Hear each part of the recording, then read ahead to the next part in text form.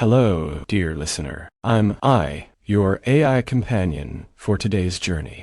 Thank you for joining me. Together, we'll explore Frankenstein, or The Modern Prometheus by Mary Shelley. If you enjoyed this reading, please like the video and subscribe for more stories. This content is shared freely for your enjoyment and learning. Find out how you can support this channel in the description below. Let's dive in and enjoy the adventure. Letter 1 to Mrs. Seville, England. St. Petersburg, December 11th, 17. You will rejoice to hear that no disaster has accompanied the commencement of an enterprise which you have regarded with such evil forebodings. I arrived here yesterday, and my first task is to assure my dear sister of my welfare, and increasing confidence in the success of my undertaking. I am already far north of London, and as I walk in the streets of Petersburg, I feel a cold northern breeze play upon my cheeks, which braces my nerves and fills me with delight. Do you understand this feeling? This breeze, which has traveled from the regions towards which I am advancing, gives me a foretaste of those icy climes. Inspirited by this wind of promise, my daydreams become more fervent and vivid. I try in vain to be persuaded that the pole is the seat of frost and desolation. It ever presents itself to my imagination as the region of beauty and delight. There, Margaret, the sun is forever visible, its broad disk just skirting the horizon and diffusing a perpetual splendor. There, for with your leave, my sister, I will put some trust in preceding navigators. Their snow and frost are banished, and, sailing over a calm sea, we may be wafted to a land surpassing in wonders and beauty every region hitherto discovered on the habitable globe. Its productions and features may be without example, as the phenomena of the heavenly bodies undoubtedly are in those undiscovered solitudes. What may not be expected in a country of eternal light? I may there discover the wondrous power which attracts the needle, and may regulate 1,000 celestial observations that require only this voyage to render their seeming eccentricities consistent forever. I shall satiate my ardent curiosity with the sight of a part of the world never before visited, and may tread a land never before imprinted by the foot of man. These are my enticements, and they are sufficient to conquer all fear of danger or death, and to induce me to commence this laborious voyage with the joy a child feels when he embarks in a little boat with his holiday mates on an expedition of discovery up his native river. Supposing all these conjectures to be false, you cannot contest the inestimable benefit which I shall confer on all mankind, to the last generation, by discovering a passage near the pole to those countries to reach which at present so many months are requisite, or by ascertaining the secret of the magnet, which, if at all possible, can only be effected by an undertaking such as mine. These reflections have dispelled the agitation with which I began my letter, and I feel my heart glow with an enthusiasm which elevates me to heaven. For nothing contributes so much to tranquilize the mind as a steady purpose, a point on which the soul may fix its intellectual eye. This expedition has been the favorite dream of my early years. I have read with ardor the accounts of the various voyages which have been made in the prospect of arriving at the North Pacific Ocean through the seas which surround the pole. You may remember that a history of all the voyages made for purposes of discovery composed the whole of our good Uncle Thomas's library. My education was neglected, yet I was passionately fond of reading. These volumes were my study day and night, and my familiarity with them increased that regret which I had felt as a child on learning that my father's dying injunction had forbidden my uncle to allow me to embark in a seafaring life. These visions faded when I perused, for the first time, those poets whose effusions entranced my soul and lifted it to heaven. I also became a poet, and for 1 year lived in a paradise of my own creation. I imagined that I also might obtain a niche in the temple where the names of Homer and Shakespeare are consecrated. You are well acquainted with my failure, and how heavily I bore the disappointment. But just at that time I inherited the fortune of my cousin, and my thoughts were turned into the channel of their earlier bent. 6 years have passed since I resolved on my present undertaking. I can even now remember the hour from which I dedicated myself to this great enterprise. I commenced by inuring my body to hardship. I accompanied the whale fishers on several expeditions to the North Sea. I voluntarily endured cold, famine, thirst, and want of sleep, I often worked harder than the common sailors during the day, and devoted my nights to the study of mathematics, the theory of medicine, and those branches of physical science from which a naval adventurer might derive the greatest practical advantage. Twice I actually hired myself as an undermate in a Greenland whaler, and acquitted myself to admiration. And I felt a little proud when my captain offered me the second dignity in the vessel, and entreated me to remain with the greatest earnestness. So valuable did he consider my services. And now, dear Margaret, do I not deserve to accomplish some great purpose? My life might have been passed in ease and luxury, but I preferred glory to every enticement that wealth placed in my path. Oh, that some encouraging voice would answer in the affirmative. My courage and my resolution is firm, but my hopes fluctuate, and my spirits are often depressed. I am about to proceed on a long and difficult voyage, the emergencies of which will demand all my fortitude. I am required not only to raise the spirits of others, but sometimes to sustain my own, when theirs are failing. This is the most favorable period for traveling in Russia. They fly quickly over the snow in their sledges. The motion is pleasant, and, in my opinion, far more agreeable than that of an English stagecoach. The cold is not excessive, if you are wrapped in furs, a dress which I have already adopted, for there is a great difference between walking the deck and remaining seated motionless for hours, when no exercise prevents it, the blood from actually freezing in your veins. I have no ambition to lose my life on the post road between St. Petersburg and Archangel. I shall depart for the latter town in a fortnight or 3 weeks, and my intention is to hire a ship there, which can easily be done by paying the insurance for the owner, and to engage as many sailors as I think necessary among those who are accustomed to the whale fishing. I do not intend to sail until the month of June, and when shall I return? Ah, dear sister, how can I answer this question? If I succeed, many months, perhaps years, will pass before you and I may meet. If I fail, you will see me again soon or never. Farewell, my dear, excellent Margaret. Heaven shower down blessings on you and save me, that I may again and again testify my gratitude for all your love and kindness. Your affectionate brother, R. Walton. Letter 2. To Mrs. Seville, England. Archangel, 28th March, 17th. How slowly the time passes here, encompassed as I am by frost and snow. Yet, a second step is taken towards my enterprise. I have hired a vessel, and am occupied in collecting my sailors. Those whom I have already engaged appear to be men on whom I can depend, and are certainly possessed of dauntless courage. But I have one want which I have never yet been able to satisfy, and the absence of the object of which I now feel as a most severe evil. I have no friend, Margaret, when I am glowing with the enthusiasm of success. There will be none to participate my joy.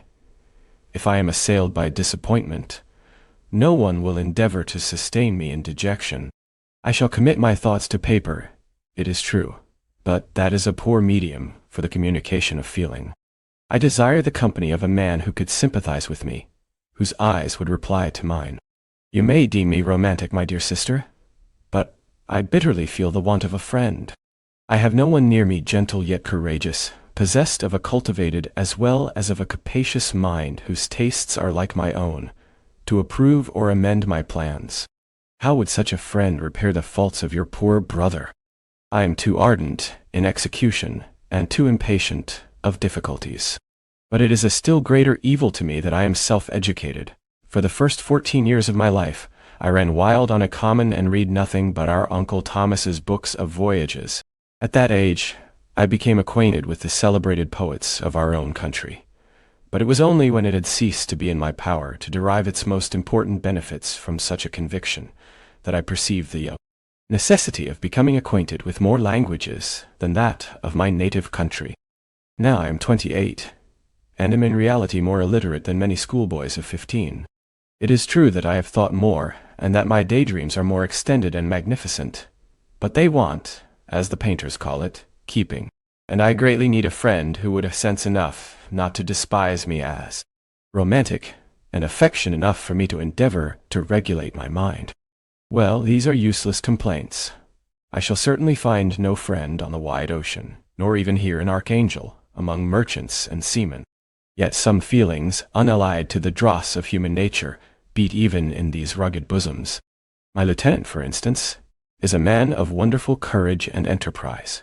He is madly desirous of glory, or rather, to word my phrase more characteristically, of advancement in his profession. He is an Englishman, and in the midst of national and professional prejudices, unsoftened by cultivation, retains some of the noblest endowments of humanity. I first became acquainted with him on board a whale vessel. Finding that he was unemployed in this city, I easily engaged him to assist in my enterprise. The master is a person of an excellent disposition, and is remarkable in the ship for his gentleness and the mildness of his discipline. This circumstance, added to his well-known integrity and dauntless courage, made me very desirous to engage him. A youth passed in solitude, my best years spent under your gentle and feminine fosterage, has so refined the groundwork of my character that I cannot overcome an intense distaste to the usual brutality exercised on board ship.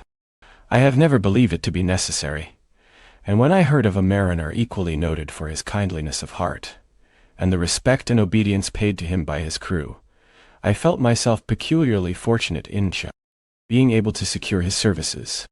I heard of him first in rather a romantic manner, from a lady who owes to him the happiness of her life.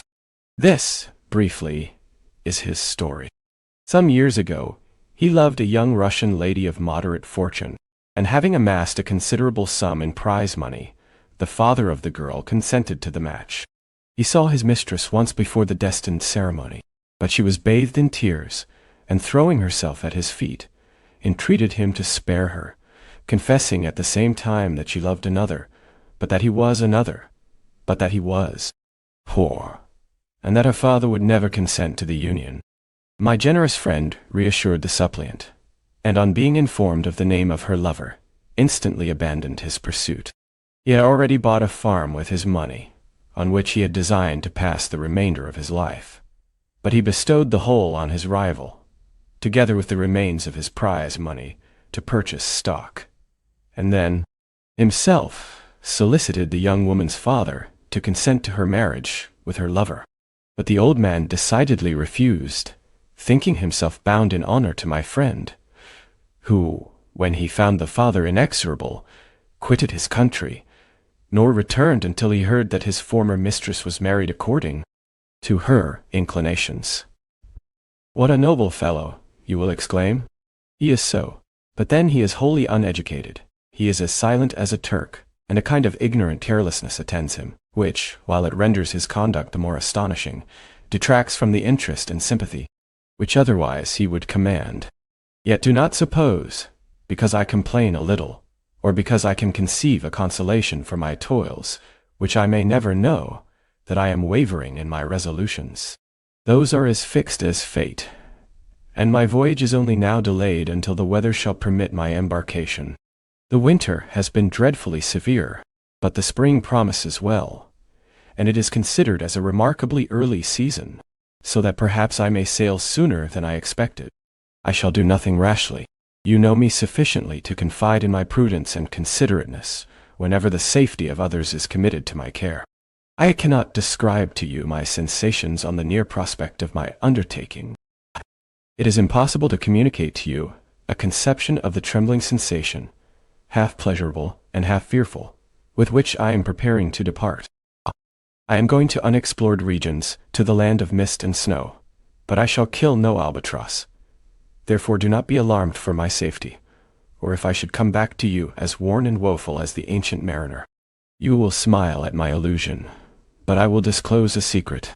I have often attributed my attachment to, my passionate enthusiasm for, the dangerous mysteries of ocean to that production of the most imaginative of modern poets. There is something at work in my soul which I do not understand. I am practically industrious, painstaking, a workman to execute with perseverance and labor, but besides this, there is a love for the marvelous, a belief in the marvelous, intertwined in all my projects, which hurries me out of the common pathways of men, even to the wild sea and unvisited regions I am about to explore. But to return to dearer considerations, shall I meet you again, after having traversed immense seas, and returned by the most southern cape of Africa or America? I dare not expect such success, yet I cannot bear to look on the reverse of the picture. Continue for the present to write to me by every opportunity.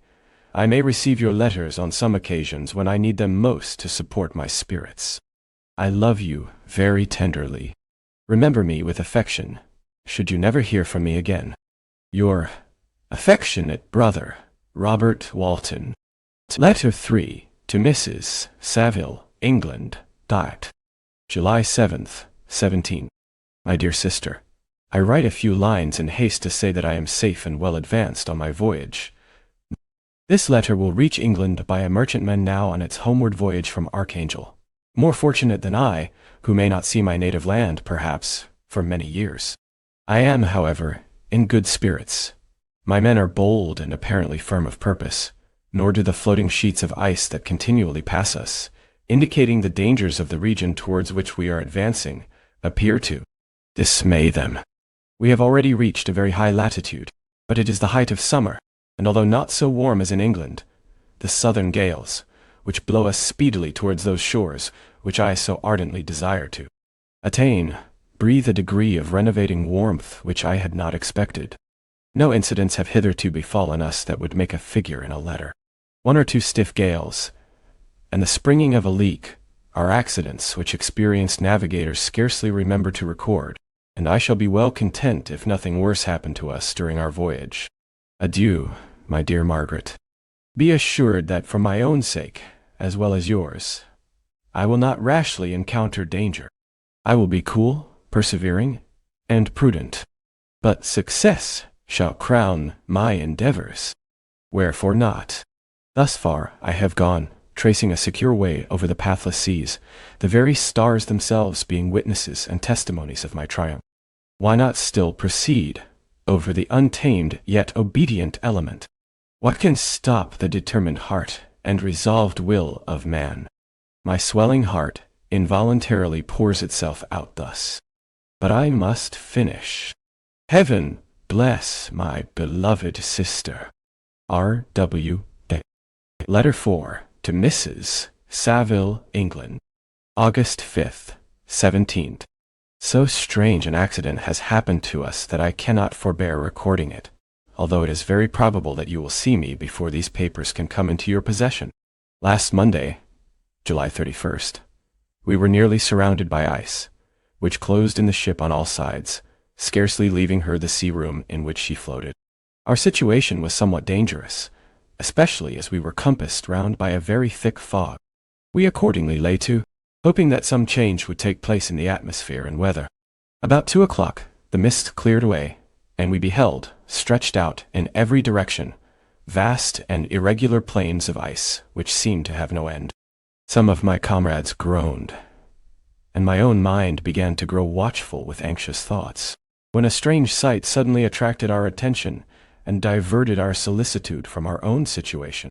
We perceived a low carriage, fixed on a sledge and drawn by dogs, pass on towards the north, at the distance of half a mile.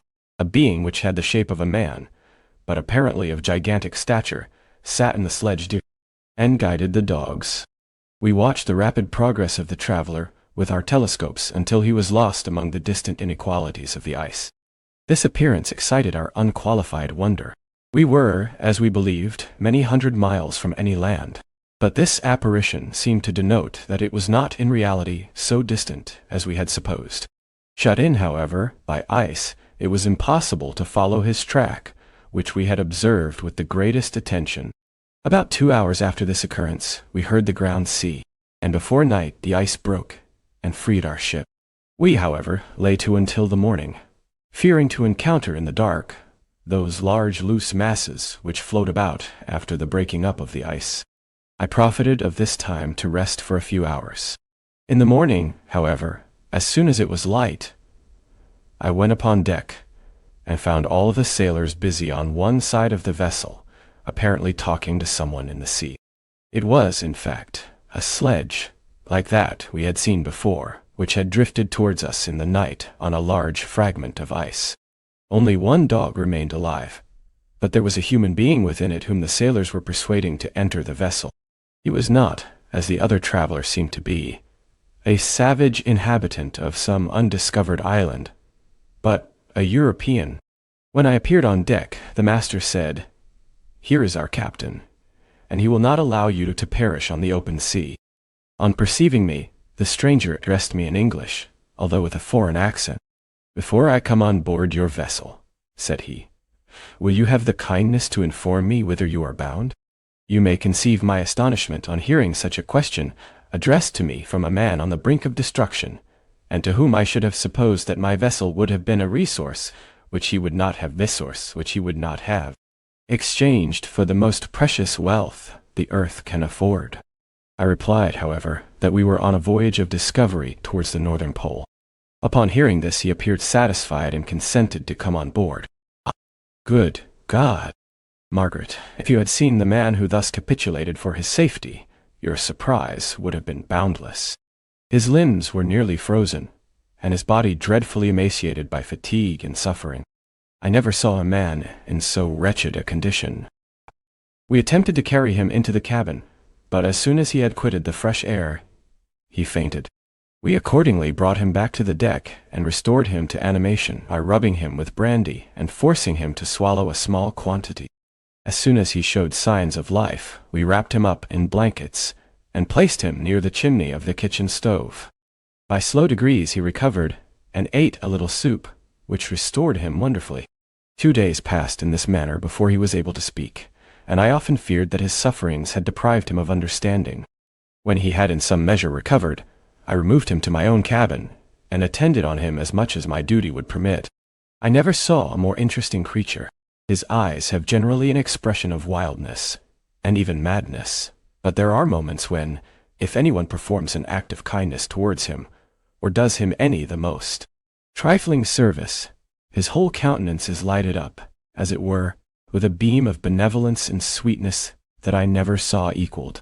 But he is generally melancholy and despairing, and sometimes he gnashes his teeth, as if impatient of the weight of woes that oppresses him.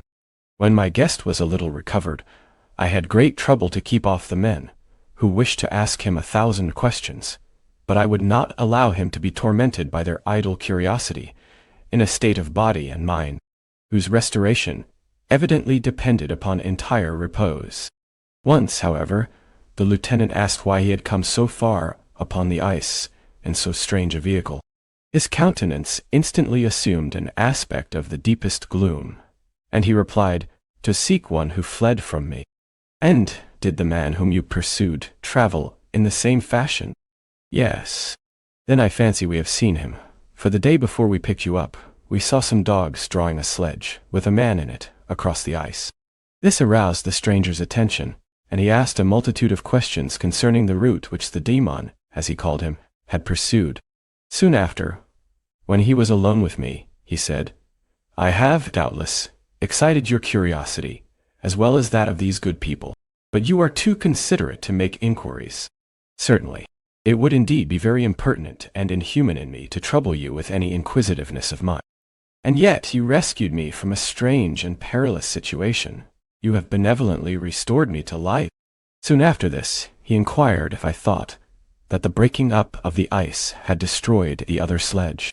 I replied that I could not answer with any degree of certainty, for the ice had not broken until near midnight, and the traveler might have arrived at a place of safety before that time, but of this I could not judge. From this time a new spirit of life animated the decaying frame of the stranger. He manifested the greatest eagerness to be upon deck to watch for the sledge which had before appeared, but I have persuaded him to remain in the cabin, for he is far too weak to sustain the rawness of the atmosphere. I have promised that someone should watch for him and give him instant notice if any new object should appear in sight. Such is my journal of what relates to this strange occurrence up to the present day. The stranger has gradually improved in health, but is very silent and appears uneasy when anyone except myself enters his cabin. Yet his manners are so conciliating and gentle that the sailors are all interested in him, although they have had very little communication with him.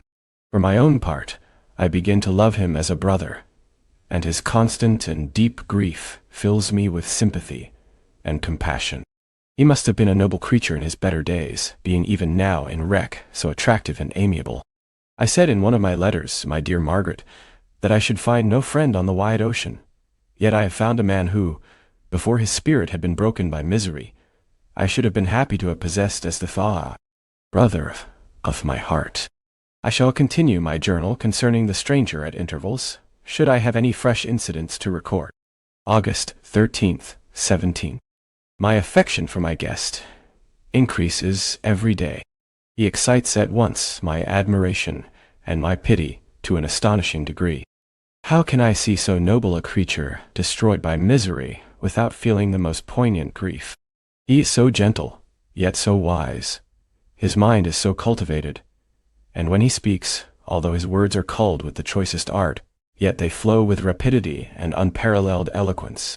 He is now much recovered from his illness, and is continually on the deck, apparently watching for the sledge that preceded his own. Yet, although unhappy, he is not so utterly occupied by his own misery, but that he interests himself deeply in the projects of others. He has frequently conversed with me on mine, which I have communicated to him without disguise. He entered attentively into all my arguments in favor of my eventual success, and into every minute detail of the measures I had taken to secure it. I was easily led by the sympathy which he evinced to use the language of my heart, to give utterance to the burning ardor of my soul, and to say, with all the fervor that warmed me, how gladly I would sacrifice my fortune, my existence, my every hope, to the furtherance of my enterprise. One man's life or death were but a small price to pay for the acquirement of the knowledge which I sought, for the dominion I should acquire and transmit over the elemental foes of our race. As I spoke, a dark gloom spread over my listener's countenance. At first I perceived that he tried to suppress his emotion. He placed his hands before his eyes, and my voice quivered and failed me as I beheld tears trickle fast from between his fingers. A groan burst from his fingers. Heaving breast. I paused. At length he spoke, in broken accents. "Unhappy man, do you share my madness? Have you drunk also of the intoxicating draught? Hear me. Let me reveal my tale, and you will dash the cup from your lips." Such words, you may imagine, strongly excited my curiosity, but the paroxysm of grief that had seized the stranger overcame his weakened powers, and many hours of repose and tranquil conversation were necessary to restore his composure. Having conquered the violence of his feelings, he appeared to despise himself for being the slave of passion, and quelling the dark tyranny of despair, he led me again to converse concerning myself personally. He asked me the history of my earlier years. The tale was quickly told, but it awakened various trains of reflection. I spoke of my desire of finding a friend, of my thirst for a more intimate sympathy with a fellow mind than had ever fallen to my lot, and expressed my conviction that a man could boast of little happiness who did not enjoy this blessing. "I agree with you," replied the stranger. "We are unfashioned creatures, but half made up. If one wiser, better, dearer than ourselves, such a friend ought to be. Do not lend his aid to perfectionate our weak and faulty natures. I once had a friend, the most noble of human creatures, and am entitled, therefore, to judge respecting friendship. You have hope and the world before you, and have no cause for despair. But I have lost everything, and cannot begin life anew." As he said this, his countenance became expressive of a calm, settled grief that touched me to the heart. But he was silent, and presently retired to his cabin. Even broken in spirit as he is, no one can feel more deeply than he does the beauties of nature. The starry sky, the sea, and every sight afforded by these wonderful regions seems still to have the power of elevating his soul from earth. Such a man has a double existence. He may suffer misery and be overwhelmed by disappointments, yet, when he has retired into himself, he will be like a celestial spirit that has a halo around him, within whose circle no grief or folly ventures. Will you smile at the enthusiasm I express concerning this divine wanderer? You would not, if you saw him. You have been tutored and refined by books and retirement from the world, and you are therefore somewhat fastidious. But this only renders you the more fit to appreciate the extraordinary merits of this wonderful man. Sometimes I have endeavored to discover what quality it is which he possesses that elevates him so immeasurably above any other person I ever knew. I believe it to be an intuitive discernment, a quick but never failing power of judgment, a penetration into the causes of things, unequaled for clearness and precision. Add to this a facility of expression, and a voice whose varied intonations are soul-subduing music. August 19th, 17. Yesterday the stranger said to me, "You may easily perceive, Captain Walton, that I have suffered great and unparalleled misfortunes. I had determined at one time that the memory of these evils should die with me, but you have won me to alter my determination. You seek for knowledge and wisdom, as I once did, and I ardently hope that the gratification of your wishes may not be a serpent to sting you, as mine has been. I do not know that the relation of my disasters will be useful to you.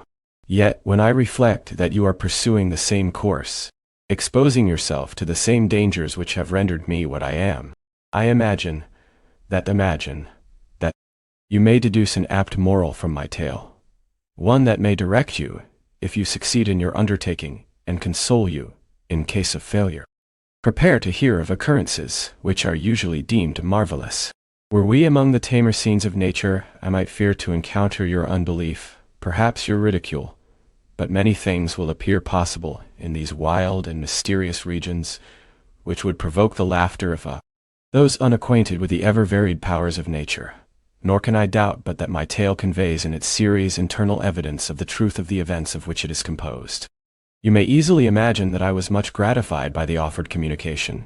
Yet I could not endure that he should renew his grief by a recital of his misfortunes. I felt the greatest eagerness to hear the promised narrative, partly from curiosity, and partly from a strong desire to ameliorate his fate, if it were in my power. I expressed these feelings in my answer. "I thank you," he replied, "for your sympathy, but it is useless. My fate is nearly fulfilled. I wait but for one event, and then I shall repose in peace." "I understand your feeling," continued he, perceiving that I wished to interrupt him, "but you are mistaken, my friend, if thus you will allow me to name you. Nothing can alter my destiny. Listen to my history, and you will perceive how irrevocably it is determined." He then told me that he would commence his narrative the next day, when I should be at leisure. This promise drew from me the warmest thanks. I have resolved every night, when I am not imperatively occupied by my duties, to record, as nearly as possible in his own words, what he has related during the day. If I should be engaged, I will at least make notes. This manuscript will doubtless afford you the greatest pleasure, but to me, who know him, and who hear it from his own lips with what interest and sympathy, shall I read it in some future day. Even now, as I commence my task, his full-toned voice swells in my ears. His lustrous eyes dwell on me with all their melancholy sweetness. I see his thin hand raised in animation, while the lineaments of his face are irradiated by the soul within. Strange and harrowing must be his story, frightful the storm which embraced the gallant vessel on its course, and wrecked it thus. Chapter 1. I am by birth a Genevese, and my family is one of the most distinguished of that republic. My ancestors had been for many years councillors and syndics, and my father had filled several public situations with honor and reputation. He was respected by all who knew him for his integrity and indefatigable attention to public business. He passed his younger days perpetually occupied by the affairs of his country. A variety of circumstances had prevented his marrying early, nor was it until the decline of life that he became a husband and the father of a family.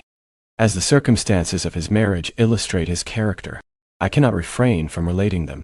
One of his most intimate friends was a merchant who, from a flourishing state, fell, through numerous mischances, into poverty. This man, whose name was Beaufort, was of a proud and unbending disposition, and could not bear to live in poverty and oblivion in the same country where he had formerly been distinguished for his rank and magnificence. Having paid his debts, therefore, in the most honorable manner, he retreated with his daughter to the town of Lucerne, where he lived unknown and in wretchedness. My father loved Beaufort with the truest friendship, and was deeply grieved by his retreat in these unfortunate circumstances. He bitterly deplored the false pride which led his friend to a conduct so little worthy of the affection that united them. He lost no time in endeavoring to seek him out, with the hope of persuading him to begin the world again through his credit and assistance. Beaufort had taken effectual measures to conceal himself, and it was 10 months before my father discovered his abode. Overjoyed at this discovery, he hastened to the house, which was situated in a mean street near the Rius. But when he entered, misery and despair alone welcomed him. Beaufort had saved but a very small sum of money from the wreck of his fortunes, but it was sufficient to provide him with sustenance for some months, and in the meantime he hoped to procure some respectable employment in a merchant's house. The interval was, consequently, spent in inaction. His grief only became more deep and rankling when he had leisure for reflection, and at length it took so fast hold of his mind that at the end of 3 months he lay on a bed of sickness, incapable of any exertion. His daughter attended him with the greatest tenderness, but she saw with despair that their little fund was rapidly decreasing, and that there was no other prospect of support. But Caroline Beaufort possessed a mind of an uncommon mold, and her courage rose to support her in her adversity. She procured plain work, she plaited straw, and by various means contrived to earn a pittance scarcely sufficient to support life. Several months passed in this manner. Her father grew worse. Her time was more entirely occupied in attending him. Her means of subsistence decreased, and in the 10th month her father died in her arms, leaving her an orphan and a beggar. This last blow overcame her, and she knelt by Beaufort's coffin, weeping bitterly, when my father entered the chamber. He came like a protecting spirit to the poor girl, who committed herself to his care, and after the interment of his friend, he conducted her to Geneva, and placed her under the protection of a relation. 2 years after this event, Caroline became his wife. There was a considerable difference between the ages of my parents, but this circumstance seemed to unite them only closer in bonds of devoted affection. There was a sense of justice in my father's upright mind, which rendered it necessary that he should approve highly to love strongly. Perhaps during former years he had suffered from the late discovered unworthiness of one beloved, and so was disposed to set a greater value on tried worth. There was a show of gratitude and worship in his attachment to my mother, differing wholly from the doting fondness of age, for it was inspired by reverence for her virtues and a desire to be the means of, in some degree, recompensing her for the sorrows she had endured, but which gave inexpressible grace to his behavior to her. Everything was made to yield to her wishes and her convenience. He strove to shelter her, as a fair exotic is sheltered by the gardener, from every rougher wind, and to surround her with all that could tend to excite pleasurable emotion in her soft and benevolent mind. Her health, and even the tranquillity of her hitherto constant spirit, had been shaken by what she had gone through. During the 2 years that had elapsed previous to their marriage, my father had gradually relinquished all his public functions, and immediately after their union they sought the pleasant climate of Italy and the change of scene and interest attendant on a tour through that land of wonders, as a restorative for her weakened frame. From Italy they visited Germany and France. Their eldest child was born at Naples, and as an infant accompanied them in their rambles. I remained for several years their only child. Much as they were attached to each other, they seemed to draw inexhaustible stores of affection from a very mine of love to bestow them upon me. My mother's tender caresses, and my father's smile of benevolent pleasure, while regarding me, are my first recollections. I was their plaything and their idol, and something better their child, the innocent and helpless creature bestowed on them by heaven, whom to bring up to good, and whose future lot it was in their hands to direct to happiness or misery, according as they fulfilled their duties towards me.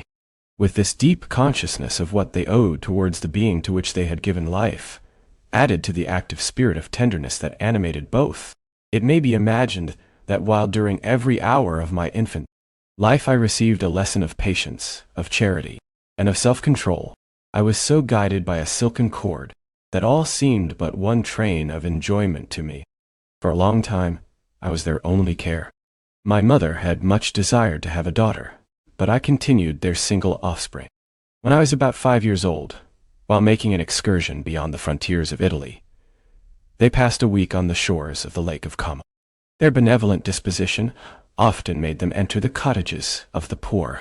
This, to my mother, was more than a duty. It was a necessity, a passion remembering what she had suffered, and how she had been relieved for her to act in her turn, the guardian angel to the afflicted. During one of their walks, a poor cot in the foldings of a veil attracted their notice as being singularly disconsolate, while the number of half-clothed children gathered about it spoke of penury in its worst shape. One day, when my father had gone by himself to Milan, my mother, accompanied by me, visited this abode. She found a peasant and his wife, hard-working, bent down by care and labor, distributing a scanty meal to 5 hungry babes. Among these there was one which attracted my mother far above all the rest. She appeared of a different stock. The 4 others were dark-eyed, hardy little vagrants. This child was thin and very fair. Her hair was the brightest living gold, and despite the poverty of her clothing, seemed to set a crown of distinction on her head.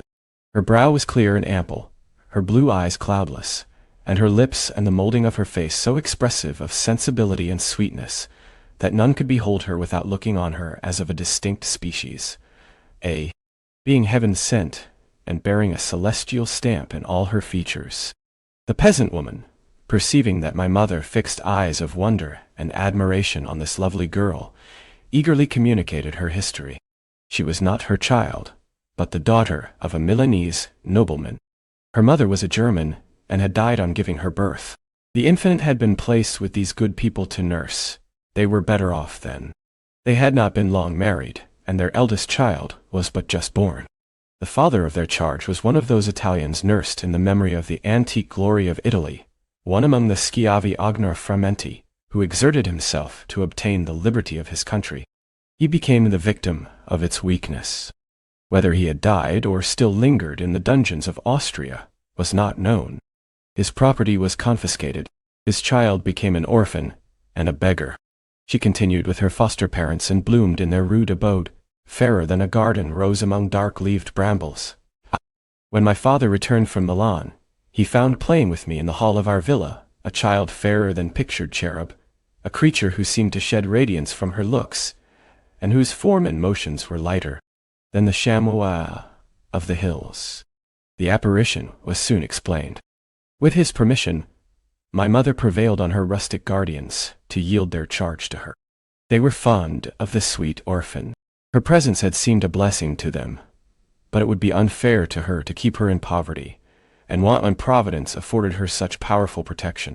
They consulted their village priest, and the result was that Elizabeth Lavenza became the inmate of my parents' house, my more than sister, the beautiful and adored companion of all my occupations and my pleasures. Everyone loved Elizabeth. The passionate and almost reverential attachment with which all regarded her became, while I shared it, my pride and my delight. On the evening previous to her being brought to my home, my mother had said playfully, "I have a pretty present for my Victor tomorrow. He shall have it." And when, on the morrow, she presented Elizabeth to me as her promised gift, I, with childish seriousness, interpreted her words literally and looked upon Elizabeth as mine to protect, love, and cherish. All praises bestowed on her, I received as maid to a possession of my own. We called each other familiarly by the name of cousin. No word, no expression could body forth the kind of relation in which she stood to me, my more than sister, since till death she was to be mine only. Chapter 2. We were brought up together. There was not quite a year difference in our ages. I need not say that we were strangers to any species of disunion or dispute. Harmony was the soul of our companionship, and the diversity and contrast that subsisted in our characters drew us nearer together. Elizabeth was of a calmer and more concentrated disposition, but with all my ardor, I was capable of a more intense application and was more deeply smitten with the thirst for knowledge. She busied herself with following the aerial creations of the poets, and in the majestic and wondrous scenes which surrounded our Swiss home, the sublime shapes of the mountains, the changes of the seasons, tempest and calm, the silence of winter, and the life and turbulence of our alpine summers, she found ample scope for admiration and delight. While my companion contemplated with a serious and satisfied spirit the magnificent appearances of things, I delighted in investigating their causes. The world was to me a secret which I desired to divine. Curiosity, earnest research to learn the hidden laws of nature, gladness akin to rapture, as they were unfolded to me, are among the earliest sensations I can remember. On the birth of a second son, my junior by 7 years, my parents gave up entirely their wandering life and fixed themselves in their native country. We possessed a house in Geneva and a campaign on Belrive, the eastern shore of the lake, at the distance of rather more than a league from the city. We resided principally in the latter, and the lives of my parents were passed in considerable seclusion. It was my temper to avoid a crowd, and to attach myself fervently to a few. I was indifferent, therefore, to my schoolfellows in general, but I united myself in the bonds of the closest friendship to one among them. Henry Clerval was the son of a merchant of Geneva. He was a boy of singular talent and fancy. He loved enterprise, hardship, and even danger for its own sake. He was deeply read in books of chivalry and romance. He composed heroic songs, and began to write many a tale of enchantment and knightly adventure. He tried to make us act plays, and to enter into masquerades, in which the characters were drawn from the heroes of Roncesvalles, of the Round Table of King Arthur, and the chivalrous train who shed their blood to redeem the Holy Sepulchre from the hands of the infidels. No human being could have passed a happier childhood than myself. My parents were possessed by the very spirit of kindness and indulgence. We felt that they were not the tyrants to rule our lot according to their caprice, but the agents and creators of all the many delights which we enjoyed. When I mingled with other families, I distinctly discerned how peculiarly fortunate my lot was, and gratitude assisted the development of filial love. My temper was sometimes violent, and my passions vehement, but by some law in my temperature, they were turned not towards childish pursuits, but to an eager desire to learn, and not to learn all things indiscriminately. I confess that neither the structure of languages, nor the code of governments, nor the politics of various states possessed attractions for me. It was the secrets of heaven and earth that I desired to learn, and whether it was the outward substance of things, or the inner spirit of nature, and the mysterious soul of man that occupied me, still my inquiries were directed to the metaphysical, or, in its highest sense, the physical secrets of the world. Meanwhile, Clerval occupied himself, so to speak, with the moral relations of things. The busy stage of life, the virtues of heroes, and the actions of men were his theme, and his hope and his dream was to become one among those whose names are recorded in story as the gallant and adventurous benefactors of our species. The saintly soul of Elizabeth shone like a shrine-dedicated lamp in our peaceful home. Her sympathy was ours, her smile, her soft voice, the sweet glance of her celestial eyes were ever there to bless and animate us. She was the living spirit of love to soften and attract. I might have become sullen in my study, rough through the ardor of my nature, but that she was there to subdue me to a semblance of her own gentleness. And Clerval could aught ill entrench on the noble spirit of Clerval. Yet he might not have been so perfectly humane, so thoughtful in his generosity, so full of kindness and tenderness amidst his passion for adventurous exploit, had she not unfolded to him the real loveliness of beneficence, and made the doing good the end and aim of his soaring ambition. I feel exquisite pleasure in dwelling on the recollections of childhood, before misfortune had tainted my mind, and changed its bright visions of extensive usefulness into gloomy and narrow reflections upon self. Besides, in drawing the picture of my early days, I also record those events which led, by insensible steps, to my aftertale of misery, for when I would account to myself for the birth of that passion, which afterwards shall ruled my destiny, I find it arise, like a mountain river, from ignoble and almost forgotten sources. But swelling as it proceeded, it became the torrent which in its course has swept away all my hopes and joys. Natural philosophy is the genius that has regulated my fate.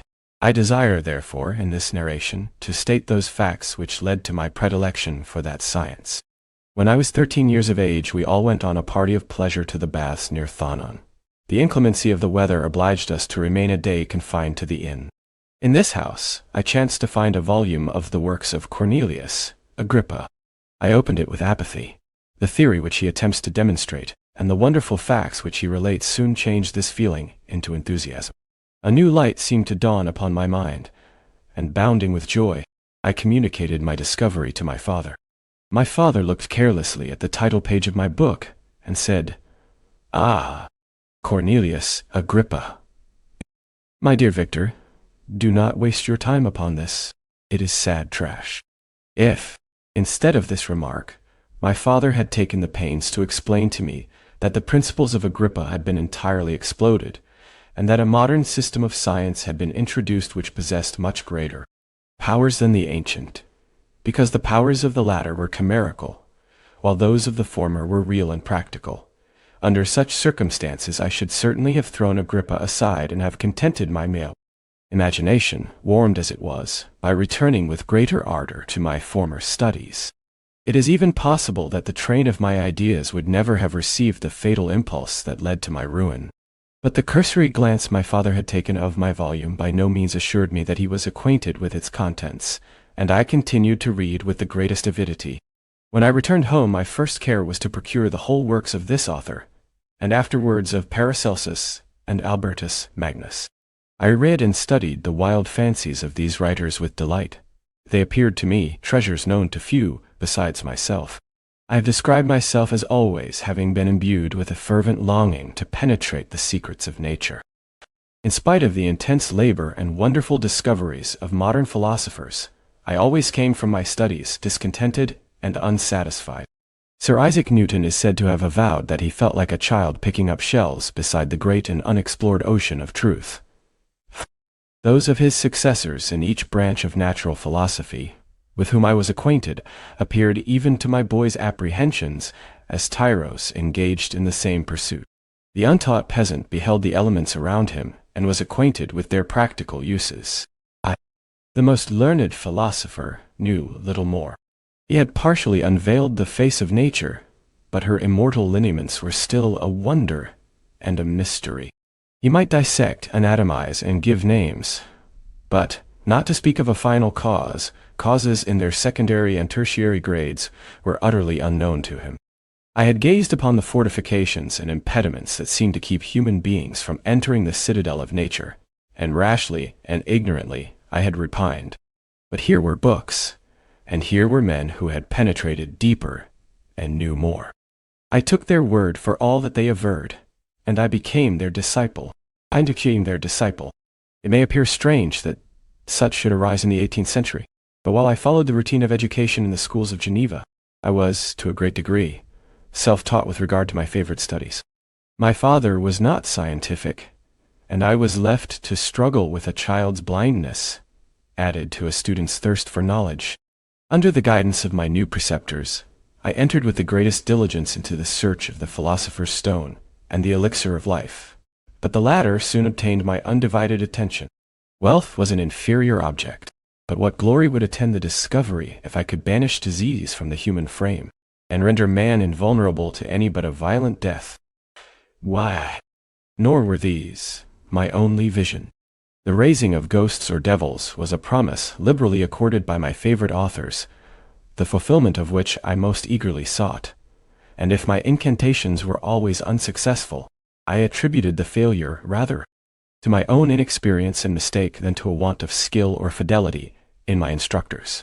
And thus for a time I was occupied by exploded systems, mingling, like an unadept, 1,000 contradictory theories, and floundering desperately in a very slough of multifarious knowledge, guided by an ardent imagination and childish reasoning, till an accident again changed the current of my ideas. When I was about 15 years old, we had retired to our house near Belrive, when we witnessed a most violent and terrible thunderstorm. It advanced from behind the mountains of Jura, and the thunder burst at once with frightful loudness from various quarters of the heavens. I remained, while the storm lasted, watching its progress with curiosity and delight.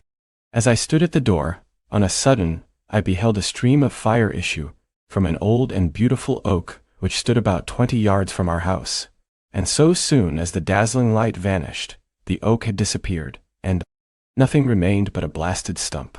When we visited it the next morning, we found the tree shattered in a singular manner. It was not splintered by the shock, but entirely reduced to thin ribbons of wood. I never beheld anything so utterly destroyed. Before this, I was not unacquainted with the more obvious laws of electricity. On this occasion, a man of great research in natural philosophy was with us, and excited by this catastrophe, he entered on the explanation of a theory which he had formed on the subject of electricity and galvanism, which was at once new and astonishing to me. All that he said threw greatly into the shade Cornelius Agrippa, Albertus Magnus, and Paracelsus, the lords of my imagination, but by some fatality the overthrow of these men disinclined me to pursue my accustomed studies. It seemed to me as if nothing would or could ever be known. All that had so long engaged my attention suddenly grew despicable. By one of those caprices of the mind which we are perhaps most subject to in early youth, I at once gave up my former occupations, set down natural history and all its progeny as a deformed and abortive creation, entertained the greatest disdain for a would-be science, which could never even step within the threshold of real knowledge. In this mood of mind I betook myself to the mathematics and the branches of study appertaining to that science as being built upon secure foundations, and so worthy of my consideration. Thus strangely are our souls constructed, and by such slight ligaments are we bound to prosperity or ruin.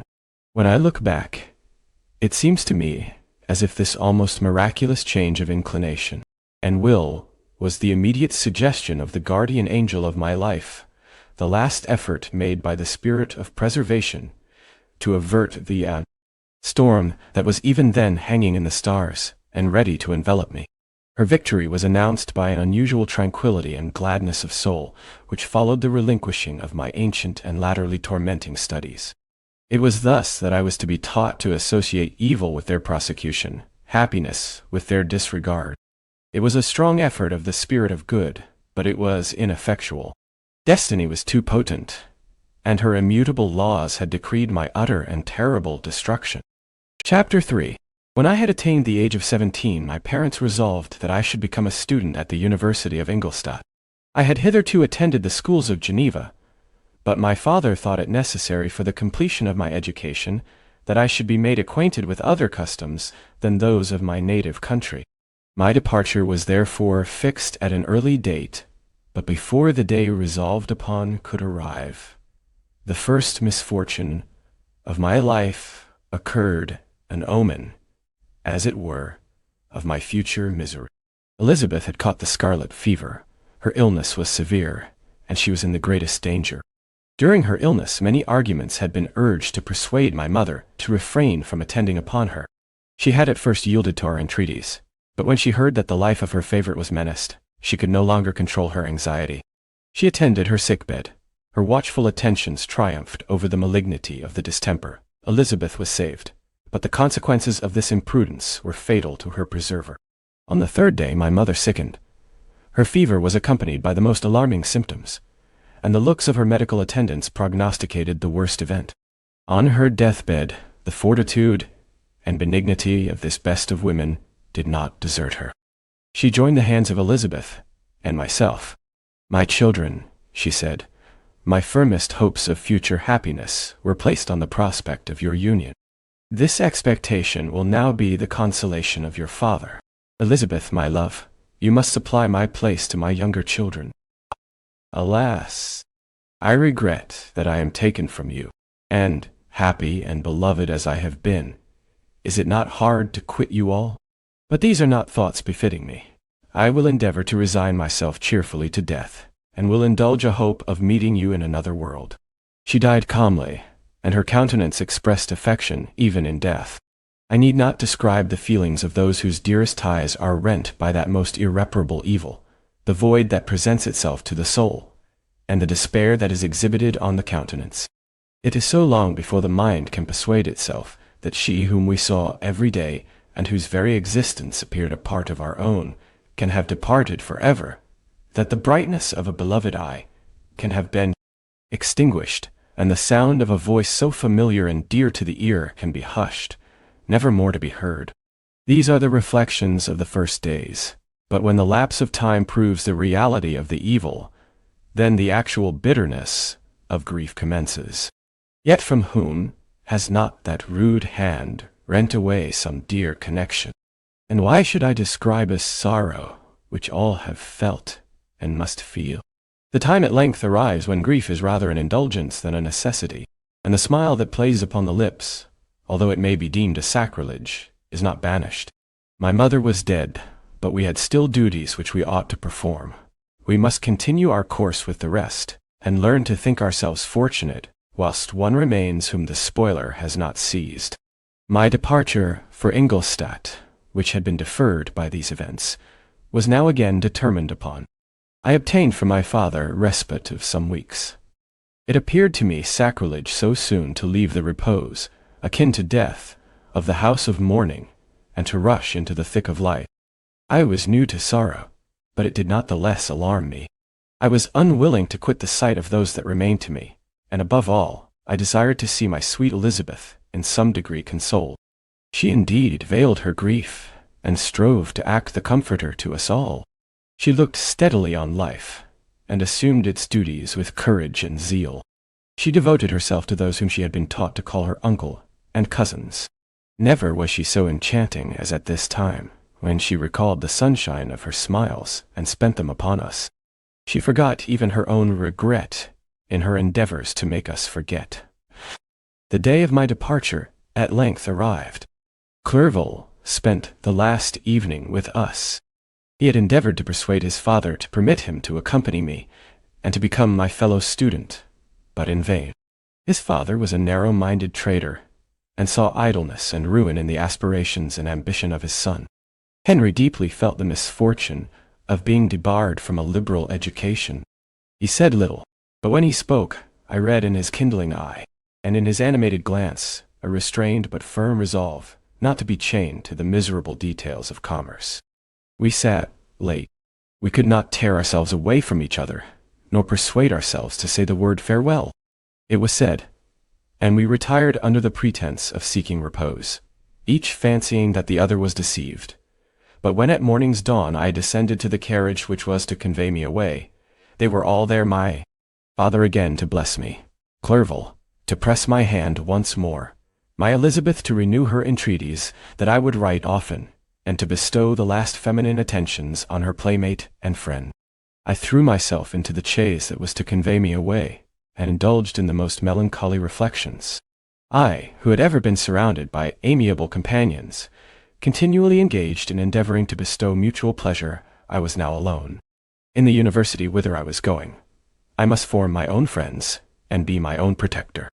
My life had hitherto been remarkably secluded and domestic, and this had given me invincible repugnance to new countenances. I loved my brothers, Elizabeth, and Clerval. These were old familiar faces, but I believed myself totally unfitted for the company of strangers. Such were my reflections as I commenced my journey, but as I proceeded, my spirits and hopes rose. I ardently desired the acquisition of knowledge. I had often, when at home, thought it hard to remain during my youth cooped up in one place, and had longed to enter the world and take my station among other human beings. Now my desires were complied with, and it would, indeed, have been folly to repent. I had sufficient leisure for these and many other reflections during my journey to Ingolstadt, which was long and fatiguing. At length, the high white steeple of the town met my eyes. I alighted, and was conducted to my solitary apartment to spend the evening as I pleased. The next morning, I delivered my letters of introduction, and paid a visit to some of the principal professors. Chance, or rather the evil influence, the angel of destruction, which asserted omnipotent sway over me from the moment I turned my reluctant steps from my father's door, led me first to M.F. Krempe, professor of natural philosophy. He was an uncouth man, but deeply imbued in the secrets of his science. He asked me several questions concerning my progress in the different branches of science appertaining to natural philosophy. I replied carelessly, and partly in contempt, mentioned the names of my alchemists as the principal authors I had studied. The professor stared. "Have you," he said, "really spent your time in studying such nonsense?" I replied in the affirmative. "Every minute," continued M. Krempe with warmth, "every instant that you have wasted on those books is utterly and entirely lost." You have burdened your memory with exploded systems and useless names. Good God! In what desert land have you lived, where no one was kind enough to inform you that these fancies which you have so greedily imbibed are 1,000 years old, and as musty as they are ancient? I little expected, in this enlightened and scientific age, to find a disciple of Albertus Magnus and Paracelsus. My dear sir, you must begin your studies entirely anew. So saying, he stepped aside and wrote down a list of several books treating of natural philosophy which he desired me to procure, and dismissed me after mentioning that in the beginning of the following week he intended to commence a course of lectures upon natural philosophy and its general relations, and that M. Waldman, a fellow professor, would lecture upon chemistry the alternate days that he omitted. I returned home not disappointed, for I have said that I had long considered those authors useless whom the professor reprobated, but I returned not at all the more inclined to recur to these studies in any shape. M. Krempe was a little squat man with a gruff voice and a repulsive countenance. The teacher, therefore, did not prepossess me in favor of his pursuits. In rather a too philosophical and connected a strain, perhaps, I have given an account of the conclusions I had come to concerning them in my early years. As a child I had not been content with the results promised by the modern professors of natural science. With a confusion of ideas only to be accounted for by my extreme youth and my want of a guide on such matters, I had retrod the steps of knowledge along the paths of time, and exchanged the discoveries of recent inquirers for the dreams of forgotten alchemists. Besides, I had a contempt for the uses of modern natural philosophy. It was very different when the masters of the science sought immortality and power. Such views, although futile, were grand, but now the scene was changed. The ambition of the inquirer seemed to limit itself to the annihilation of those visions on which my interest in science was chiefly founded.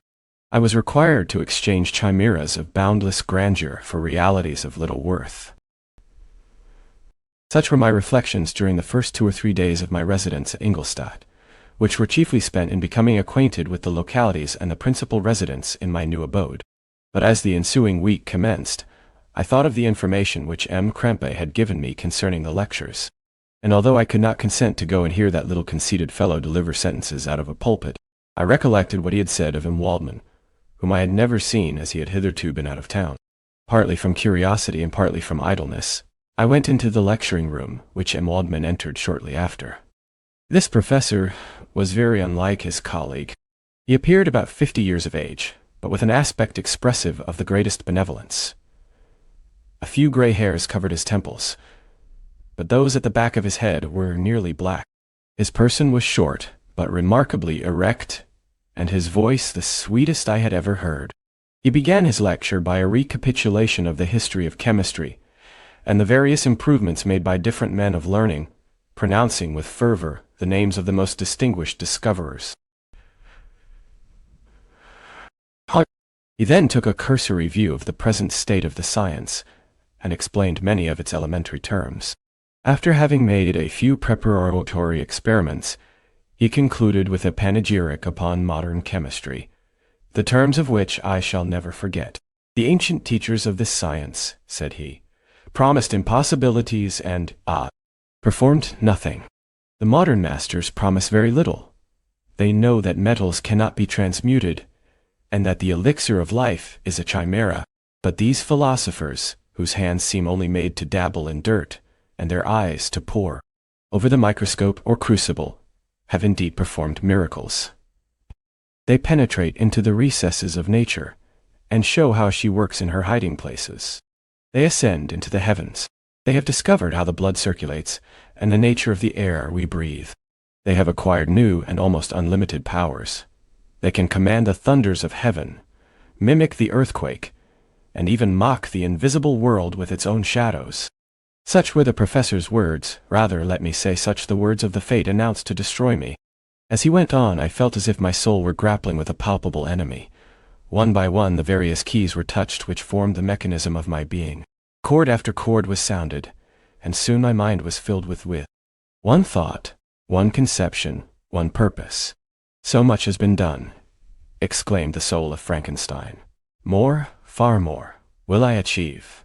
Treading in the steps already marked, I will pioneer a new way, explore unknown powers, and unfold to the world the deepest mysteries of creation. I closed not my eyes that night.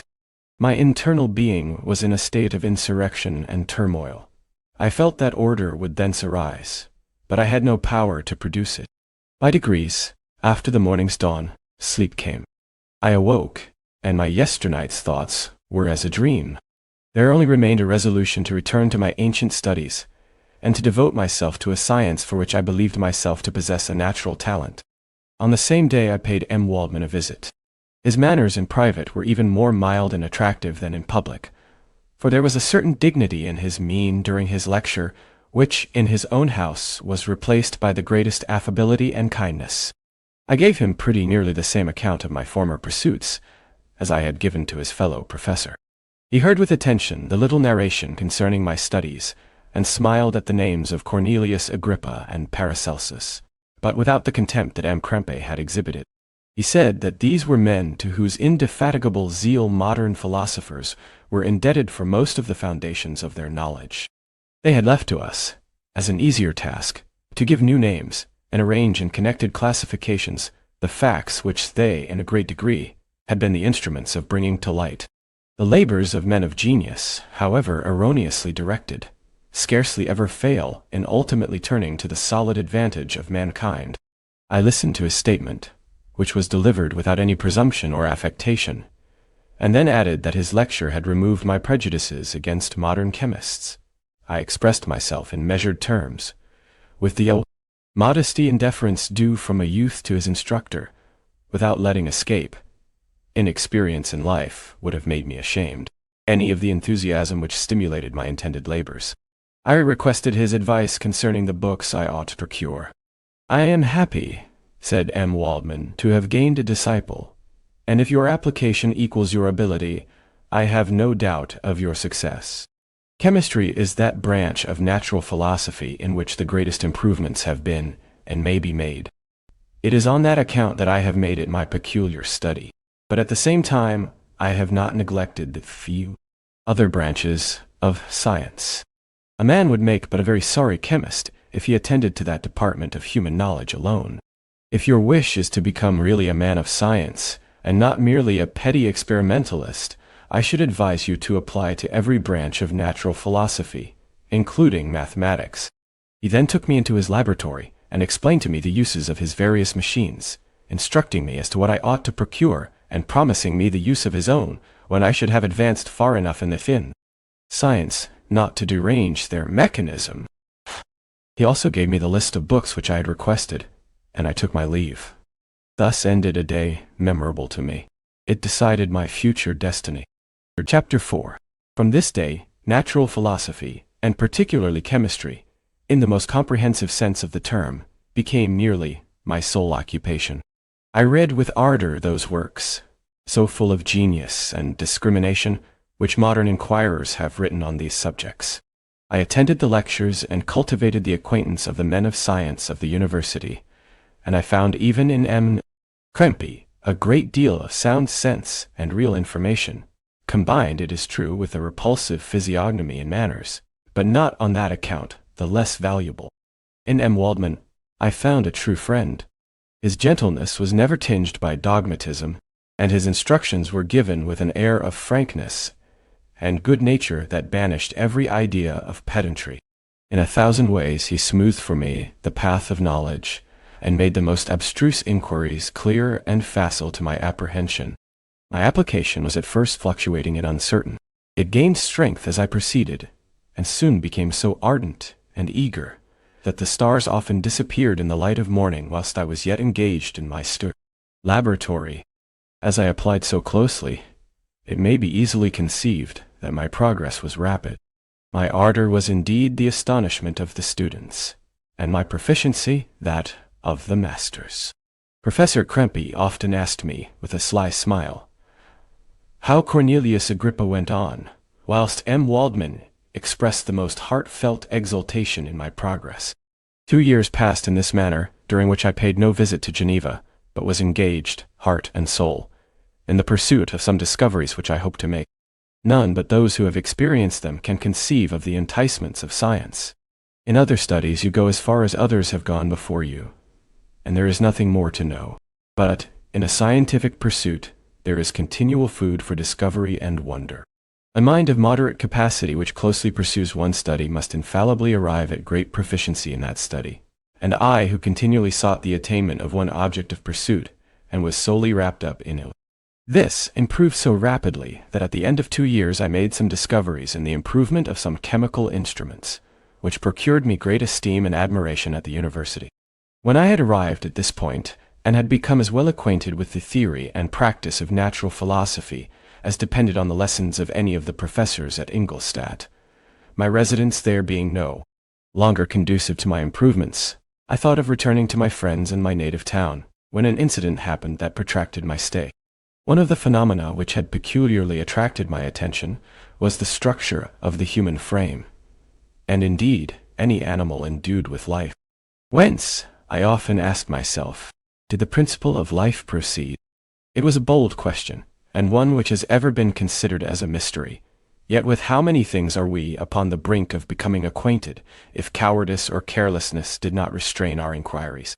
I revolved these circumstances in my mind, and determined thenceforth to apply myself more particularly to those branches of natural philosophy which relate to physiology. Unless I had been animated by an almost supernatural enthusiasm, my application to this study would have been irksome and almost intolerable. To examine the causes of life, we must first have recourse to death. I became acquainted with the science of anatomy, but this was not sufficient. I must also observe the natural decay and corruption of the human body. In my education, my father had taken the greatest precautions that my mind should be impressed with no supernatural horrors. I do not ever remember to have trembled at a tale of superstition, or to have feared the apparition of a spirit. Darkness had no effect upon my fancy, and a churchyard was to me merely the receptacle of bodies deprived of life, which, from being the seat of beauty and strength, had become food for the worm. Now I was led to examine the cause and progress of this decay, and forced to spend days and nights in vaults and charnel houses. My attention was fixed upon every object the most insupportable to the delicacy of the human feelings. I saw how the fine form of man was degraded and wasted. I beheld the corruption of death succeed to the blooming cheek of life. I saw how the worm inherited the wonders of the eye and brain. I paused, examining and analyzing all the minutiae of causation, as exemplified in the change from life to death, and death to life, until from the midst of this darkness, a sudden light broke in upon me, a light so brilliant and wondrous, yet so simple, that while I became dizzy with the immensity of the prospect which it illustrated, I was surprised that among so many men of genius, who had directed their inquiries towards the same science, that I alone should be reserved to discover so astonishing a secret. Remember, I am not recording the vision of a madman. The sun does not more certainly shine in the heavens than that which I now affirm is true. Some miracle might have produced it, yet the stages of the discovery were distinct and probable. After days and nights of incredible labor and fatigue, I succeeded in discovering the cause of generation and life. Nay, more, I became myself capable of bestowing animation upon lifeless matter. The astonishment which I had at first experienced on this discovery soon gave place to delight and rapture. After so much time spent in painful labor, to arrive at once at the summit of my desires was the most gratifying consummation of my toils. But this discovery was so great and overwhelming that all the steps by which I had been progressively led to it were obliterated, and I beheld only the result. What had been the study and desire of the wisest men since the creation of the world was now within my grasp. Not that, like a magic scene, it all opened upon me at once. The information I had obtained was of a nature rather to direct my endeavors so soon as I should point them towards the object of my search than to exhibit that object already accomplished. I was like the Arabian who had been buried with the dead and found a passage to life, aided only by one glimmering and seemingly ineffectual light. I see by your eagerness and the wonder and hope which your eyes express, my friend, that you expect to be informed of the secret with which I am acquainted. That cannot be. Listen patiently until the end of my story, and you will easily perceive why I am reserved upon that subject. I will not lead you on, unguarded and ardent as I then was, to your destruction and infallible misery. Learn from me, if not by my precepts, at least by my example, how dangerous is the acquirement of knowledge, and how much happier that man is who believes his native town to be the world, than he who aspires to become greater than his nature will allow. When I found so astonishing a power placed within my hands, I hesitated a long time concerning the manner in which I should employ it. Although I possessed the capacity of bestowing animation, yet to prepare a frame for the reception of it, with all its intricacies of fibers, muscles, and veins, still remained a work of inconceivable difficulty and labor.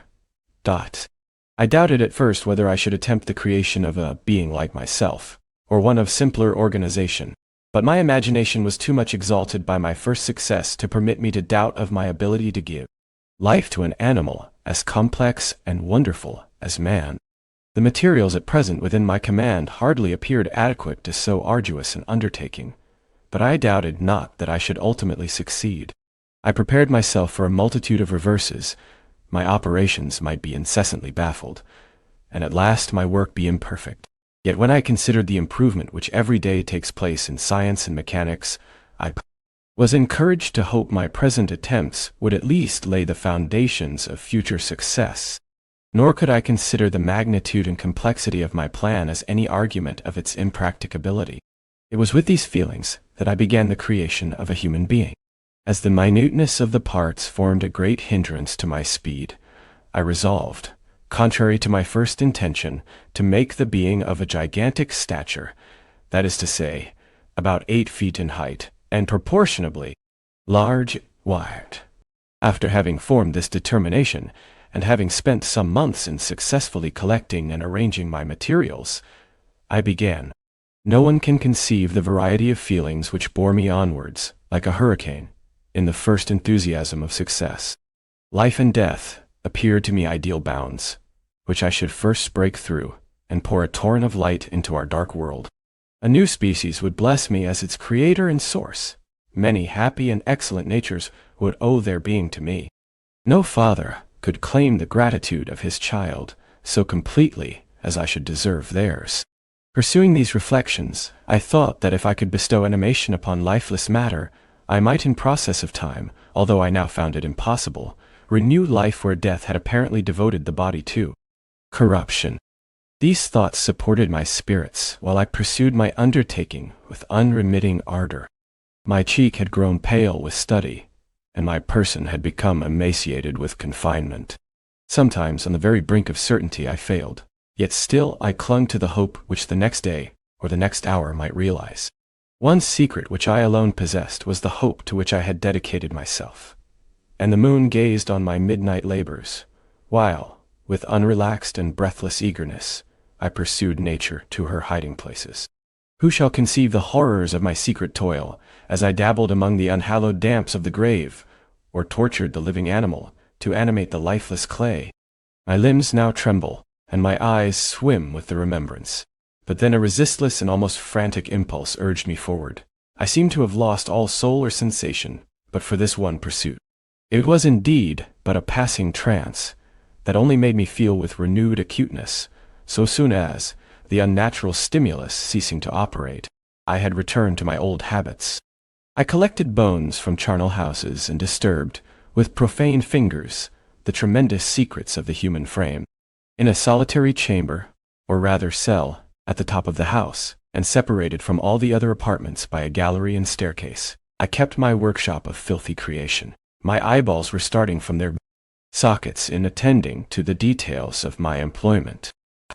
The dissecting room and the slaughterhouse furnished many of my materials, and often did my human nature turn with loathing from my occupation, whilst, still urged on by an eagerness which perpetually increased, I brought my work near to a conclusion. Summaries. The summer months passed while I was thus engaged, heart and soul, in one pursuit. It was a most beautiful season, Never did the fields bestow a more plentiful harvest, or the vines yield a more luxuriant vintage. But my eyes were insensible to the charms of nature, and the same feelings which made me neglect the scenes around me caused me also to forget those friends who were so many miles absent, and whom I had not seen for so long a time. I knew my silence disquieted them, and I well remembered the words of my father. I know that while you are pleased with yourself, you will think of us with affection, and we shall hear regularly from you. You must pardon me if I regard any interruption in your correspondence as a proof that your other duties are equally neglected. I knew well, therefore, what would be my father's feelings, but I could not tear my thoughts from my employment, loathsome in itself, but which had taken an irresistible hold of my imagination.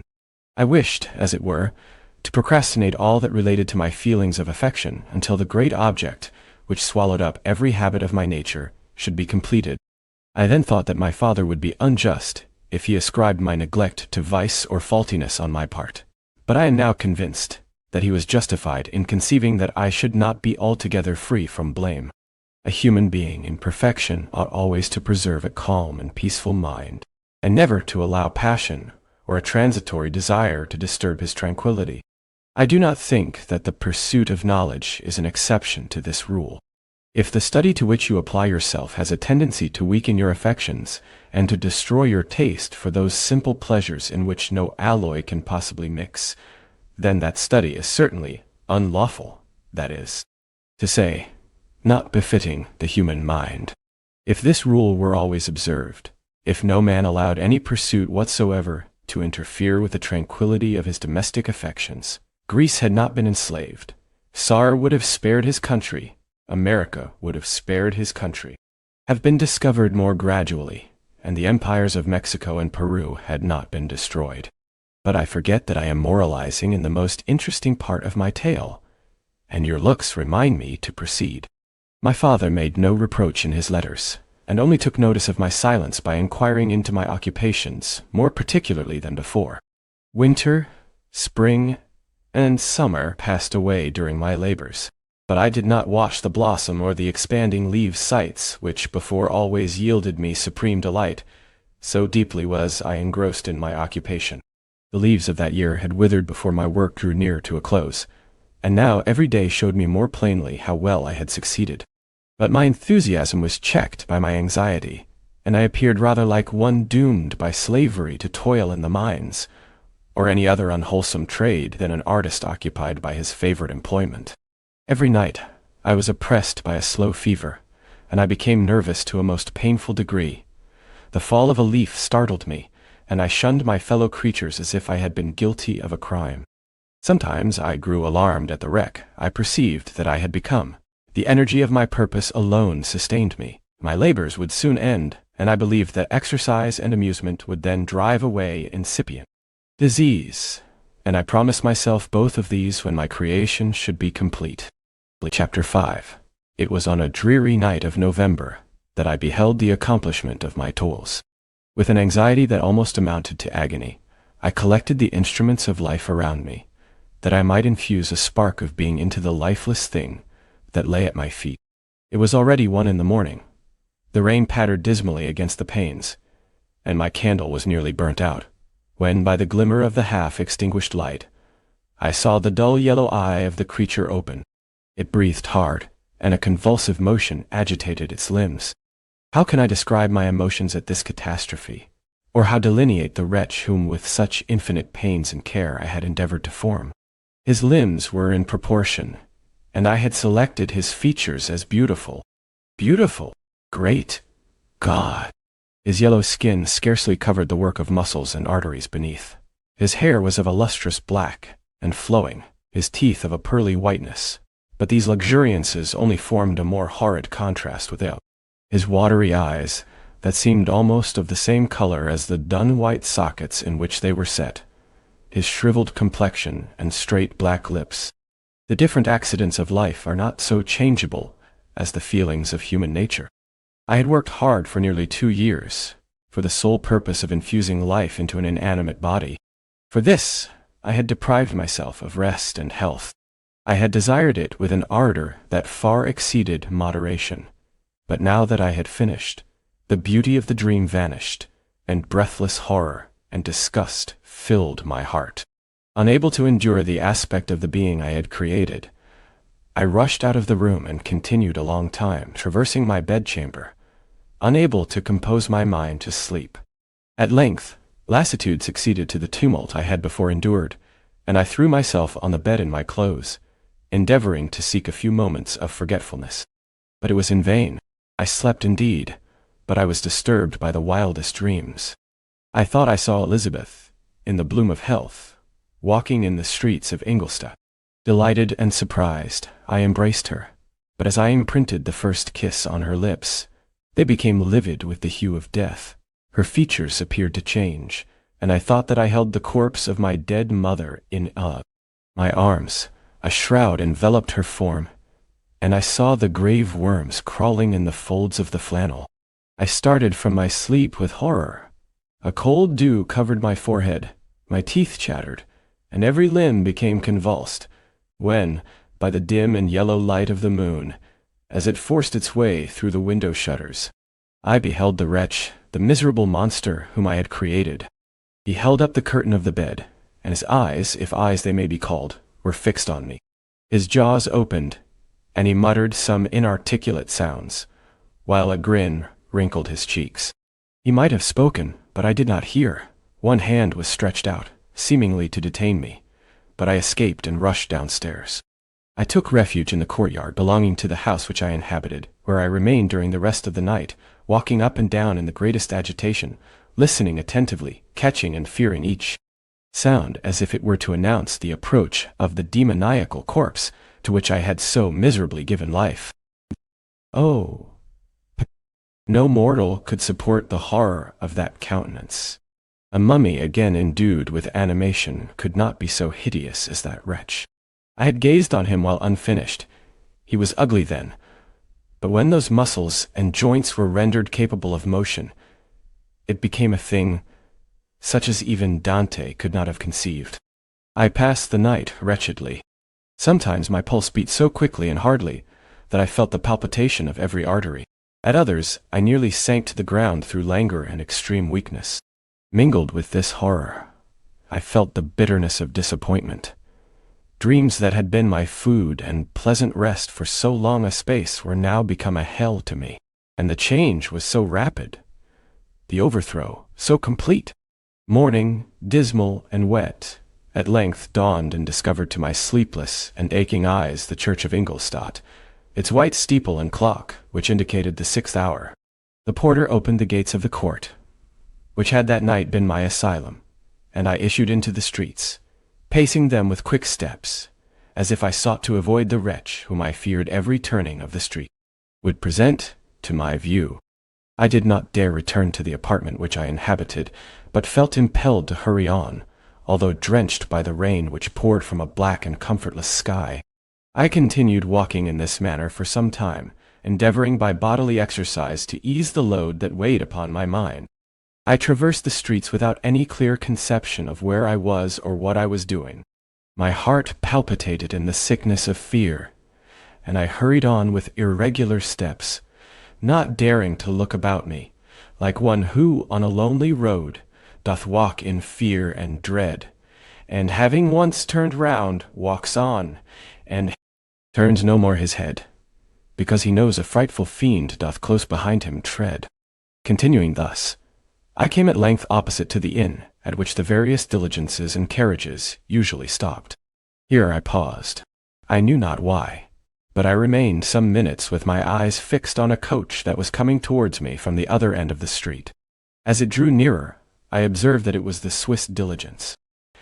It stopped just where I was standing, and on the door being opened, I perceived Henry Clerval, who, on seeing me, instantly sprung up. "My dear Frankenstein," exclaimed he, "how glad I am to see you! How fortunate that you should be here at the very moment of my alighting! Nothing could equal my delight on seeing Clerval. His presence brought back to my thoughts my father, Elizabeth, and all those scenes of home so dear to my recollection. I grasped his hand, and in a moment forgot my horror and misfortune. I felt suddenly, and for the first time during many months, calm and serene joy. I welcomed my friend, therefore, in the most cordial manner, and we walked towards my college. Clerval continued talking for some time about our mutual friends and his own good fortune in being permitted to come to Ingolstadt. "You may easily believe," said he, "how great was the difficulty to persuade my father that all necessary knowledge was not comprised in the noble art of book-keeping. And indeed, I believe I left him incredulous to the last. For his constant answer to my unwearied entreaties was the same as that of the Dutch schoolmaster in The Vicar of Wakefield. I have 10,000 florins a year without Greek. I eat heartily without Greek. I eat heartily without Greek. But his affection for me at length overcame his dislike of learning, and he has permitted me to undertake a voyage of discovery to the land of knowledge. It gives me the greatest delight to see you. But tell me how you left my father, brothers, and Elizabeth." "Very well, and very happy, only a little uneasy that they hear from you so seldom. By the by, I mean to lecture you a little upon their account myself. But, my dear Frankenstein," continued he, stopping short and gazing full in my face, "I did not before remark how very ill you appear. So thin and pale, you look as if you had been watching for several nights. You have guessed right. I have lately been so deeply engaged in one occupation that I have not allowed myself sufficient rest, as you see. But I sincerely hope, that all these employments are now at an end, and that I am at length free." I trembled excessively. I could not endure to think of, and far less to allude to, the occurrences of the preceding night. I walked with a quick pace, and we soon arrived at my college. I then reflected, and the thought made me shiver, that the creature whom I had left in my apartment might still be there, alive and walking about. I dreaded to behold this monster, but I feared still more that Henry should see him. Entreating him, therefore, to remain a few minutes at the bottom of the stairs, I darted up towards my own room. My hand was already on the lock of the door before I recollected myself. I then paused, and a cold shivering came over me. I threw the door forcibly open, as children are accustomed to do when they expect a spectre to stand in waiting for them on the other side. But nothing appeared. I stepped fearfully in. The apartment was empty, and my bedroom was also freed from its hideous guest. I could hardly believe that so great a good fortune could have befallen me, but when I became assured that my enemy had indeed fled, I clapped my hands for joy and ran down to Clerval. We ascended into my room, and the servant presently brought breakfast. But I was unable to contain myself. It was not joy only that possessed me. I felt my flesh tingle with excess of sensitiveness, and my pulse beat rapidly. I was unable to remain for a single instant in the same place. I jumped over the chairs, clapped my hands, and laughed aloud. Clerval at first attributed my unusual spirits to joy on his arrival, but when he observed me more attentively, he saw a wildness in my eyes for which he could not account, and my loud, unrestrained, heartless laughter frightened and astonished him. "My dear Victor," cried he, "what, for God's sake, is the matter? Do not laugh in that manner. How ill you are! What is the cause of all this?" "Do not ask me," cried I, putting my hands before my eyes, for I thought I saw the dreaded spectre glide into the room. "He can tell. Oh, save me! Save me!" I imagined that the monster seized me. I struggled furiously, and fell down in a fit. Poor Clerval! What must have been his feelings? A meeting, which he anticipated with such joy, so strangely turned to bitterness. But I was not the witness of his grief, for I was lifeless and did not recover my senses for a long, long time. This was the commencement of a nervous fever which confined me for several months. During all that time, Henry was my only nurse. I afterwards learned that, knowing my father's advanced age and unfitness for so long a journey, and how wretched my sickness would make Elizabeth, he spared them this grief by concealing the extent of my disorder. He knew that I could not have a more kind and attentive nurse than himself, and firm in the hope he felt of my recovery, he did not doubt that, instead of doing harm, he performed the kindest action that he could good towards them. But I was in reality very ill, and surely nothing but the unbounded and unremitting attentions of my friend could have restored me to life. The form of the monster on whom I had bestowed existence was forever before my eyes, and I raved incessantly concerning him. Doubtless my words surprised Henry. He at first believed them to be the wanderings of my disturbed imagination, but the pertinacity with which I continually recurred to the same subject persuaded him that my disorder, indeed, owed its origin to some uncommon and terrible event. By very slow degrees, and with frequent relapses that alarmed and grieved my friend, I recovered. I remember the first time I became capable of observing outward objects with any kind of pleasure. I perceived that the fallen leaves had disappeared, and that the young buds were shooting forth from the trees that shaded my window. It was a divine spring, and the season contributed greatly to my convalescence. I felt also sentiments of joy and affection revive in my bosom. My gloom disappeared, and in a short time I became as cheerful as before I was attacked by the fatal passion. "Dearest Clerval," exclaimed I, "how kind, how very good you are to me! This whole winter, instead of being spent in study, as you promised yourself, has been consumed in my sick room. How shall I ever repay you? I feel the greatest remorse for the disappointment of which I have been the occasion. But you will forgive me. You will repay me entirely if you do not discompose yourself. But get well as fast as you can, and since you appear in such good spirits, I may speak to you on one subject, may I not?" I trembled. One subject. What could it be? Could he allude to an object on whom I dared not even think? "Compose yourself," said Clerval, who observed my change of color. "I will not mention it if it agitates you. But your father and cousin would be very happy if they received a letter from you in your own handwriting. They hardly know how ill you have been and are uneasy at your long silence." "Is that all, my dear Henry? How could you suppose that my first thought would not fly towards those dear, dear friends whom I love, and who are so deserving of my love? If this is your present temper, my friend, you will perhaps be glad to see a letter that has been lying here some days for you. It is from your cousin, I believe." Chapter 6. Clerval then put the following letter into my hands. It was from my own Elizabeth. "My dearest cousin, you have been ill, very ill, and even the constant letters of dear kind Henry are not sufficient to reassure me on your account. You are forbidden to write to hold a pen. Yet one word from you, dear Victor, is necessary to calm our apprehensions. For a long time, I have thought that each post would bring this line, and my persuasions have restrained my uncle from undertaking a journey to Ingolstadt. I have prevented his encountering the inconveniences and perhaps dangers of so long a journey. Yet how often have I regretted not being able to perform it myself. I figure to myself that the task of attending on your sick bed has devolved on some mercenary old nurse, who could never guess your wishes nor minister to them with the care and affection of your poor cousin. Yet that is over now. Clerval writes that indeed you are getting better. I eagerly hope that you will confirm this intelligence soon in your own handwriting. Get well, and return to us. You will find a happy, cheerful home and friends who love you dearly.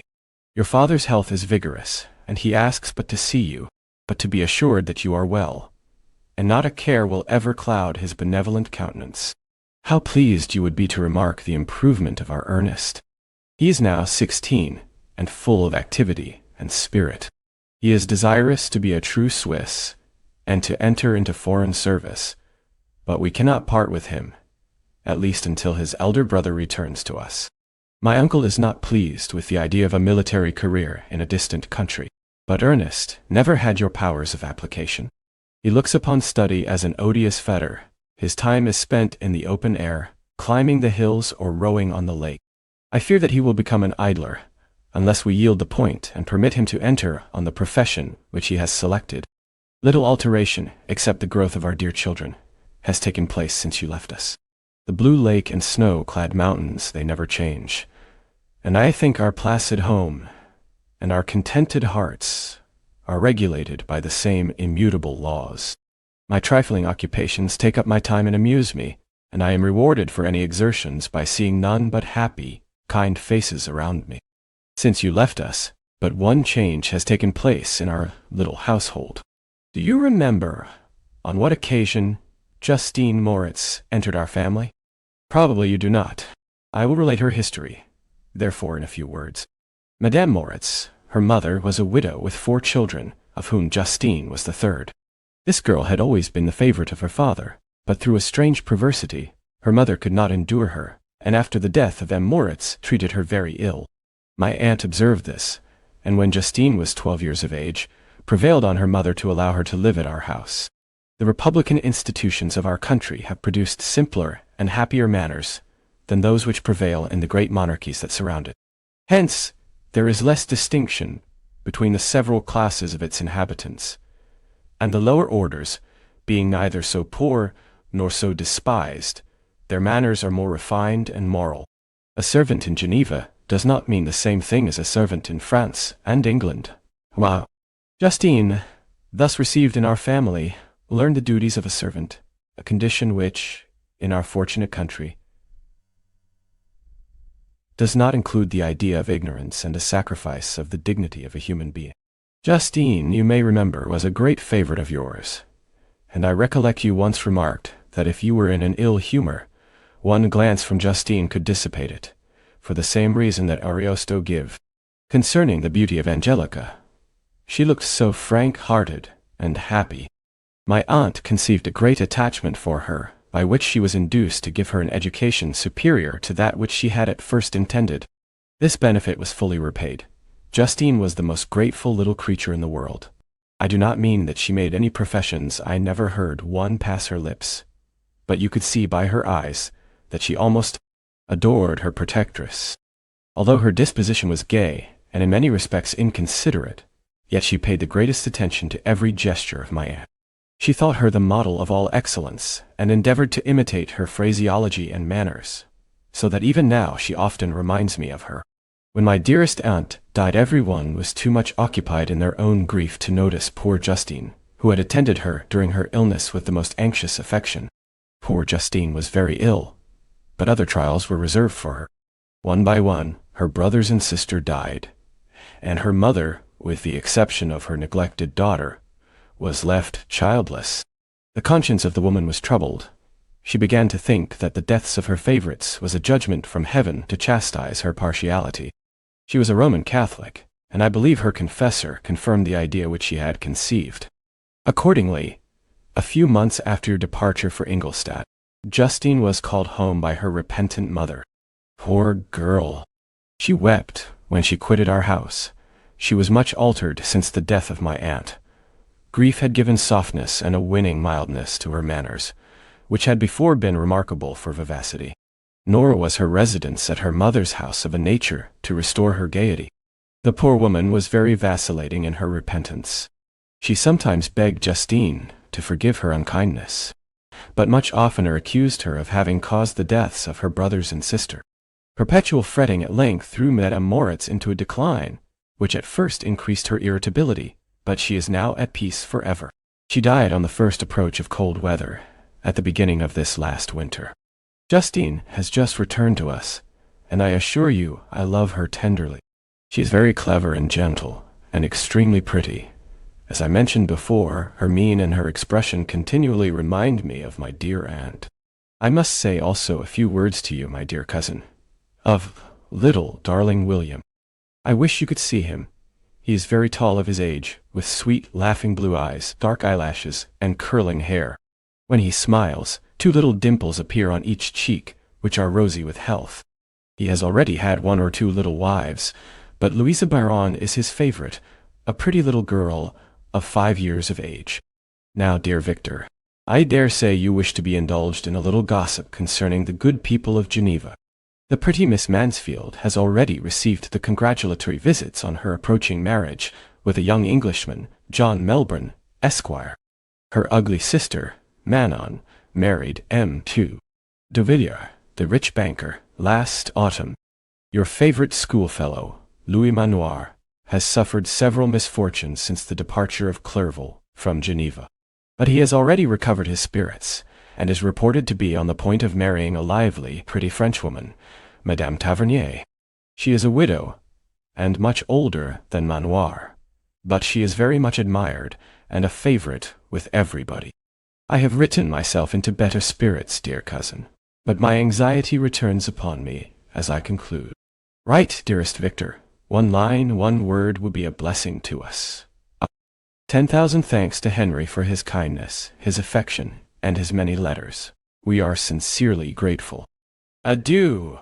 My cousin, take care of yourself, and I entreat you, write. Elizabeth Lavenza. Geneva, March 18th, 17th. Dear, dear Elizabeth, I exclaimed. When I had read her letter, I will write instantly, and relieve them from the anxiety they must feel. I wrote, and this exertion greatly fatigued me, but my convalescence had commenced and proceeded regularly. In another fortnight, I was able to leave my chamber. One of my first duties on my recovery was to introduce Clerval to the several professors of the university. In doing this, I underwent a kind of rough usage, ill-befitting the wounds that my mind had sustained. Ever since the fatal night, the end of my labors, and the beginning of my misfortunes, I had conceived a violent antipathy even to the name of natural philosophy. When I was otherwise quite restored to health, the sight of a chemical instrument would renew all the agony of my nervous symptoms. Henry saw this, and had removed all my apparatus from my view. He had also changed my apartment, for he perceived that I had acquired a dislike for the room which had previously been my laboratory. But these cares of Clerval were made of no avail when I visited the professors. Waldman inflicted torture when he praised, with kindness and warmth, the astonishing progress I had made in the sciences. He soon perceived that I disliked the subject, but not guessing the real cause, he attributed my feelings to modesty, and changed the subject from my improvement to the science itself, with a desire, as I evidently saw, of drawing me out. What could I do? He meant to please, and he tormented me. I felt as if he had placed carefully, one by one, in my view, those instruments which were to be afterwards used in putting me to a slow and cruel death. I writhed under his words, yet dared not exhibit the pain I felt. Clerval, whose eyes and feelings were always quick in discerning the sensations of others, declined the subject, alleging in excuse his total ignorance, and the conversation took a more general turn. I thanked my friend from my heart, but I did not speak. I saw plainly that he was surprised, but he never attempted to draw my secret from me, and although I loved him with a mixture of affection and reverence that knew no bounds, yet I could never persuade myself to confide in him that event which was so often present to my recollection, but which I feared the detail to another would only impress more deeply. Krempe was not equally docile, and in my condition at that time, of almost insupportable sensitiveness, his harsh, blunt encomiums gave me even more pain than the benevolent approbation of M. Waldman. "D.N. the fellow!" cried he. "Why, M. Clerval, I assure you he has outstripped us all." Stare if you please, but it is nevertheless true. A youngster who, but a few years ago, believed in Cornelius Agrippa as firmly as in the gospel, has now set himself at the head of the university, and if he is not soon pulled down, we shall all be out of count. Continued he, observing my face expressive of suffering, and Frankenstein is modest, an excellent quality in a young man. Young men should be diffident of themselves, you know, M. Clerval. I was myself when young, but that wears out in a very short time. M. Krempe had now commenced an eulogy on himself, which happily turned the conversation from a subject that was so annoying to me. Clerval had never sympathized in my tastes for natural science, and his literary pursuits differed wholly from those which had occupied me.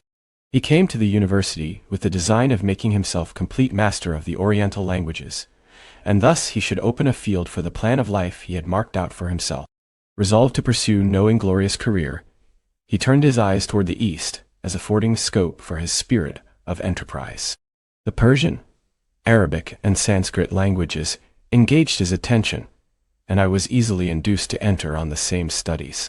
Idleness had ever been irksome to me, and now that I wished to fly from reflection, and hated my former studies, I felt great relief in being the fellow pupil with my friend, and found not only instruction but consolation in the works of the Orientalists.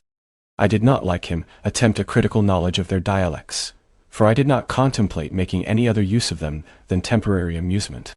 I read merely to understand their meaning, and they well repaid my labors.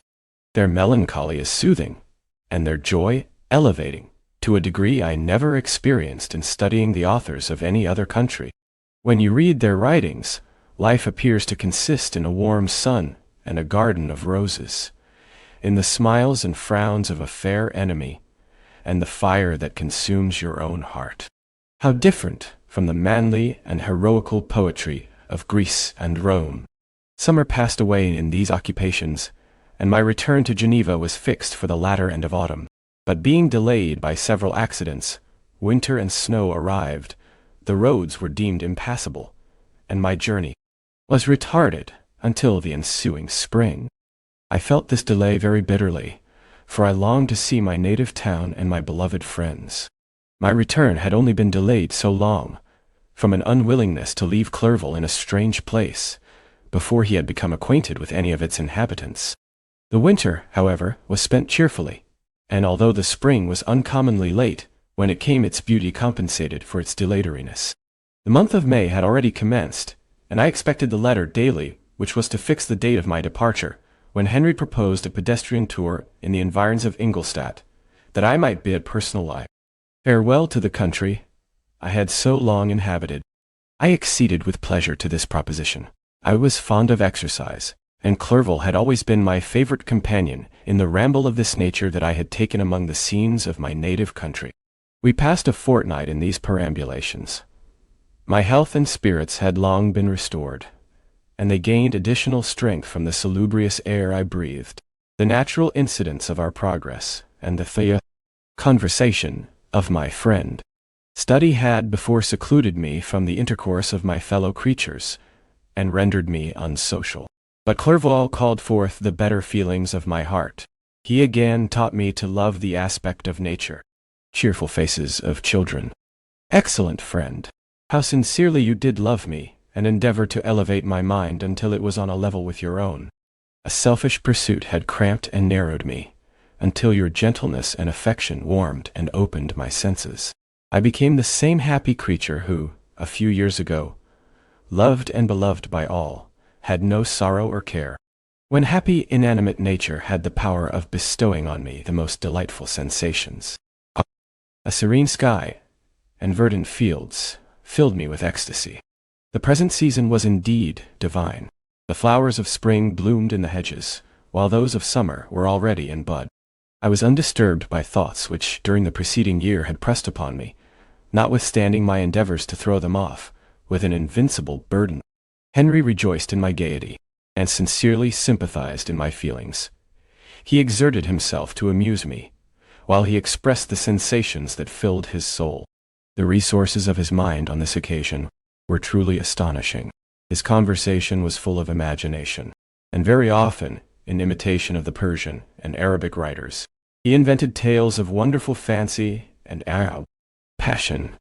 At other times he repeated my favorite poems, or drew me out into arguments which he supported with great ingenuity.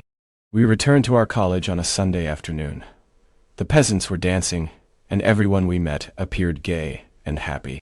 My own spirits were high, and I bounded along with feelings of unbridled joy and hilarity.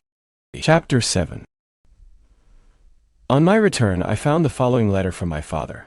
My dear Victor, you have probably waited impatiently for a letter to fix the date of your return to us, and I was at first tempted to write only a few lines, merely mentioning the day on which I should expect you.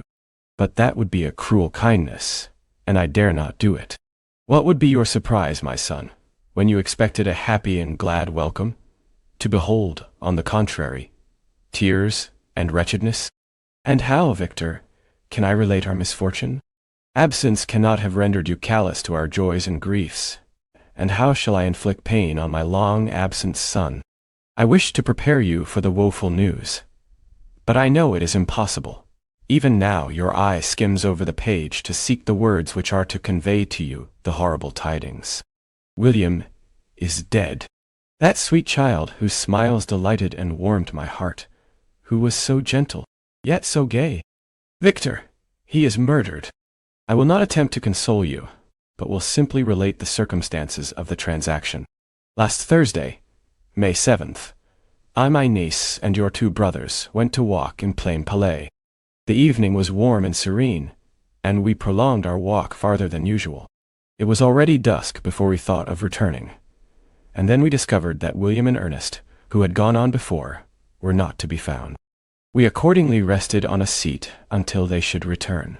Presently, Ernest came and inquired if we had seen his brother. He said that he had been playing with him, that William had run away to hide himself, and that he vainly sought for him, and afterwards waited for a long time, but that he did not return. This account rather alarmed us, and we continued to search for him until night fell, when Elizabeth conjectured that he might have returned to the house. He was not there. We returned again with torches, for I could not rest when I thought that my sweet boy had lost himself, and was exposed to all the damps and dews of night. Elizabeth also suffered extreme anguish.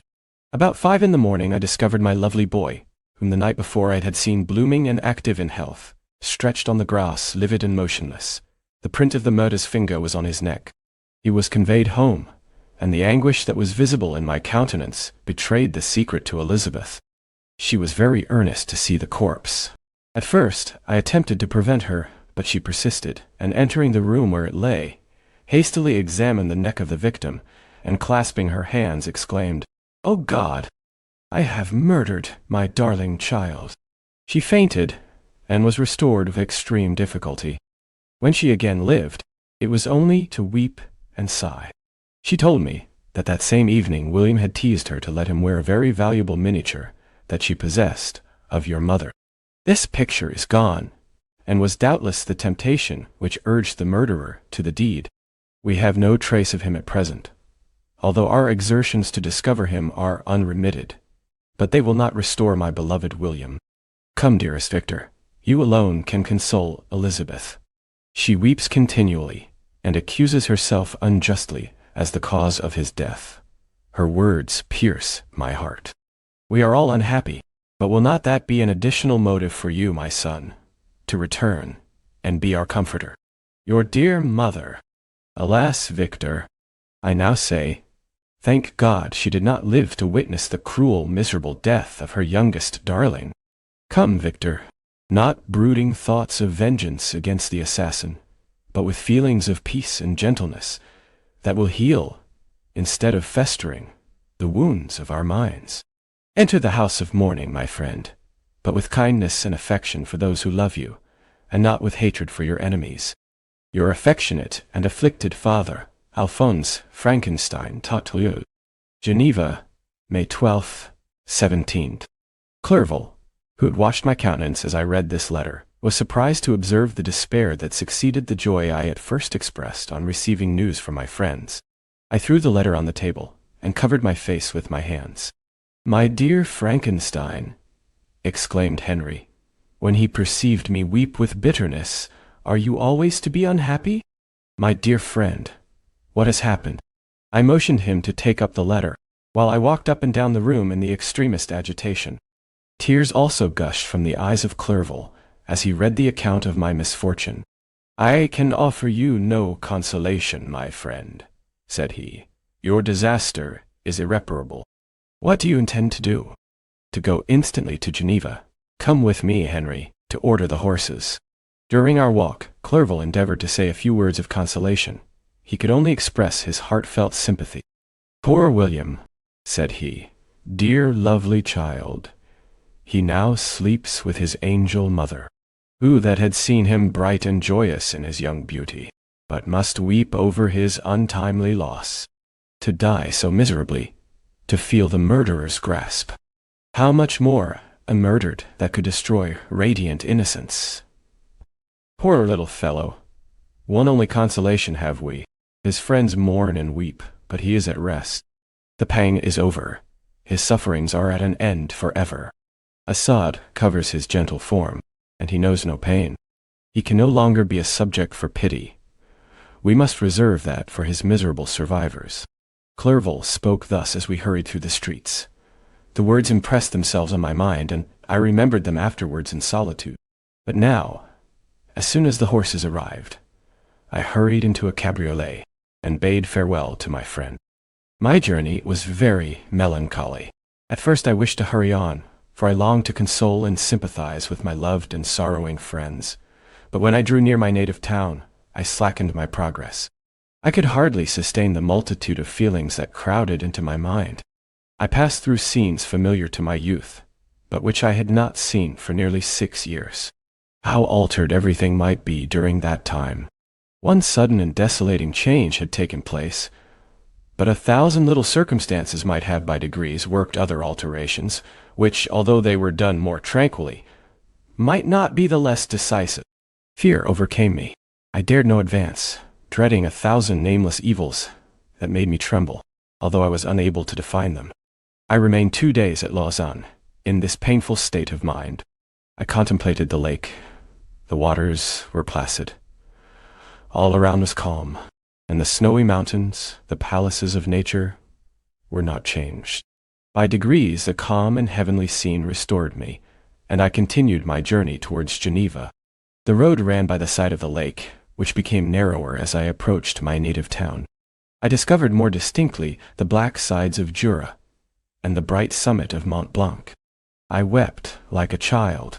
Dear mountains, my own beautiful lake, how do you welcome your wanderer? Your summits are clear. The sky and lake are blue and placid. Is this to prognosticate peace, or to mock at my unhappiness? I fear, my friend, that I shall render myself tedious by dwelling on these preliminary circumstances, but they were days of comparative happiness, and I think of them with pleasure. My country, my beloved country, who but a native can tell the delight I took in again, beholding thy streams, thy mountains, and more than all, thy lovely lake. Yet, as I drew nearer home, grief and fear again overcame me. Night also closed around, and when I could hardly see the dark mountains, I felt still more gloomily. The picture appeared a vast and dim scene of evil, and I foresaw obscurely that I was destined to become the most wretched of human beings. Alas! I prophesied truly, and failed only in one single circumstance, that in all the misery I imagined and dreaded, I did not conceive the 100th part of the anguish I was destined to endure. It was completely dark when I arrived in the environs of Geneva. The gates of the town were already shut, and I was obliged to pass the night at Secaron, a village at the distance of half a league from the city. The sky was serene, and as I was unable to rest, I resolved to visit the spot where my poor William had been murdered. As I could not pass through the town, I was obliged to cross the lake in a boat to arrive at Plainpalais. During this short voyage, I saw the lightning playing on the summit of Mont Blanc in the most beautiful figures. The storm appeared to approach rapidly, and on landing, I ascended a low hill, that I might observe its progress. It advanced. The heavens were clouded, and I soon felt the rain coming slowly in large drops, but its violence quickly increased. I quitted my seat and walked on. Although the darkness and storm increased every minute, and the thunder burst with a terrific crash over my head, it was echoed from Salve, the Juras, and the Alps of Savoy. Vivid flashes of lightning dazzled my eyes, illuminating the lake, making it appear like a vast sheet of fire. Then for an instant, everything seemed of a pitchy darkness until the eye recovered itself from the preceding flash. The storm, as is often the case in Switzerland, appeared at once in various parts of the heavens. The most violent storm hung exactly north of the town, over the part of the lake which lies between the promontory of Belrive and the village of Copt. Another storm enlightened Jura with faint flashes, and another darkened and sometimes disclosed the Mel, a peaked mountain to the east of the lake. While I watched the tempest, so beautiful yet terrific, I wandered on with a hasty step. This noble war in the sky elevated my spirits. I clasped my hands and exclaimed aloud, "William, dear angel, this is thy funeral, this thy dirge." As I said these words, I perceived in the gloom a figure which stole from behind a clump of trees near me. I stood fixed, gazing intently. I could not be mistaken. A flash of lightning illuminated the object, and discovered its shape plainly to me, its gigantic stature, and the deformity of its aspect more hideous than belongs to humanity, instantly informed me that it was the Thormed. "Wretch, the filthy demon to whom I had given life. What did he there? Could he be? I shuddered at the conception. The murderer of my brother. No sooner did that idea cross my imagination than I became convinced of its truth. My teeth chattered, and I was forced to lean against a tree for support. The figure passed me quickly, and I lost it in the gloom. Nothing in human shape could have destroyed the fair child. He was the murderer. I could not doubt it. The mere presence of the idea was an irresistible proof of the fact. I thought of pursuing the devil, but it would have been in vain, for another flash discovered him to me hanging among the rocks of the nearly perpendicular ascent of Mont Salve, a hill that bounds Plain Palais on the south. He soon reached the summit and disappeared. I remained motionless. The thunder ceased, but the rain still continued, and the scene was enveloped in an impenetrable darkness.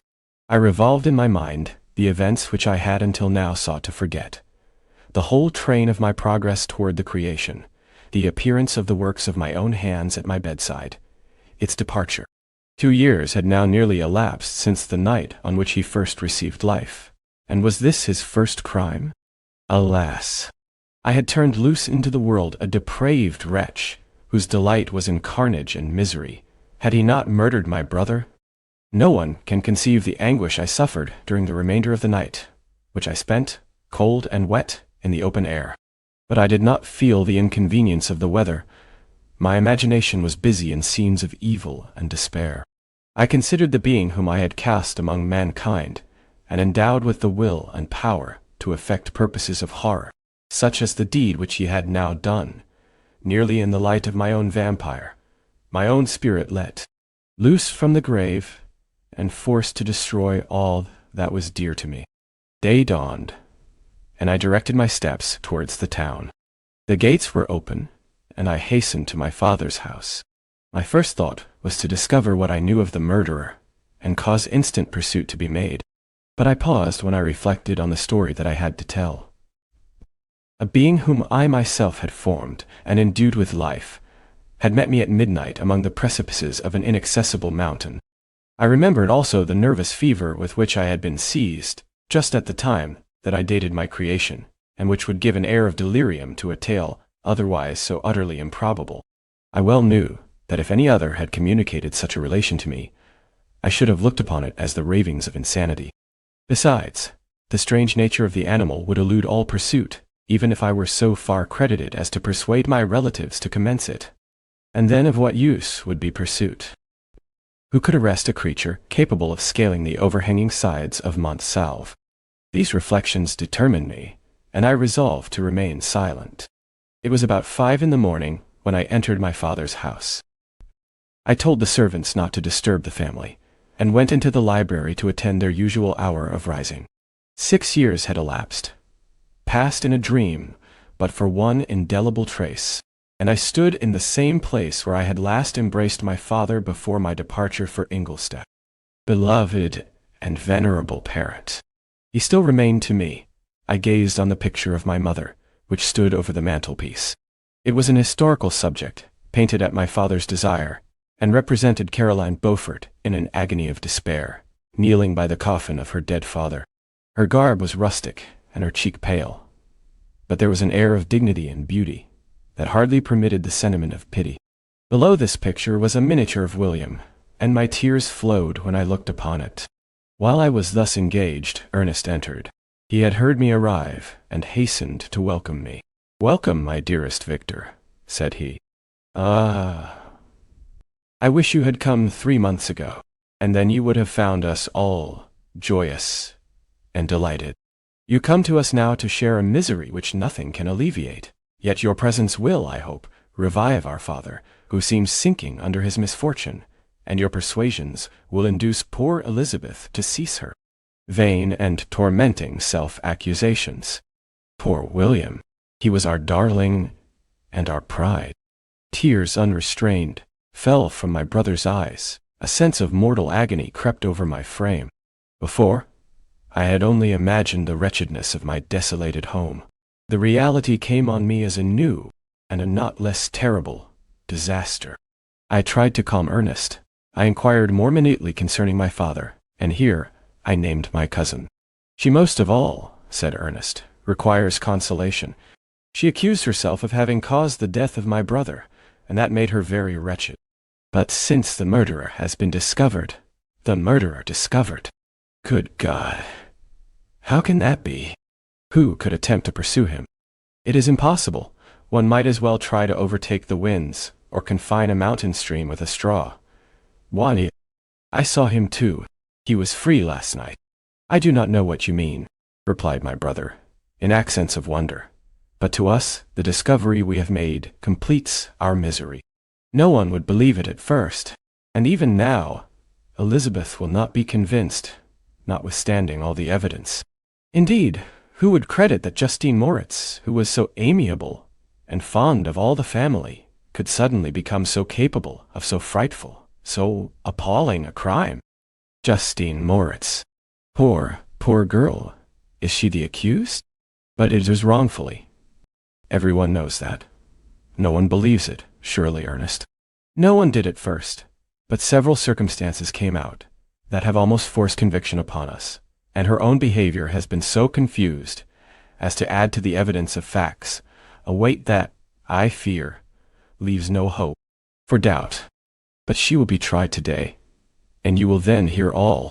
He then related that, the morning on which the murder of poor William had been discovered, Justine had been taken ill, and confined to her bed for several days.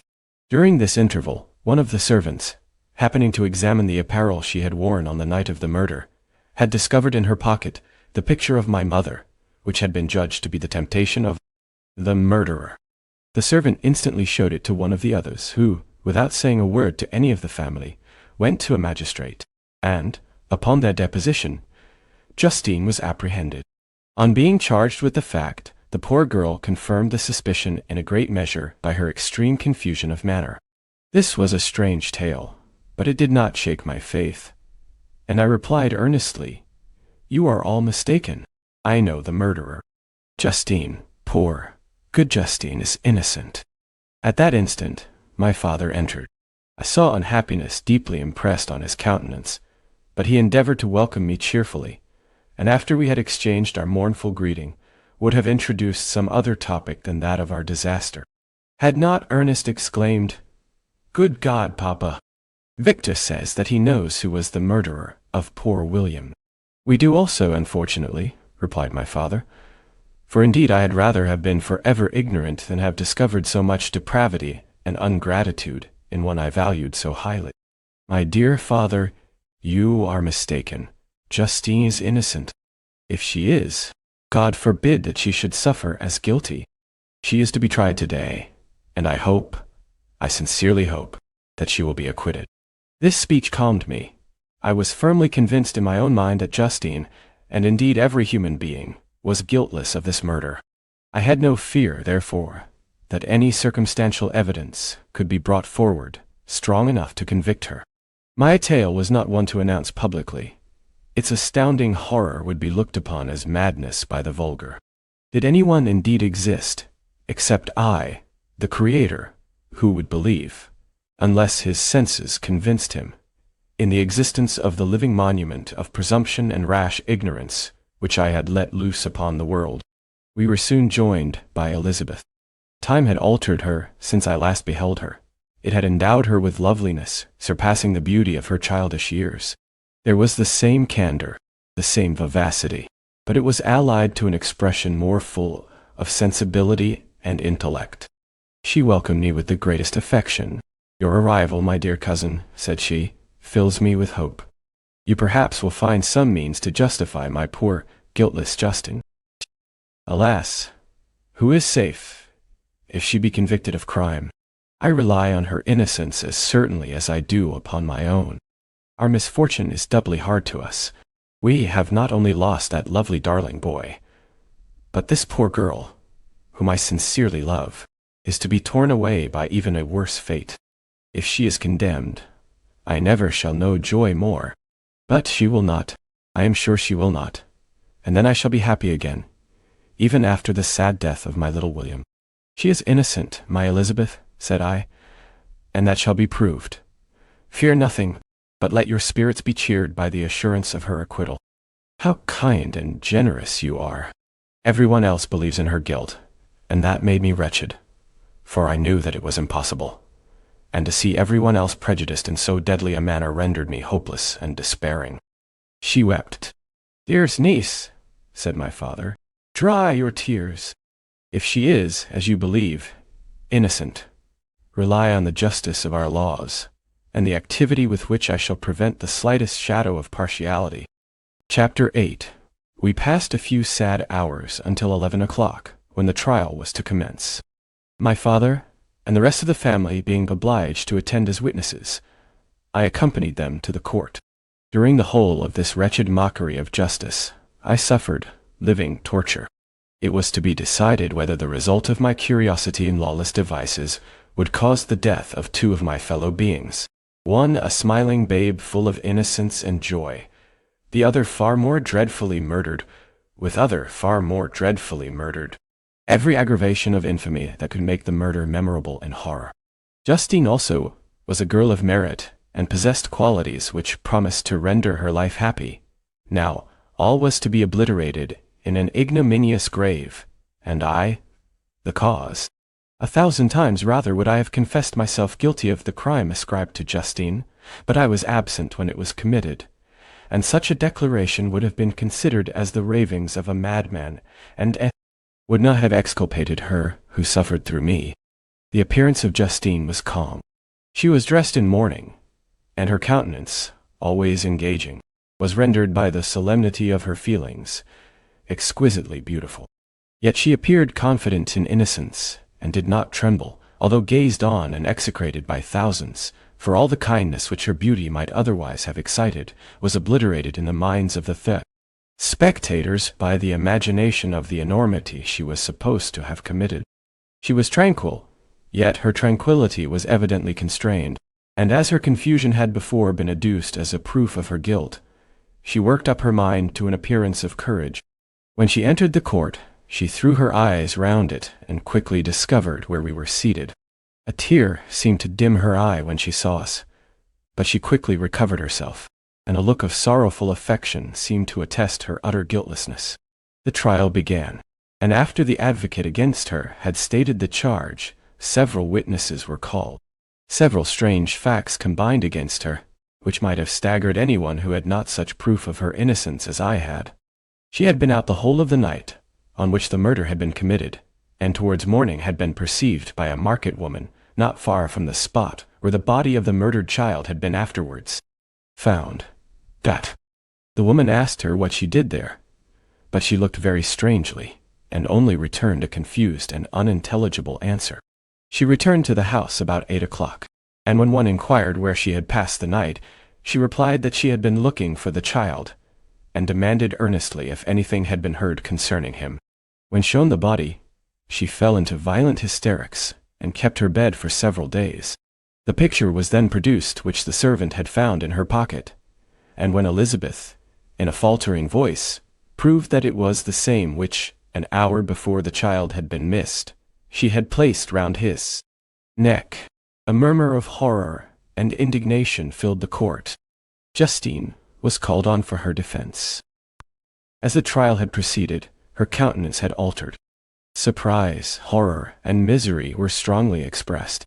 Sometimes she struggled with her tears, but when she was desired to plead, she collected her powers and spoke in an audible, although variable voice. "God knows," she said, "how entirely I am innocent, but I do not pretend that my protestations should acquit me.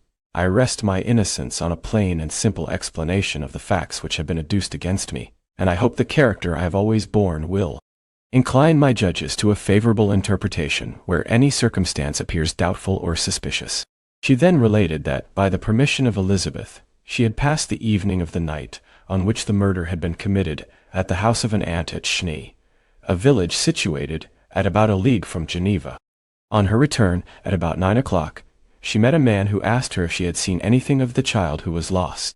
She was alarmed by this account, and passed several hours in looking for him, when the gates of Geneva were shut, and she was forced to remain several hours of the night in a barn belonging to a cottage, being unwilling to call up the inhabitants, to whom she was well known. Most of the night she spent here watching. Towards morning she believed that she slept for a few minutes. Some steps disturbed her, and she awoke. It was dawn, and she quitted her asylum, that she might again endeavor to find my brother. If she had gone near the spot where his body lay, it was without her knowledge. That she had been bewildered when questioned by the market woman was not surprising, since she had passed a sleepless night, and the fate of poor William was yet uncertain. Concerning the picture, she could give no account. "I know," continued the unhappy victim, "how heavily and fatally this one circumstance weighs against me, but I have no power of explaining it, and when I have expressed my utter ignorance, I am only left to conjecture concerning the probabilities by which it might have been placed in my pocket. But here also I am checked. I believe that I have no enemy on earth, and none surely would have been so wicked as to destroy me wantonly. Did the murderer place it there? I know of no opportunity afforded him for so doing, or if I had, why should he have stolen the jewel, to part with it again so soon? I commit my cause to the justice of my judges, yet I see no room for hope. I beg permission to have a few witnesses examined concerning my character, and if their testimony shall not overweigh my supposed guilt, I must be condemned, although I would pledge my salvation on my innocence."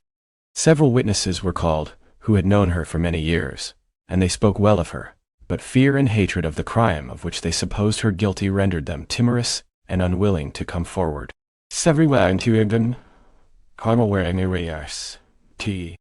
Elizabeth saw even this last resource, her excellent dispositions and irreproachable conduct, about to fail the accused, when, although violently agitated, she desired permission to address the court.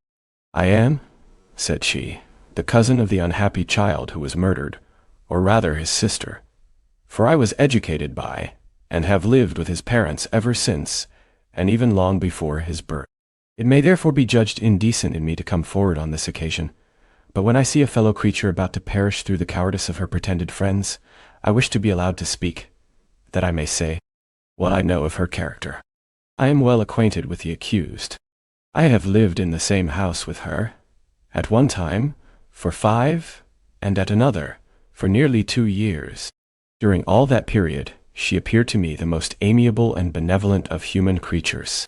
She nursed Madame Frankenstein, my aunt, in her last illness with the greatest affection and care, and afterwards attended her own mother during a tedious illness, in a manner that excited the admiration of all who knew her, after which she again lived in my uncle's house, where she was beloved by all the family.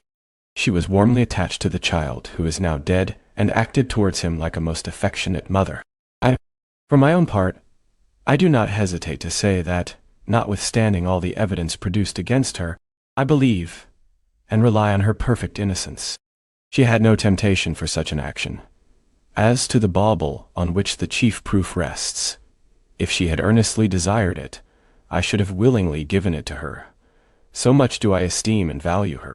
A murmur of approbation followed Elizabeth's simple and powerful appeal, but it was excited by her generous interference, and not in favor of poor Justine, on whom the public indignation was turned with renewed violence, charging her with the blackest ingratitude. She herself wept as Elizabeth spoke, but she did not answer. My own agitation and anguish was extreme during the whole trial. I believed in her innocence. I knew it. Could the demon who had, I did not for a minute doubt, murdered my brother also in his hellish sport, have betrayed the innocent to death and ignominy? I could not sustain the horror of my situation, and when I perceived that the popular voice and the countenances of the judges had already condemned my unhappy victim, I rushed out of the court in agony. The tortures of the accused did not equal mine. She was sustained by innocence, but the fangs of remorse tore my bosom, and would not forgo their hold. I passed a night of unmingled wretchedness. In the morning I went to the court. My lips and throat were parched. I dared not ask the fatal question, but I was known, and the officer guessed the cause of my visit. The ballots had been thrown. They were all black, and Justine was condemned. I cannot pretend to describe what I then felt. I had before experienced sensations of horror, and I have endeavored to bestow upon them adequate expressions, but words cannot convey an idea of the heart-sickening despair that I then endured. The person to whom I addressed myself added that Justine had already confessed her guilt. That evidence, he observed, was hardly required in so glaring a case. But I am glad of it. And indeed, none of our judges like to condemn a criminal upon circumstantial evidence, be it ever so decisive. This was strange and unexpected intelligence. What could it mean? Had my eyes deceived me? And was I really as mad as the whole world would believe me to be if I disclosed the object of my suspicions? I hastened to return home, and Elizabeth eagerly demanded the result. My cousin, replied I, it is decided as you may have expected. All judges had rather that 10 innocent should suffer than that 1 guilty should escape. But she has confessed. This was a dire blow to poor Elizabeth, who had relied with firmness upon Justine's innocence. Alas, said she, how shall I ever again believe in human goodness?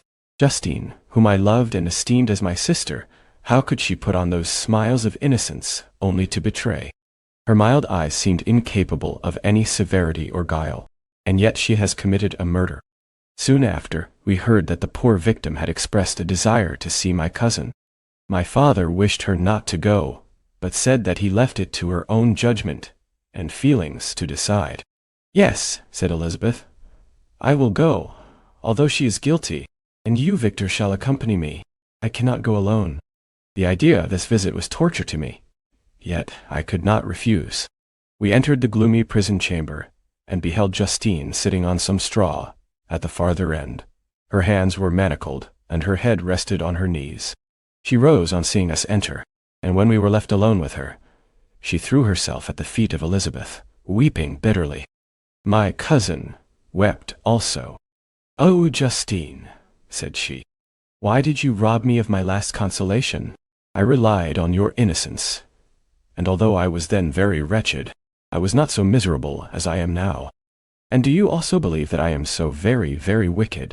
Do you also join with my enemies to crush me, to condemn me as a murderer? Her voice was suffocated with sobs. Rise, my poor girl, said Elizabeth. Why do you kneel if you are innocent? I am not one of your enemies. I believed you guiltless, notwithstanding every evidence, until I heard that you had yourself declared your guilt. That report, you say, is false. And be assured, dear Justine, that nothing can shake my confidence in you for a moment. But your own confession. I did confess, but I confessed a lie. I confessed that I might obtain absolution, but now that falsehood lies heavier at my heart than all my other sins. The God of heaven, forgive me. Ever since I was condemned, my confessor has besieged me. He threatened and menaced, until I almost began to think that I was the monster that he said I was. He threatened excommunication and hellfire in my last moments, if I continued obdurate. Dear lady, I had none to support me. All looked on me as a wretch doomed to ignominy and perdition. What could I do? In an evil hour, I subscribed to a lie, and now only am I truly miserable. She paused, weeping, and then continued, I thought with horror, my sweet lady, that you should believe your Justine, whom your blessed aunt had so highly honored, and whom you loved, was a creature capable of a crime, which none but the devil himself could have perpetrated. Dear William, dearest blessed child, I soon shall see you again in heaven, where we shall all be happy, and that consoles me, going as I am to suffer ignominy and death. Oh, Justine, forgive me for having for one moment distrusted you. Why did you confess? But do not mourn, dear girl. Do not fear. I will prove your innocence. I will melt the stony hearts of your enemies by my tears and prayers. You shall not die. You, my playfellow, my companion, my sister, perish on the scaffold. No, I never could survive so horrible a misfortune. Justine shook her head mournfully. I do not fear to die, she said. That pang is past. God raises my weakness and gives me courage to endure the worst. I leave a sad and bitter world, and if you remember me, and think of me as of one unjustly condemned, I am resigned to the fate awaiting me. Learn from me, dear lady, to submit in patience to the will of heaven." During this conversation, I had retired to a corner of the prison room, where I could conceal the horrid anguish that possessed me. Despair! Who dared talk of that? The poor victim, who on the morrow was to pass the awful boundary between life and death, felt not, as I did, such deep and bitter agony. I gnashed my teeth and ground them together, uttering a groan that came from my inmost soul. Justine started. When she saw who it was, she approached me and said, "Dear sir, you are very kind to visit me. You, I hope, do not believe that I am guilty." I could not answer. "No, Justine," said Elizabeth. "He is more convinced of your innocence than I was, for even when he heard that you had confessed, he did not credit it. I truly thank him. In these last moments, I feel the sincerest gratitude towards those who think of me with kindness. How sweet is the affection of others to such a wretch as I am! It removes more than half my misfortune, and I feel as if I could die in peace now that my innocence is acknowledged by you, dear lady, and your cousin." Thus, the poor sufferer tried to comfort others and herself. She indeed gained the resignation she desired, but I, the true murderer, felt the never-dying worm alive in my bosom, which allowed of no hope or consolation. Elizabeth also wept, and was unhappy, but hers also was the misery of innocence, which, like a cloud that passes over the fair moon, for a while hides but cannot tarnish its brightness. Anguish and despair had penetrated into the core of my heart. I bore a hell within me which nothing could extinguish. We stayed several hours with Justine, and it was with great difficulty that Elizabeth could tear herself away. "I wish," cried she, "that I were to die with you. I cannot live in this world of misery." Justine assumed an air of cheerfulness, while she with difficulty repressed her bitter tears. She embraced Elizabeth and said in a voice of half-suppressed emotion, "Farewell, sweet lady, dearest Elizabeth, my beloved and only friend. May heaven, in its bounty, bless and preserve you. May this be the last misfortune that you will ever suffer. Live, and be happy, and make others so." And on the morrow, Justine died. Elizabeth's heart-rending eloquence failed to move the judges from their settled conviction in the criminality of the saintly sufferer. My passionate and indignant appeals were lost upon them, and when I received their cold answers and heard the harsh, unfeeling reasoning of these men, my purposed avowal died away on my lips. Thus, I might proclaim myself a madman, but not revoke the sentence passed upon my wretched victim. She perished on the scaffold as a murderess. From the tortures of my own heart, I turned to contemplate the deep and voiceless grief of my Elizabeth. This also was my doing, and my father's woe, and the desolation of that late so smiling home, all was the work of my thrice accursed hands. Ye weep, unhappy ones, but these are not your last tears. Again shall you raise the funeral wail, and the sound of your lamentations shall again and again be heard.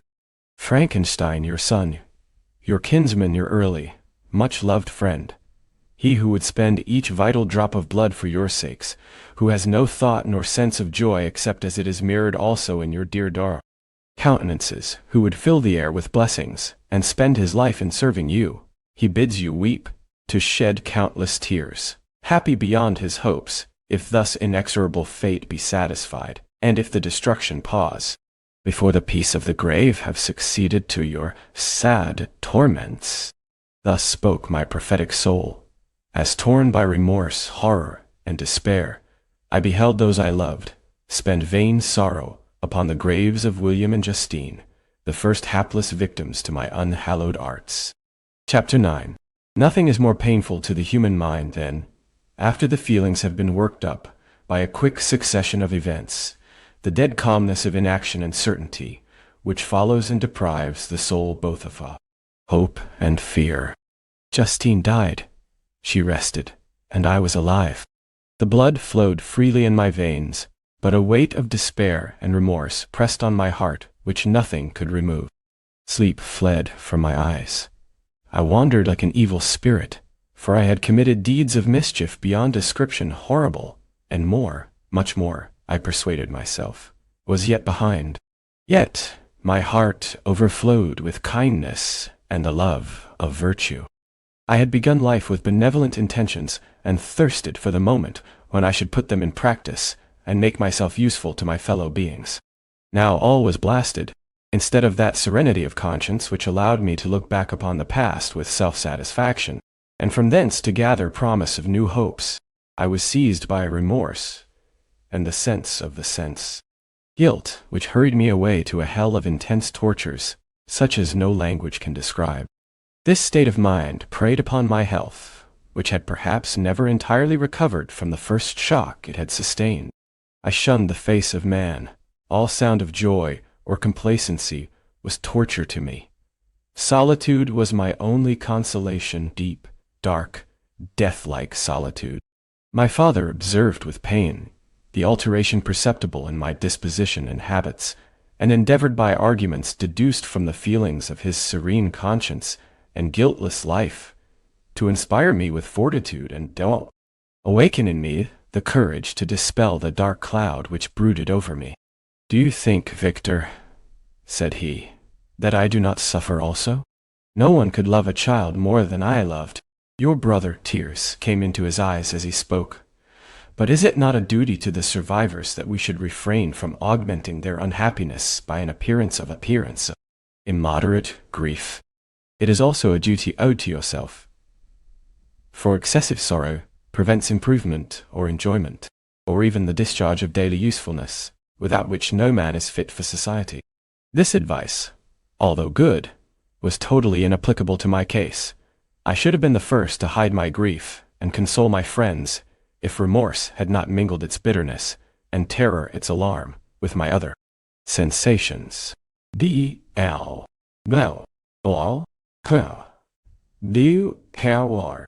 Now, I could only answer my father with a look of despair and endeavor to hide myself from his view. About this time, we retired to our house at Belride. This change was particularly agreeable to me. The shutting of the gates regularly at 10 o'clock and the impossibility of remaining on the lake after that hour had rendered our residence within the walls of Geneva very irksome to me. I was now free. Often, after the rest of the family had retired for the night, I took the boat and passed many hours upon the water. Sometimes, with my sails set, I was carried by the wind, and sometimes, after rowing into the middle of the lake, I left the boat to pursue its own course and gave way to my own miserable reflections. I was often tempted, when all was at peace around me, and I, the only unquiet thing that wandered restless in a scene so beautiful and heavenly, if I except some bat or the frogs, whose harsh and interrupted croaking was heard only when I approached the shore. Often, I say, I was tempted to plunge into the silent lake, that the waters might close over me and my calamities forever. But I was restrained when I thought of the heroic and suffering Elizabeth, whom I tenderly loved, and whose existence was bound up in mine. I thought also of my father and surviving brother. Should I, by my base desertion, leave them exposed and unprotected to the malice of the fiend whom I had let loose among them? At these moments, I wept bitterly, and wished that peace would revisit my mind, only that I might afford them consolation and happiness. But that could not be. Remorse extinguished every hope. I had been the author of unalterable evils, and I lived in daily fear lest the monster whom I had created should perpetrate some new wickedness. I had an obscure feeling that all was not over, and that he would still commit some signal crime, which by its enormity should almost efface the recollection of the past. There was always scope for fear, so long as anything I loved remained behind. My abhorrence of this fiend cannot be conceived. When I thought of him, I gnashed my teeth, my eyes became inflamed, and I ardently wished to extinguish that life which I had so thoughtlessly bestowed. When I reflected on his crimes and malice, my hatred and revenge burst all bounds of moderation. I would have made a pilgrimage to the highest peak of the Andes, could I, when there, have precipitated him to their base. I wished to see him again, that I might wreak the utmost extent of abhorrence on his head, and avenge the deaths of William and Justine. Our house was the house of mourning. My father's health was deeply shaken by the horror of the recent events. Elizabeth was sad and desponding. She no longer took delight in her ordinary occupations. All pleasure seemed to her sacrilege toward the dead. Eternal woe and tears, she then thought, was the just tribute she should pay to innocence so blasted and destroyed. She was no longer that happy creature who in earlier youth wandered with me on the banks of the lake and talked with ecstasy of our future prospects. The first of those sorrows which are sent to wean us from the earth had visited her, and its dimming influence quenched her dearest smiles. "When I reflect, my dear cousin," said she, "on the miserable death of Justine Moritz, I no longer see the world and its works as they before appeared to me. Before, I looked upon the accounts of vice and injustice that I read in books or heard from others as tales of ancient days, or imaginary evils. At least they were remote and more familiar to reason than to the imagination. But now misery has come home, and men appear to me as monsters thirsting for each other's blood. Yet I'm certainly unjust. Everybody believed that poor girl to be guilty, and if she could have committed the crime for which she suffered, assuredly she would have been the most depraved of human creatures. For the sake of a few jewels, to have murdered the son of her benefactor and friend, a child whom she had nursed from its birth, and appeared to love as if it had been her own. I could not consent to the death of any human being, but certainly I should have thought such a creature unfit to remain in the society of men. But she was innocent. I know, I feel she was innocent. You are of the same opinion, and that confirms me. Alas, Victor, when falsehood can look so like the truth, who can assure themselves of certain happiness? I feel as if I were walking on the edge of a precipice, towards which thousands are crowding and endeavoring to plunge me into the abyss. William and Justine were assassinated, and the murderer escapes. He walks about the world free, and perhaps respected. But even if I were condemned to suffer on the scaffold for the same crimes, I would not change places with such a wretch. I listened to this discourse with the extremest agony. I, not in deed, but in effect, was the true murderer. Elizabeth read my anguish in my countenance, and kindly taking my hand, said, "My dearest friend, you must calm yourself. These events have affected me, God knows how deeply, but I am not so wretched as you are. There is an expression of despair, and sometimes of revenge, in your countenance that makes me tremble. Dear Victor, banish these dark passions. Remember the friends around you, who center all their hopes in you. Have we lost the power of rendering you happy? Ah, while we love, while we are true to each other, here in this land of peace and beauty, your native country, we may reap every tranquil blessing. What can disturb our peace?" And could not such words from her, whom I fondly prized before every other gift of fortune, suffice to chase away the fiend that lurked in my heart? Even as she spoke, I drew near to her, as if in terror, lest at that very moment the destroyer had been near to rob me of her. Thus not the tenderness of friendship, nor the beauty of earth, nor of heaven could redeem my soul from woe. The very accents of love were ineffectual. I was encompassed by a cloud which no beneficial influence could penetrate. The wounded deer dragging its fainting limbs to some untrodden brake, there to gaze upon the arrow which had pierced it, and to die, was but a type of me. Sometimes I could cope with the sullen despair that overwhelmed me, but sometimes the whirlwind passions of my soul drove me to seek, by bodily exercise and by change of place, some relief from my intolerable sensations. It was during an access of this kind that I suddenly left my home, and bending my steps towards the near alpine valleys, sought in the magnificence, the eternity of such scenes, to forget myself and my ephemeral, because human, sorrows. My wanderings were directed towards the valley of Chamonix. I had visited it frequently during my boyhood. 6 years had passed since then. I was a wreck, but naught had changed in those savage and enduring scenes. I performed the first part of my journey on horseback. I afterwards hired a mule, as the more sure-footed and least liable to receive injury on these rugged roads.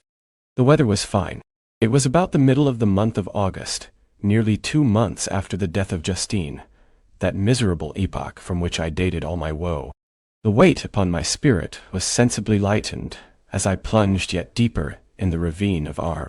The immense mountains and precipices that overhung me on every side The sound of the river raging among the rocks, and the dashing of the waterfalls around, spoke of a power mighty as omnipotence, and I ceased to fear, or to bend before any being less almighty than that which had created and ruled the elements, here displayed in their most terrific guise.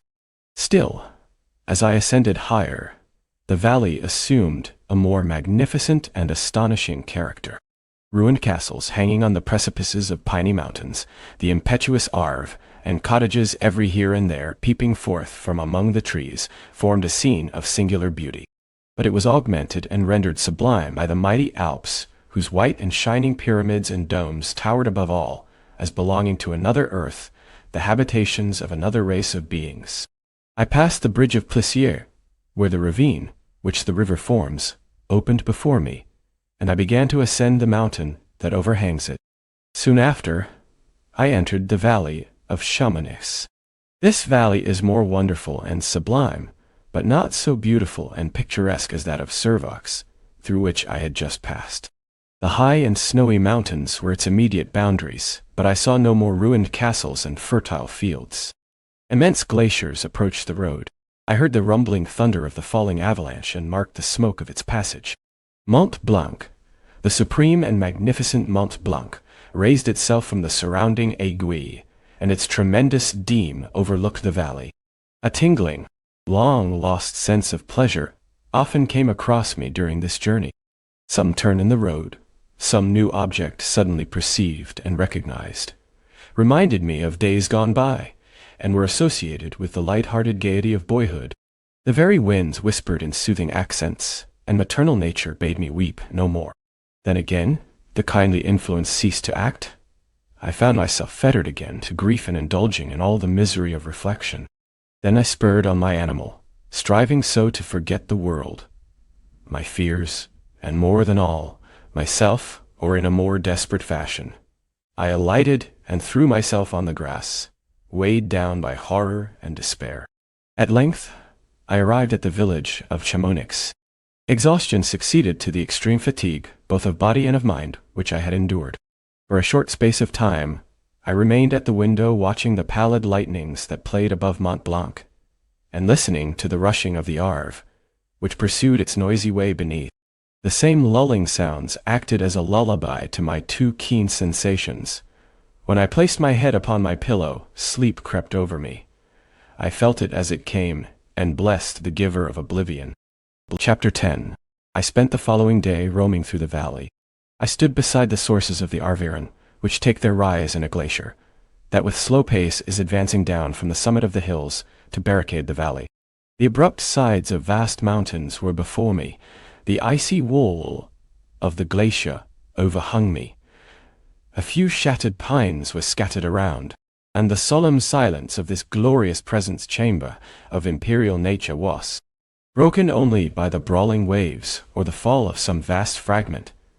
The thunder sound of the avalanche or the cracking reverberated along the mountains of the accumulated ice, which through the silent working of the ice immutable laws was ever and anon rent and torn, as if it had been but a plaything in their hands.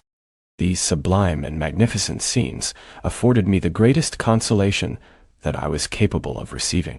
They elevated me from all littleness of feeling, and although they did not remove my grief, they subdued and tranquilized it. In some degree also, they diverted my mind from the thoughts over which it had brooded for the last month. I retired to rest at night. My slumbers, as it were, waited on, and ministered to, by the assemblance of grand shapes which I had contemplated during the day. They congregated round me. The unstained snowy mountain top, the glittering pinnacle, the pine woods, and ragged bare ravine. The eagle, soaring amidst the clouds, they all gathered round me, and bade me be at peace. Where had they fled when the next morning I awoke? All of soul inspiriting fled with sleep, and dark melancholy clouded every thought. The rain was pouring in torrents, and thick mists hid the summits of the mountains, so that I even saw not the faces of those mighty friends. Still, I would penetrate their misty veil, and seek them in their cloudy retreats. What were rain and storm to me? My mule was brought to the door, and I resolved to ascend to the summit of Montanvert. I remembered the effect that the view of the tremendous and ever-moving glacier had produced upon my mind when I first saw it. It had then filled me with a sublime ecstasy that gave wings to the soul and allowed it to soar from the obscure world to light and joy. The sight of the awful and majestic in nature had indeed always the effect of solemnizing my mind, and causing me to forget the passing cares of life. I determined to go without a guide, for I was well acquainted with the path, and the presence of another would destroy the solitary grandeur of the scene. The ascent is precipitous, but the path is cut into continual and short windings, which enable you to surmount the perpendicularity of the mountain. It is a scene terrifically desolate. In 1,000 spots the traces of the winter avalanche may be perceived, where trees lie broken and strewed on the ground, some entirely destroyed, others bent, leaning upon the jutting rocks of the mountain or transversely upon other trees. The path, as you ascend higher, is intersected by ravines of snow, down which stones continually roll from above. One of them is particularly dangerous, as the slightest sound, such as even speaking in a loud voice, produces a concussion of air sufficient to draw destruction upon the head of the speaker. The pines are not tall or luxuriant, but they are sombre and add an air of severity to the scene. I looked on the valley beneath. Vast mists were rising from the rivers which ran through it, and curling in thick wreaths around the opposite mountains, whose summits were hid in the uniform clouds, while rain poured from the dark sky, and added to the melancholy impression I received from the objects around me. Alas! Why does man boast of sensibilities superior to those apparent in the brute? It only renders them more necessary beings. If our impulses were confined to hunger, thirst, and desire, we might be nearly free. But now we are moved by every wind that blows and a chance word or scene that word may convey to us. We rest. A dream has power to poison sleep. We rise. One wandering thought pollutes the day. We feel, conceive, or reason, laugh or weep, embrace fond woe, or cast our cares away. It is the same. For, be it joy or sorrow, the path of its departure still is free. Summaries. Stretching unto reward. We see you. Man's yesterday may ne'er be like his morrow. Naught may endure but mutability. It was nearly noon when I arrived at the top of the ascent. For some time I sat upon the rock that overlooks the sea of ice. A mist covered both that and the surrounding mountains. Presently a breeze dissipated the cloud, and I descended upon the glacier. The surface is very uneven, rising like the waves of a troubled sea, descending low and interspersed by rifts that sink deep. The field of ice is almost a league in width, but I spent nearly 2 hours in crossing it. The opposite mountain is a bare, perpendicular rock. From the side where I now stood, Montanvert was exactly opposite, at the distance of a league, and above it rose Mont Blanc, in awful majesty. I remained in a recess of the rock, gazing on this wonderful and stupendous scene. The sea, or rather, the vast river of ice, wound among its dependent mountains, whose aerial summits hung over its recesses. Their icy and glittering peaks shone in the sunlight over the clouds. My heart, which was before sorrowful, now swelled with something like joy. I exclaimed, "Wandering spirits, if indeed you wander, and do not rest in your narrow beds, allow me this faint happiness, or take me, as your companion, away from the joys of life." As I said this, I suddenly beheld the figure of a man, at some distance, advancing towards me with superhuman speed. He bounded over the crevices in the ice, among which I had walked with caution. His stature, also, as he approached, seemed to exceed that of man. I was troubled. A mist came over my eyes, and I felt a faintness seize me, but I was quickly restored by the cold gale of the mountains.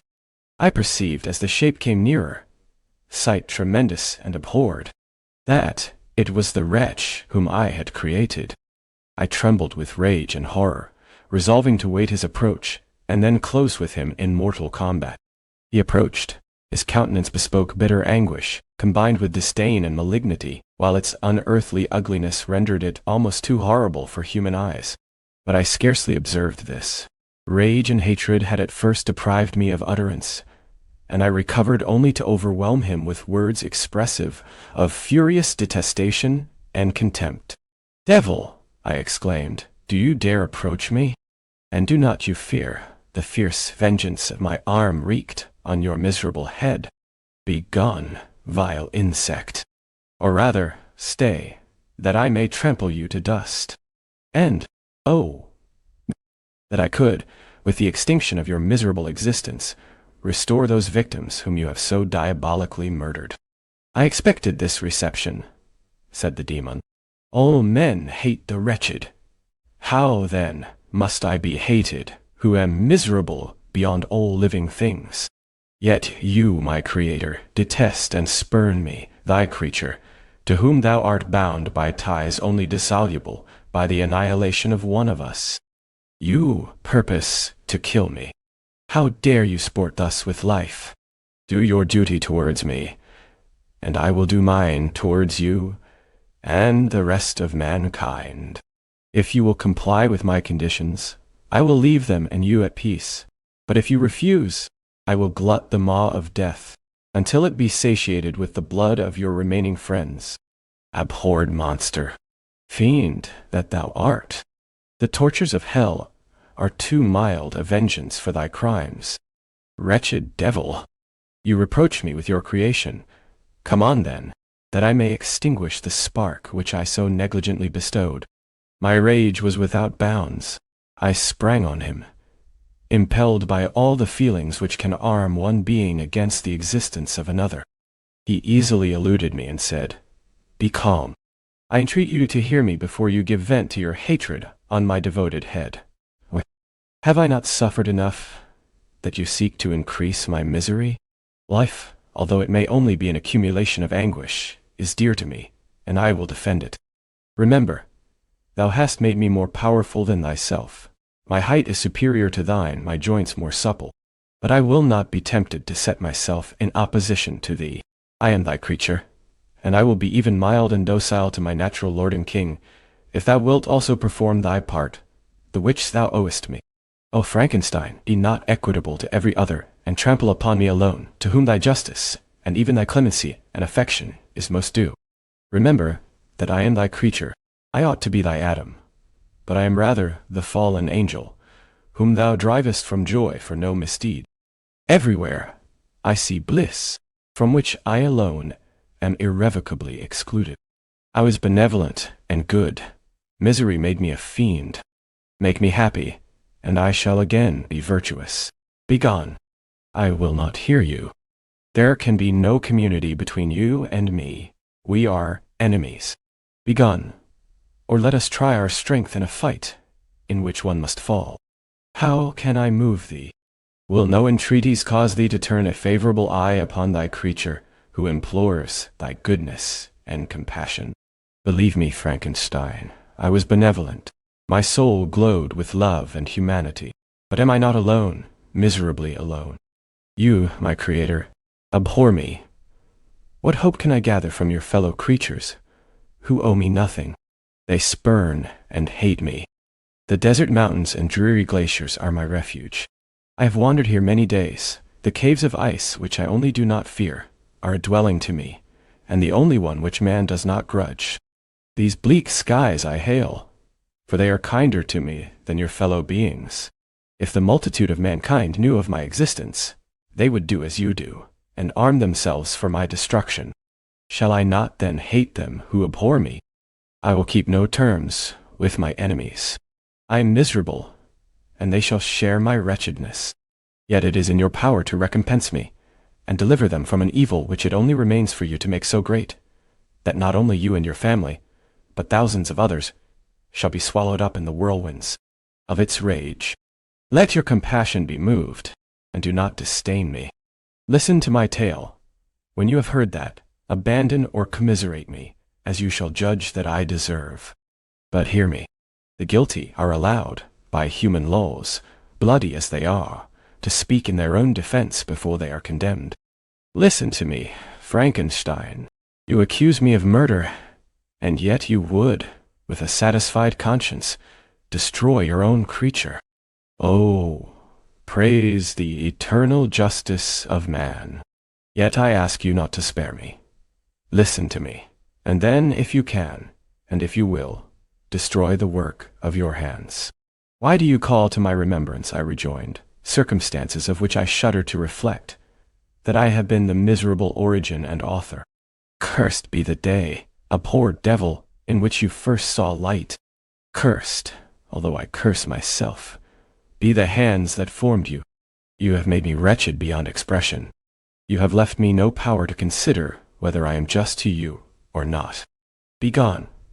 Relieve me from the sight of your detested form. Thus I relieve thee, my Creator, he said, and placed his hated hands before my eyes, which I flung from me with violence.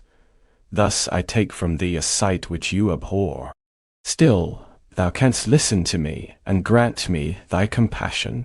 By the virtues that I once possessed, I demand this from you. Hear my tale. It is long and strange, and the temperature of this place is not fitting to your fine sensations. Come to the hut upon the mountain. The sun is yet high in the heavens, before it descends to hide itself behind your snowy precipices and illuminate another world. You will have heard my story and can decide. On you it rests, whether I quit forever the neighborhood of man and lead a harmless life, or become the scourge of your fellow creatures and the author of your own speedy ruin. As he said this, he led the way across the ice. I followed. My heart was full, and I did not answer him, but as I proceeded, I weighed the various arguments that he had used, and determined at least to listen to his tale. I was partly urged by curiosity, and compassion confirmed my resolution. I had hitherto supposed him to be the murderer of my brother, and I eagerly sought a confirmation or denial of this opinion. For the first time also, I felt what the duties of a creator towards his creature were, and that I ought to render him happy before I complained of his wickedness. These motives urged me to comply with his demand. We crossed the ice, therefore, and ascended the opposite rock. The air was cold, and the rain again began to descend. We entered the hut, the fiend with an air of exultation, I with a heavy heart and depressed spirits. But I consented to listen, and seating myself by the fire which my odious companion had lighted, he thus began his tale. Chapter 11. It is with considerable difficulty that I remember the original era of my being. All the events of that period appear confused and indistinct. A strange multiplicity of sensations seized me, and I saw, felt, heard, and smelt at the same time, and it was indeed a long time before I learned to distinguish between the operations of my various senses. By degrees, I remember, a stronger light pressed upon my nerves, so that I was obliged to shut my eyes. Darkness then came over me and troubled me, but hardly had I felt this when, by opening my eyes, as I now suppose, the light poured in upon me again. I walked and, I believe, descended, but I presently found a great alteration in my sensations. Before, dark and opaque bodies had surrounded me, impervious to my touch or sight, but I now found that I could wander on at liberty, with no obstacles which I could not either surmount or avoid. The light became more and more oppressive to me, and the heat wearying me as I walked, I sought a place where I could receive shade. This was the forest near Ingolstadt, and here I lay by the side of a brook, resting from my fatigue, until I felt tormented by hunger and thirst. This roused me from my nearly dormant state, and I ate some berries which I found hanging on the trees or lying on the ground. I slaked my thirst at the brook, and then lying down, was overcome by sleep. It was dark when I awoke. I felt cold also, and half frightened, as it were, instinctively, finding myself so desolate. Before I had quitted your apartment, on a sensation of cold, I had covered myself with some clothes, but these were insufficient to secure me from the dews of night. I was a poor, helpless, miserable wretch. I knew, and could distinguish, nothing, but feeling pain invade me on all sides, I sat down and wept. Soon, a gentle light stole over the heavens, and gave me a sensation of pleasure. I started up, and beheld a radiant form rise from among the trees. I gazed with a kind of wonder. It moved slowly, but it enlightened my path, and I again went out in search of berries. I was still cold when under one of the trees I found a huge cloak, with which I covered myself, and sat down upon the ground. No distinct ideas occupied my mind. All was confused. I felt light, and hunger, and thirst, and darkness. Innumerable sounds rang in my ears, and on all sides various scents saluted me. The only object that I could distinguish was the bright moon, and I fixed my eyes on that with pleasure. Several changes of day and night passed, and the orb of night had greatly lessened, when I began to distinguish my sensations from each other. I gradually saw plainly the clear stream that supplied me with drink, and the trees that shaded me with their foliage. I was delighted when I first discovered that a pleasant sound, which often saluted my ears, proceeded from the throats of the little winged animals who had often intercepted the light from my eyes. I began also to observe, with greater accuracy, the forms that surrounded me, and to perceive the boundaries of the radiant roof of light which canopied me. Sometimes I tried to imitate the pleasant songs of the birds, but was unable. Sometimes I wished to express my sensations in my own mode, but the uncouth and articulate sounds which broke from me frightened me into silence again. The moon had disappeared from the night, and again, with a lessened form, showed itself, while I still remained in the forest. My sensations had by this time become distinct, and my mind received every day additional ideas. My eyes became accustomed to the light, and to perceive objects in their right forms. I distinguished the insect from the herb, and by degrees, one herb from another. I found that the sparrow uttered none but harsh notes, whilst those of the blackbird and thrush were sweet and enticing. One day, when I was oppressed by cold, I found a fire which had been left by some wandering beggars, and was overcome with delight at the warmth I experienced from it. In my joy I thrust my hand into the live embers, but quickly drew it out again with a cry of pain. How strange, I thought, that the same cause should produce such opposite effects. I examined the materials of the fire, and to my joy found it to be composed of wood. I quickly collected some branches, but they were wet and would not burn. I was pained at this, and sat still watching the operation of the fire. The wet wood, which I had placed near the heat, dried in itself became inflamed. I reflected on this, and by touching the various branches, I discovered the cause, and busied myself in collecting a great quantity of wood, that I might dry it, and have a plentiful supply of fire. When night came on and brought sleep with it, I was in the greatest fear lest my fire should be extinguished. I covered it carefully with dry wood and leaves and placed wet branches upon it, and then, spreading my cloak, I lay on the ground and sank into sleep. It was morning when I awoke, and my first care was to visit the fire. I uncovered it, and a gentle breeze quickly fanned it into a flame. I observed this also, and contrived a fan of branches, which roused the embers when they were nearly extinguished. When night came again I found, with pleasure, that the fire gave light as well as heat, and that the discovery of this element was useful to me in my food, for I found some of the offals that the travelers had left been roasted, and tasted much more savory than the berries I gathered from the trees. I tried, therefore, to dress my food in the same manner, placing it on the live embers. I found that the berries were spoiled by this operation, and the nuts and roots much improved. Food, however, became scarce, and I often spent the whole day searching in vain for a few acorns to assuage the pangs of hunger. When I found this, I resolved to quit the place that I had hitherto inhabited, to seek for one where the few wants I experienced would be more easily satisfied. In this emigration, I exceedingly lamented the loss of the fire which I had obtained through accident, and knew not how to reproduce it. I gave several hours to the serious consideration of this difficulty, but I was obliged to relinquish all attempt to supply it, and, wrapping myself up in my cloak, I struck across the wood towards the setting sun. I passed 3 days in these rambles, and at length discovered the open country. A great fall of snow had taken place the night before, and the fields were of one uniform white. The appearance was disconsolate, and I found my feet chilled by the cold damp substance that covered the ground. It was about 7 in the morning, and I longed to obtain food and shelter. At length I perceived a small hut, on a rising ground, which had doubtless been built for the convenience of some shepherd. This was a new sight to me, and I examined the structure with great curiosity. Finding the door open, I entered. An old man sat in it, near a fire, over which he was preparing his breakfast. He turned on hearing a noise, and perceiving me, shrieked loudly, and quitting the hut, ran across the fields with a speed of which his debilitated form hardly appeared capable.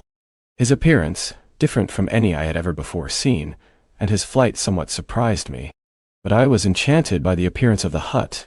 Here the snow and rain could not penetrate, the ground was dry, and it presented to me then as exquisite and divine a retreat as pandemonium appeared to the demons of hell, after their sufferings in the lake of fire. I greedily devoured the remnants of the shepherd's breakfast, which consisted of bread, cheese, milk, and wine. The latter, however, I did not like. Then, overcome by fatigue, I lay down among some straw and fell asleep.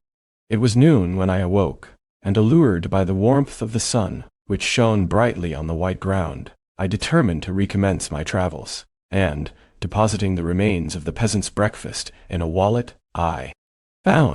I proceeded across the fields for several hours, until at sunset I arrived at a village. How miraculous did this appear! The huts, the neater cottages and stately houses engaged my admiration by turns. The vegetables in the gardens, the milk and cheese that I saw placed at the windows of some of the cottages, allured my appetite. One of the best of these I entered, but I had hardly placed my foot within the door before the children shrieked, and one of the women fainted. The whole village was roused, some fled, some attacked me, until, grievously bruised by stones and many other kinds of missile weapons, I escaped to the open country and fearfully took refuge in a low hovel, quite bare, and making a wretched appearance after the palaces I had beheld in the village. This hovel, however, joined a cottage of a neat and pleasant appearance, but after my late dearly bought experience, I dared not enter it. My place of refuge was constructed of wood, but so low that I could with difficulty sit upright in it. No wood, however, was placed on the earth, which formed the floor, but it was dry, and although the wind entered it by innumerable chinks, I found it an agreeable asylum from the snow and rain.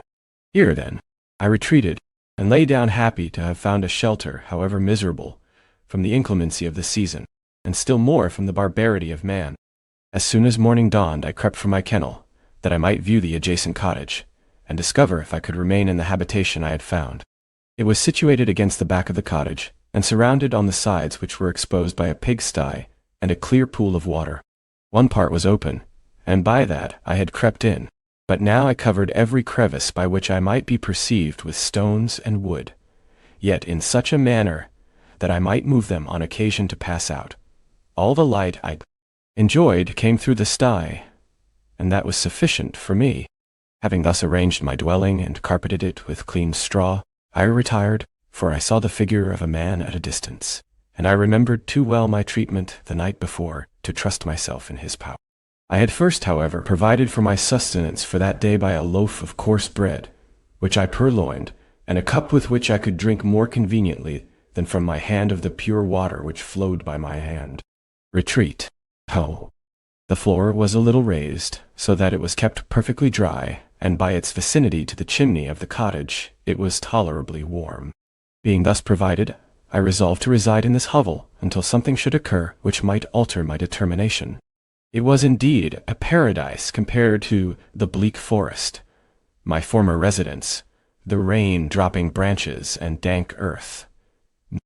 I ate my breakfast with pleasure, and was about to remove a plank to procure myself a little water, when I heard a step, and looking through a small chink, I beheld a young creature with a pail on her head, passing before my hovel. The girl was young, and of gentle demeanor, unlike what I have since found cottagers and farmhouse servants to be. Yet she was meanly dressed, a coarse blue petticoat and a linen jacket being her only garb. Her fair hair was plaited, but not adorned. She looked patient yet sad. I lost sight of her, and in about a quarter of an hour she returned bearing the pail, which was now partly filled with milk. As she walked along, seemingly incommoded by the burden, a young man met her, whose countenance expressed a deeper despondence. Uttering a few sounds with an air of melancholy, he took the pail from her head and bore it to the cottage himself. She followed, and they disappeared. Presently I saw the young man again, with some tools in his hand, across the field behind the cottage, and the girl was also busied, sometimes in the house and sometimes in the yard. On examining my dwelling, I found that one of the windows of the cottage had formerly occupied a part of it, but the panes had been filled up with wood. In one of these was a small and almost imperceptible chink, through which the eye could just penetrate. Through this crevice, a small room was visible, whitewashed and clean, but very bare of furniture. In one corner, near a small fire, sat an old man, leaning his head on his hands in a disconsolate attitude. The young girl was occupied in arranging the cottage, but presently she took something out of a drawer, which employed her hands, and she sat down beside the old man, who, taking up an instrument, began to play and to produce sounds sweeter than the voice of the thrush or the nightingale. It was a lovely sight, even to me, poor wretch who had never beheld aught beautiful before. The silver hair and benevolent countenance of the aged cottager won my reverence, while the gentle manners of the girl enticed my love. He played a sweet mournful air which I perceived drew tears from the eyes of his amiable companion, of which the old man took no notice, until she sobbed audibly. He then pronounced a few sounds, and the fair creature, leaving her work, knelt at his feet. He raised her and smiled with such kindness and affection that I felt sensations of a peculiar and overpowering nature. They were a mixture of pain and pleasure, such as I had never before experienced, either from hunger or cold, warmth or food, and I withdrew from the window, unable to bear these emotions. Soon after this, the young man returned, bearing on his shoulders a load of wood. The girl met him at the door, helped to relieve him of his burden, and taking some of the fuel into the cottage, placed it on the fire. Then she and the youth went apart into a nook of the cottage, and he showed her a large loaf and a piece of cheese. She seemed pleased and went into the garden for some roots and plants, which she placed in water, and then upon the fire. She afterwards continued her work, whilst the young man went into the garden and appeared busily employed in digging and pulling up roots. After he had been employed thus about an hour, the young woman joined him, and they entered the cottage together. The old man had, in the meantime, been pensive, but on the appearance of his companions he assumed a more cheerful air, and they sat down to eat. The meal was quickly dispatched. The young woman was again occupied in arranging the cottage. The old man walked before the cottage in the sun for a few minutes, leaning on the arm of the youth. Nothing could exceed in beauty the contrast between these two excellent creatures. One was old, with silver hairs and a countenance beaming with benevolence and love. The younger was slight and graceful in his figure, and his features were molded with the finest symmetry, yet his eyes and attitude expressed the utmost sadness and despondency. The old man returned to the cottage, and the youth, with tools different from those he had used in the morning, directed his steps across the fields. Night quickly shut in, but to my extreme wonder, I found that the cottagers had a means of prolonging light by the use of tapers, and was delighted to find that the setting of the sun did not put an end to the pleasure I experienced in watching my human neighbors. In the evening, the young girl and her companion were employed in various occupations which I did not understand, and the old man again took up the instrument which produced the divine sounds that had enchanted me in the morning. So soon as he had finished, the youth began not to play, but to utter sounds that were monotonous, and neither resembling the harmony of the old man's instrument nor the songs of the birds. I since found that he read aloud, but at that time I knew nothing of the science of words or letters. The family, after having been thus occupied for a short time, extinguished their lights and retired, as I conjectured, to rest. Chapter 12. I lay on my straw, but I could not sleep. I thought of the occurrences of the day. What chiefly struck me was the gentle manners of these people, and I longed to join them, but dared not.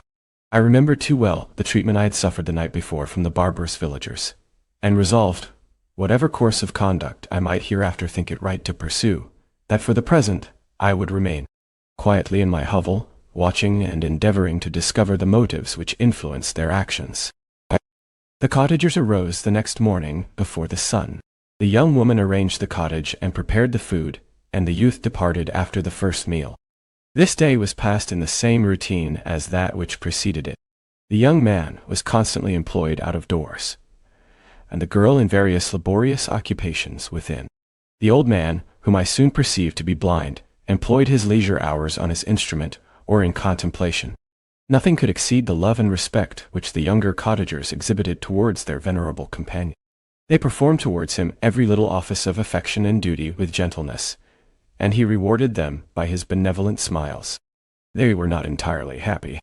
The young man and his companion often went apart and appeared to weep.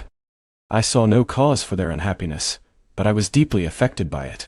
If such lovely creatures were miserable, it was less strange that I, an imperfect and solitary being, should be wretched. Yet, why were these gentle beings unhappy? They possessed a delightful house, for such it was in my eyes, and every luxury. They had a fire to warm them when chill and delicious viands when hungry. They were dressed in excellent clothes, and still more, they were dressed in excellent clothes. Enjoyed one another's company and speech, interchanging each day looks of affection and kindness. What did their tears imply? Did they really express pain? I was at first unable to solve these questions, but perpetual attention and time explained to me many appearances which were at first enigmatic. A considerable period elapsed before I discovered one of the causes of the uneasiness of this amiable family. It was poverty, and they suffered that evil in a very distressing degree. Their nourishment consisted entirely of the vegetables of their garden and the milk of one cow, which gave very little during the winter, when its masters could scarcely procure food to support it. They often, I believe, suffered the pangs of hunger very poignantly, especially the two younger cottagers, for several times they placed food before the old man when they reserved none for themselves. This trait of kindness moved me sensibly. I had been accustomed, during the night, to steal a part of their store for my own consumption, but when I found that in doing this I inflicted pain on the cottagers, I abstained and satisfied myself with berries, nuts, and roots which I gathered from a neighboring wood. When you enjoyed Ganor Asi Karakantat, I discovered also another means through which I was enabled to assist their labors. I found that the youth spent a great part of each day in collecting wood for the family fire, and during the night I often took his tools, the use of which I quickly discovered, and brought home firing sufficient for the consumption of several days. I remember the first time that I did this. The young woman, when she opened the door in the morning, appeared greatly astonished on seeing a great pile of wood on the outside. She uttered some words in a loud voice, and the youth joined her, who also expressed surprise. I observed with pleasure that he did not go to the forest that day, but spent it in repairing the cottage and cultivating the garden. By degrees, I made a discovery of still greater moment. I found that these people possessed a method of communicating their experience and feelings to one another by articulate sounds. I perceived that the words they spoke sometimes produced pleasure or pain, smiles or sadness, in the minds and countenances of the hearers. This was indeed a godlike science, and I ardently desired to become acquainted with it. But I was baffled in every attempt I made for this purpose. Their pronunciation was quick, and the words they uttered, not having any apparent connection with visible objects, I was unable to discover any clue by which I could unravel the mystery of their reference. By great application, however, and after having remained during the space of several revolutions of the moon in my hovel, I discovered the names that were given to some of the most familiar objects of discourse. I learned and applied the words fire, milk, bread, and wood. I learned also the names of the cottagers themselves. The youth and his companion had each of them several names, but the old man had only one, which was father. The girl was called sister, or Agatha, and the youth Felix, brother or son. I cannot describe the delight I felt when I learned the ideas appropriated to each of these sounds, and was able to pronounce them. I distinguished several other words without being able as yet to understand or apply them, such as good, dearest, unhappy. I spent the winter in this manner. The gentle manners and beauty of the cottagers greatly endeared them to me. When they were unhappy, I felt depressed. When they rejoiced, I sympathized in their joys. I saw few human beings besides them, and if any other happened to enter the cottage, Their harsh manners and rude gait only enhanced to me the superior accomplishments of my friends. The old man, I could perceive, often endeavored to encourage his children, as sometimes I found that he called them, to cast off their melancholy. He would talk in a cheerful accent, with an expression of goodness that bestowed pleasure even upon me. Agatha listened with respect, her eyes sometimes filled with tears, which she endeavored to wipe away unperceived. But I generally found that her countenance and tone were more cheerful after having listened to the exhortations of her father. It was not thus with Felix. He was always the saddest of the group, and even to my unpracticed senses, he appeared to have suffered more deeply than his friends. But if his countenance was more sorrowful, his voice was more cheerful than that of his sister, especially when he addressed the old man. I could mention innumerable instances which, although slight, marked the dispositions of these amiable cottagers. In the midst of poverty and want, Felix carried with pleasure to his sister the first little white flower that peeped out from beneath the snowy ground. Early in the morning, before she had risen, he cleared away the snow that obstructed her path to the milk-house, drew water from the well, and brought the wood from the outhouse, where, to his perpetual astonishment, he found his store always replenished by an invisible hand. In the day, I believe, he worked sometimes for a neighboring farmer, because he often went forth and did not return until dinner, yet brought no wood with him. At other times he worked in the garden, but as there was little to do in the frosty season, he read to the old man and Agatha. This reading had puzzled me extremely at first, but by degrees I discovered that he uttered many of the same sounds when he read as when he talked. I conjectured, therefore, that he found on the paper signs for speech which he understood, and I ardently longed to comprehend these also. But how was that possible, when I did not even understand the sounds for which they stood as signs? I improved, however, sensibly in this science, but not sufficiently to follow up any kind of conversation, although I applied my whole mind to the endeavor, for I easily perceived that, although I eagerly longed to discover myself to the cottagers, I ought not to make the attempt until I had first become master of their language, which knowledge might enable me to make them overlook the deformity of my figure, for with this also, the contrast perpetually presented to my eyes had made me acquainted. I had admired the perfect forms of my cottagers, their grace, beauty, and delicate complexions. But how was I terrified when I viewed myself in a transparent pool? At first I started back, unable to believe that it was indeed I who was reflected in the mirror, and when I became fully convinced that I was in reality the monster that I am, I was filled with the bitter sensations of despondence and mortification. Alas! I did not yet entirely know the fatal effects of this miserable deformity.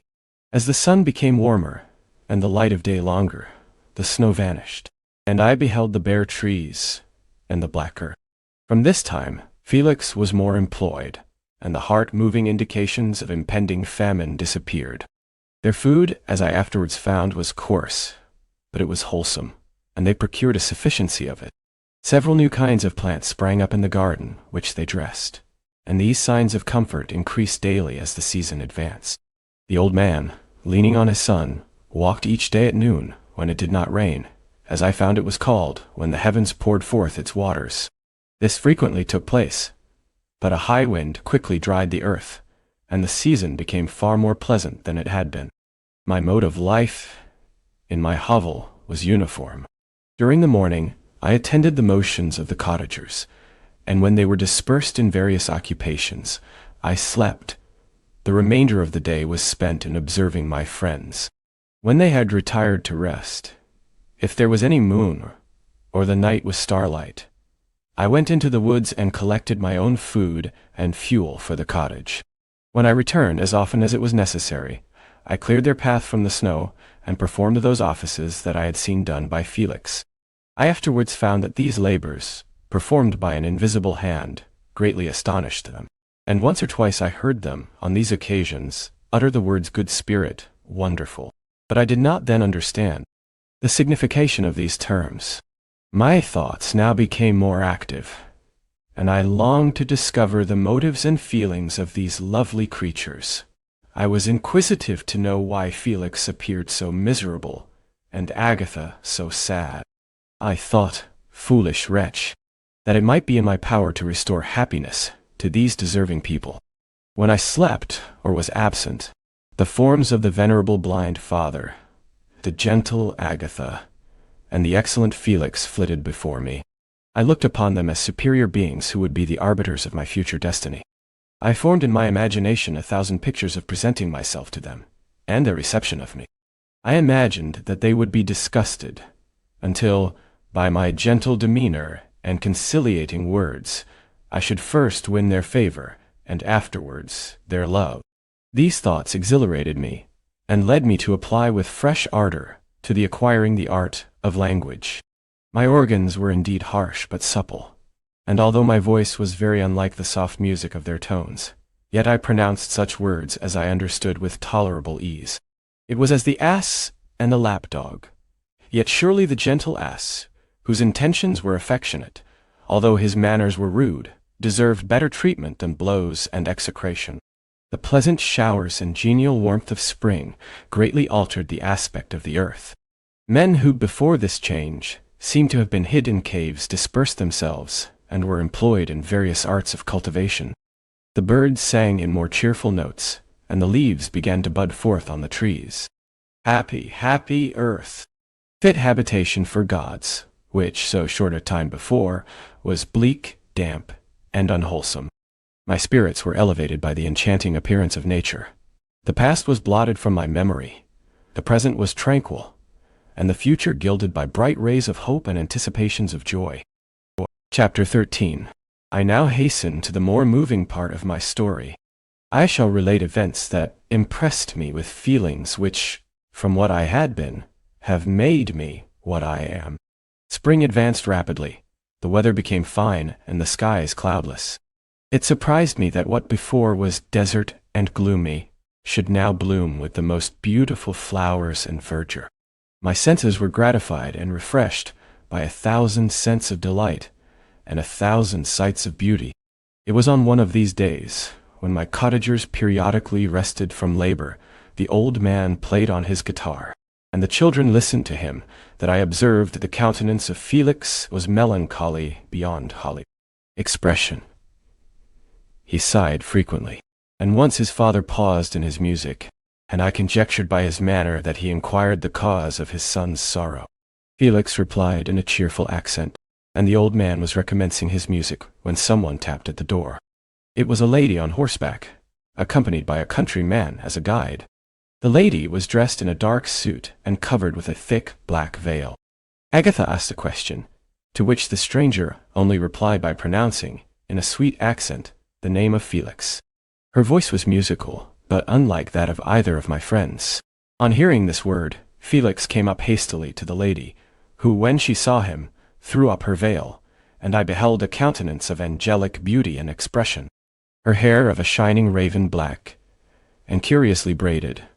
Her eyes were dark, but gentle, although animated, her features of a regular proportion, and her complexion wondrously fair, each cheek tinged with a lovely pink.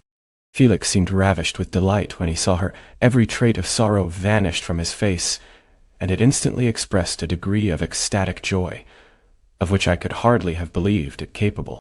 His eyes sparkled as his cheek flushed with pleasure, and at that moment I thought him as beautiful as the stranger. She appeared affected by different feelings. Wiping a few tears from her lovely eyes, she held out her hand to Felix, who kissed it rapturously, and called her, as well as I could distinguish, his sweet Arabian. She did not appear to understand him, but smiled. He assisted her to dismount, and dismissing her guide, conducted her into the cottage. Some conversation took place between him and his father, and the young stranger knelt at the old man's feet, and would have kissed his hand, but he raised her, and embraced her affectionately. I soon perceived that although the stranger uttered articulate sounds, and appeared to have a language of her own, she was neither understood by, nor herself understood the cottagers. They made many signs which I did not comprehend, but I saw that her presence diffused gladness through the cottage, dispelling their sorrow as the sun dissipates the morning mists. Felix seemed peculiarly happy, and with smiles of delight welcomed his Arabian. Agatha, the ever-gentle Agatha, kissed the hands of the lovely stranger, and pointing to her brother, made signs which appeared to me to mean that he had been sorrowful until she came. Some hours passed thus, while they, by their countenances, expressed joy, the cause of which I did not comprehend. Presently I found, by the frequent recurrence of some sound which the stranger repeated after them, that she was endeavoring to learn their language, and the idea instantly occurred to me that I should make use of the same instructions to the same end. The stranger learned about 20 words at the first lesson. Most of them indeed were those which I had before understood, but I profited by the others. As night came on, Agatha and the Arabian retired early. When they separated, Felix kissed the hand of the stranger and said, "Good night, sweet Safie." He sat up much longer, conversing with his father, and by the frequent repetition of her name, I conjectured that their lovely guest was the subject of their conversation. I ardently desired to understand them, and bent every faculty towards that purpose, but found it utterly impossible. The next morning Felix went out to his work, and after the usual occupations of Agatha were finished, the Arabian sat at the feet of the old man, and taking his guitar, played some airs so entrancingly beautiful that they at once drew tears of sorrow and delight from my eyes. She sang, and her voice flowed in a rich cadence, swelling or dying away like a nightingale of the woods. When she had finished, she gave the guitar to Agatha, who at first declined it. She played a simple air, and her voice accompanied it in sweet accents, but unlike the wondrous strain of the stranger. The old man appeared enraptured, and said some words which Agatha endeavored to explain to Safie, and by which he appeared to wish to express that she bestowed on him the greatest delight by her music. The days now passed as peaceably as before, with the sole alteration that joy had taken place of sadness in the countenances of my friends. Safie was always gay and happy. She and I improved rapidly in the knowledge of language, so that in 2 months I began to comprehend most of the words uttered by my protectors. In the meanwhile, also the black ground was covered with herbage, and the green banks interspersed with innumerable flowers, sweet to the scent and the eyes, stars of pale radiance among the moonlight woods. The sun became warmer, the nights clear and balmy, and my nocturnal rambles were an extreme pleasure to me, although they were considerably shortened by the late setting and early rising of the sun, for I never ventured abroad during daylight, fearful of meeting with the same treatment I had formerly endured in the first village which I entered. My days were spent in close attention, that I might more speedily master the language, and I may boast that I improved more rapidly than the Arabian, who understood very little, and conversed in broken accents, whilst I comprehended and could imitate almost every word that was spoken. While I improved in speech, I also learned the science of letters, as it was taught to the stranger, and this opened before me a wide field for wonder and delight. The book from which Felix instructed Safie was Volney's Ruins of Empires. I should not have understood the purport of this book had not Felix, in reading it, given very minute explanations. He had chosen this work, he said, because the declamatory style was framed in imitation of the Eastern authors.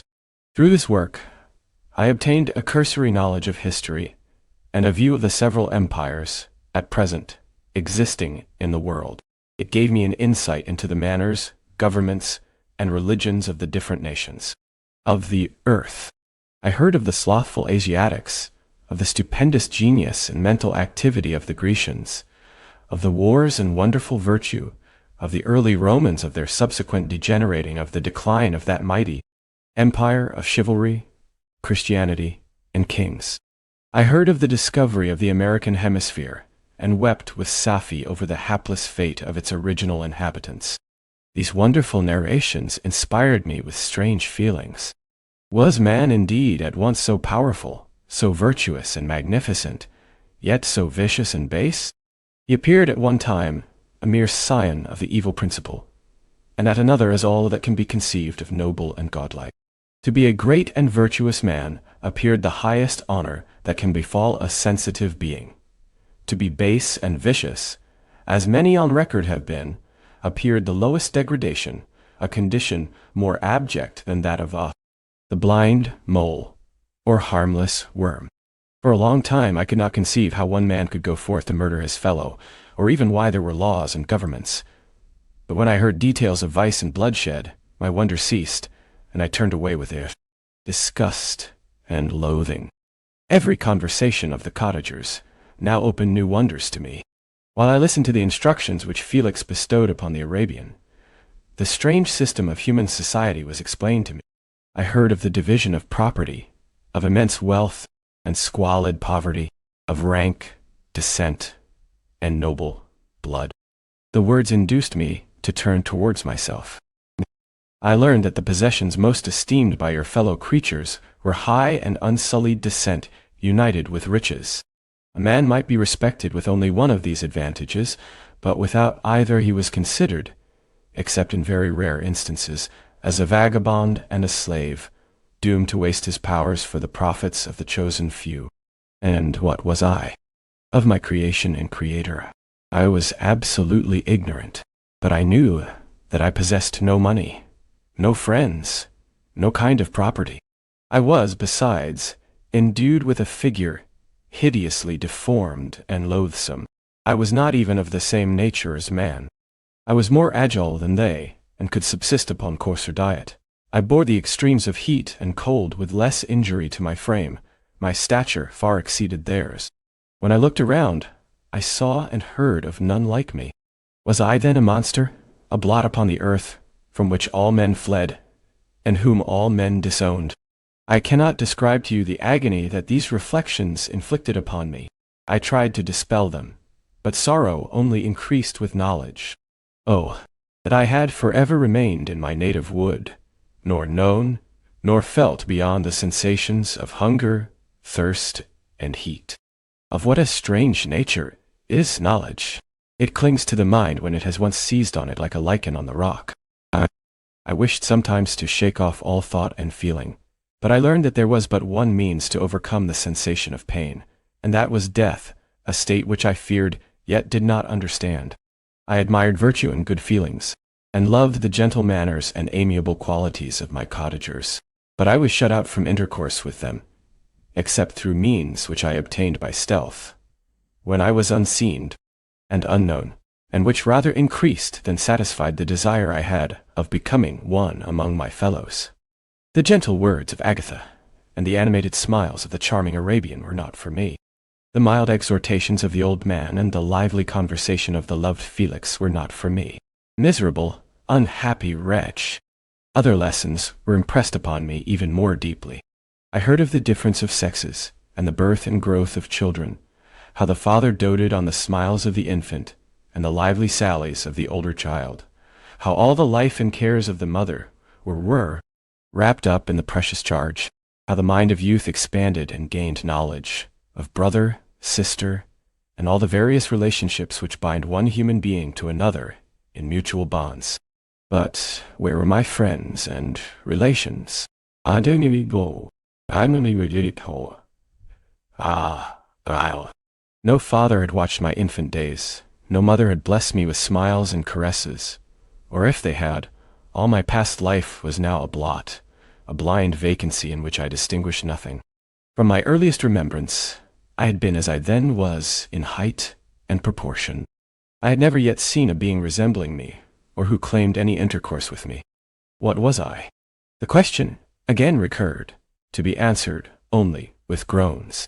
I will soon explain to what these feelings tended, but allow me now to return to the cottagers, whose story excited in me such various feelings of indignation, delight, and wonder, but which all terminated in an additional love and reverence for my protectors.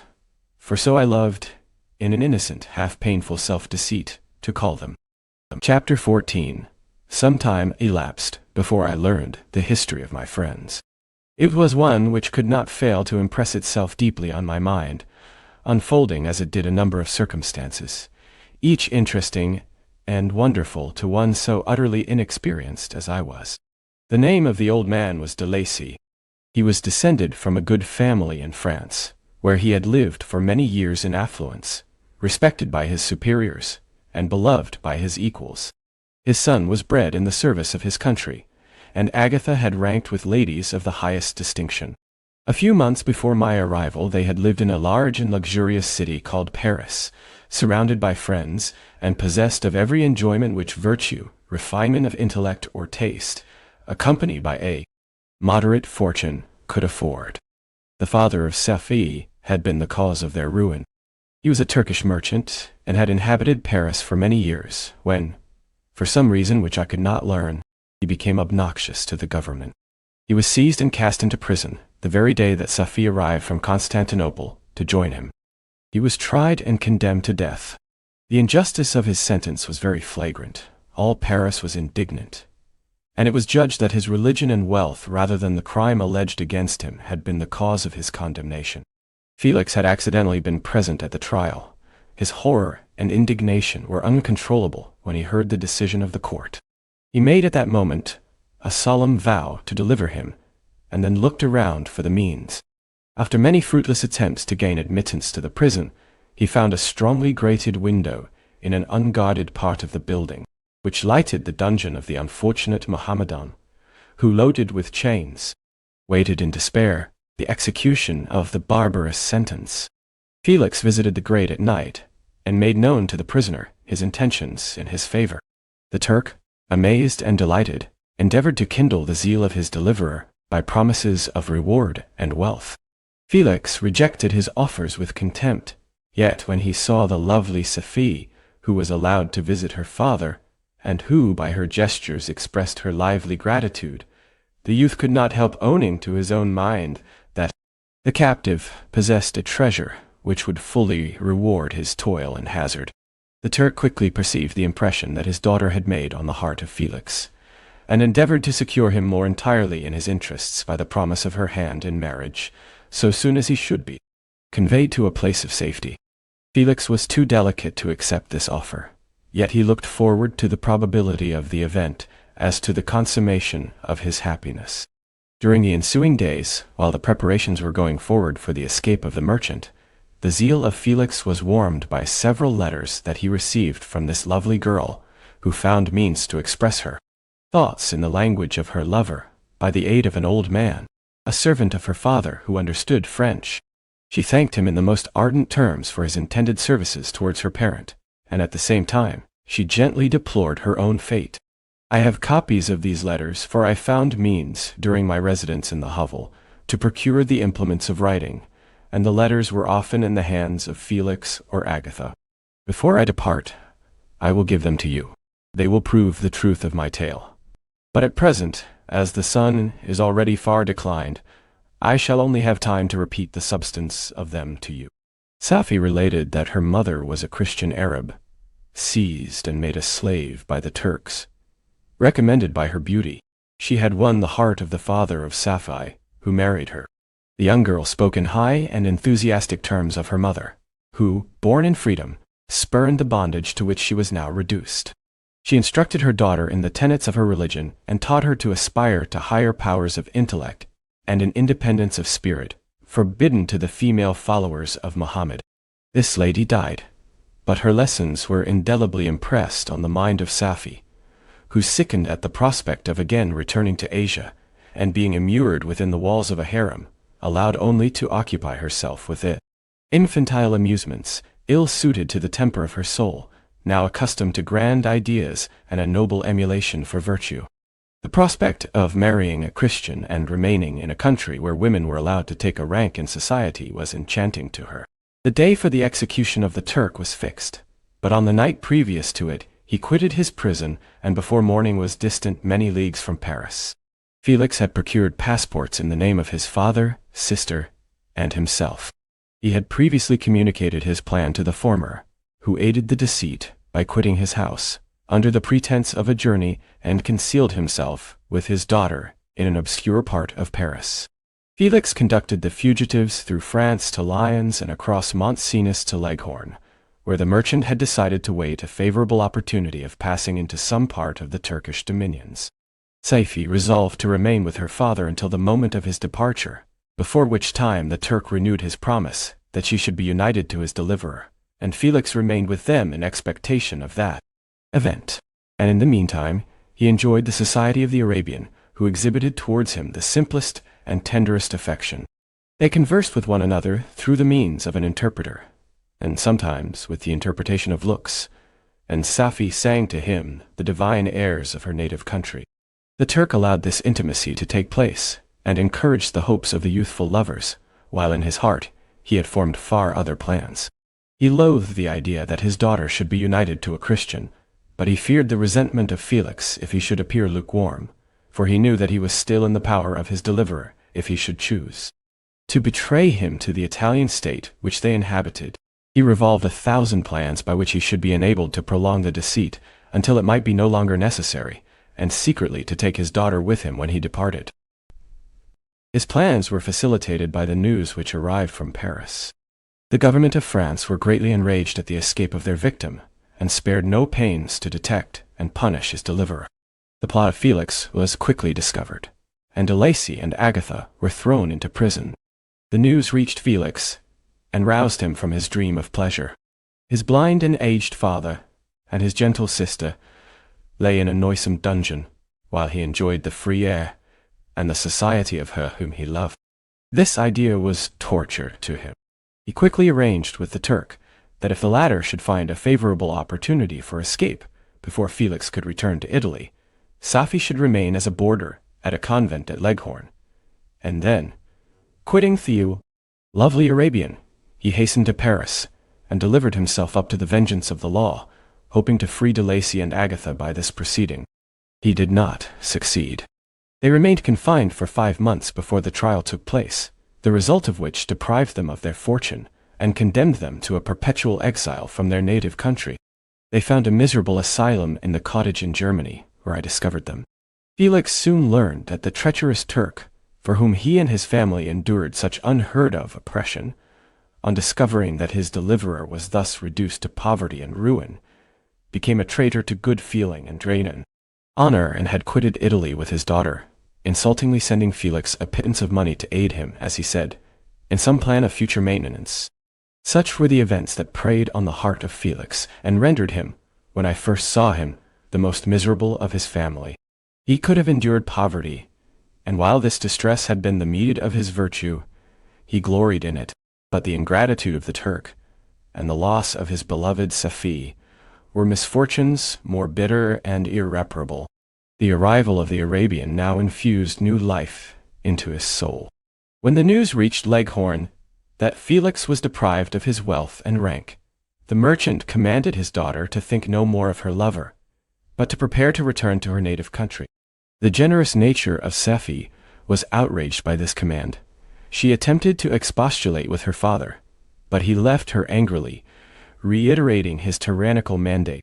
A few days after, the Turk entered his daughter's apartment, and told her hastily that he had reason to believe that his residence at Leghorn had been divulged, and that he should speedily be delivered up to the French government.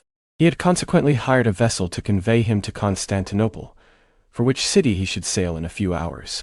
He intended to leave his daughter under the care of a confidential servant, to follow at her leisure with the greater part of his property, which had not yet arrived at Leghorn. When alone, Safi resolved in her own mind the plan of conduct that it would become her to pursue in this emergency. A residence in Turkey was abhorrent to her.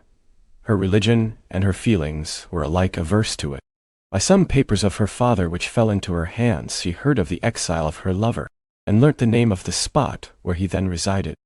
She hesitated some time, but at length she formed her determination. Taking with her some jewels that belonged to her and a sum of money, she quitted Italy with an attendant, a native of Leghorn, but who understood the common language of Turkey, and departed for Germany. She arrived in safety at a town about 20 leagues from the cottage of de Lacy, when her attendant fell dangerously ill. Safi nursed her with the most devoted affection, but the poor girl died, and the Arabian was left alone, unacquainted with the language of the country, and utterly ignorant of the customs of the world. She fell, however, into good hands. The Italian had mentioned the name of the spot for which they were bound, and after her death, the woman of the house in which they had lived took care that Safi should arrive in safety at the cottage of her lover. Chapter 15. Such was the history of my beloved cottagers. It impressed me deeply. I learned, from the views of social life which it developed, to admire their virtues and to deprecate the vices of mankind. As yet, I looked upon crime as a distant evil. Benevolence and generosity were ever present before me, inciting within me a desire to become an actor in the busy scene where so many admirable qualities were called forth and displayed. But in giving an account of the progress of my intellect, I must not omit a circumstance which occurred in the beginning of the month of August of the same year. One night during my accustomed visit to the neighboring wood, where I collected my own food and brought home firing for my protectors, I found on the ground a leathern portmanteau containing several articles of dress and some books. I eagerly seized the prize and returned with it to my hovel. Fortunately, the books were written in the language, the elements of which I had acquired at the cottage. They consisted of Paradise Lost, a volume of Plutarch's Lives, and the Sorrows of Werther. The possession of these treasures gave me extreme delight. I now continually studied and exercised my mind upon these histories, whilst my friends were employed in their ordinary occupations. I can hardly describe to you the effect of these books. They produced in me an infinity of new images and feelings that sometimes raised me to ecstasy, but more frequently sunk me into the lowest dejection. In the Sorrows of Werther, besides the interest of its simple and affecting story, so many opinions are canvassed, and so many lights thrown upon what had hitherto been to me obscure subjects, that I found in it a never-ending source of speculation and astonishment. The gentle and domestic manners it described, combined with lofty sentiments and feelings which had for their object something out of self, accorded well with my experience among my protectors and with the wants which were forever alive in my own bosom. But I thought Werther himself a more divine being than I had ever beheld or imagined. His character contained no pretension, but it sank deep. The disquisitions upon death and suicide were calculated to fill me with wonder. I did not pretend to enter into the merits of the case, yet I inclined towards the opinions of the hero, whose extinction I wept, without precisely understanding it. As I read, however, I applied much personally to my own feelings and condition.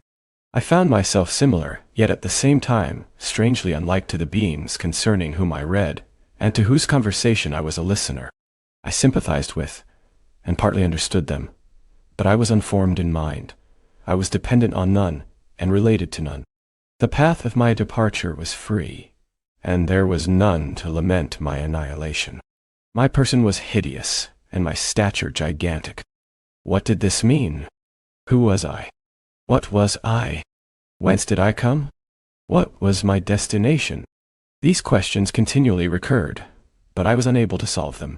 The volume of Plutarch's Lives which I possessed contained the histories of the first founders of the ancient republics. This book had a far different effect upon me from the Sorrows of Werther. I learned from Werther's imaginations despondency and gloom, but Plutarch taught me high thoughts. He elevated me above the wretched sphere of my own reflections, to admire and love the heroes of past ages. Many things I read surpassed my understanding and experience. I had a very confused knowledge of kingdoms, wide extents of country, mighty rivers, and boundless seas. But I was perfectly unacquainted with towns and large assemblages of men. The cottage of my protectors had been the only school in which I had studied human nature, but this book developed new and mightier scenes of action. I read of men concerned in public affairs, governing or massacring their species. I felt the greatest ardor for virtue rise within me, and abhorrence for vice, as far as I understood the signification of those terms, relative as they were, as I applied them, to pleasure and pain alone. Induced by these feelings, I was of course led to admire peaceable lawgivers, Numa, Solon, and Lycurgus, in preference to Romulus and Theseus. The patriarchal lives of my protectors caused these impressions to take a firm hold on my mind. Perhaps, if my first introduction to humanity had been made by a young soldier, burning for glory and slaughter, I should have been imbued with different sensations. But Paradise Lost excited different and far deeper emotions. I read it as I had read the other volumes which had fallen into my hands as a true history. It moved every feeling of wonder and awe that the picture of an omnipotent God, warring with his creatures, was capable of exciting. I often referred the several situations, as their similarity struck me, to my own. Like Adam, I was apparently united by no link to any other being in existence, but his state was far different from mine in every other respect. He had come forth from the hands of God, a perfect creature, happy and prosperous, guarded by the especial care of his Creator. He was allowed to converse with and acquire knowledge from beings of a superior nature. But I was wretched, helpless, and alone. Many times I considered Satan as the fitter emblem of my condition, for often, like him, when I viewed the bliss of my protectors, the bitter gall of envy rose within me. Another circumstance strengthened and confirmed these feelings. Soon after my arrival in the hovel, I discovered some papers in the pocket of the dress which I had taken from your laboratory. At first I had neglected them, but now that I was able to decipher the characters in which they were written, I began to study them with diligence. It was your journal of the 4 months that preceded my creation. You minutely described in these papers every step you took in the progress of your work. This history was mingled with accounts of domestic occurrences. You doubtless recollect these papers.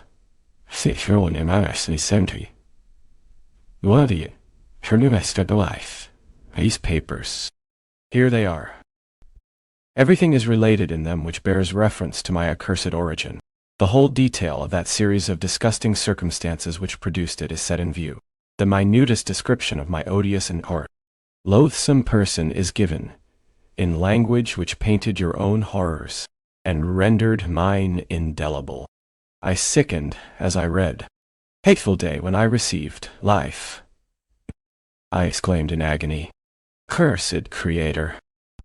Why did you form a monster so hideous that even you turned from me in disgust?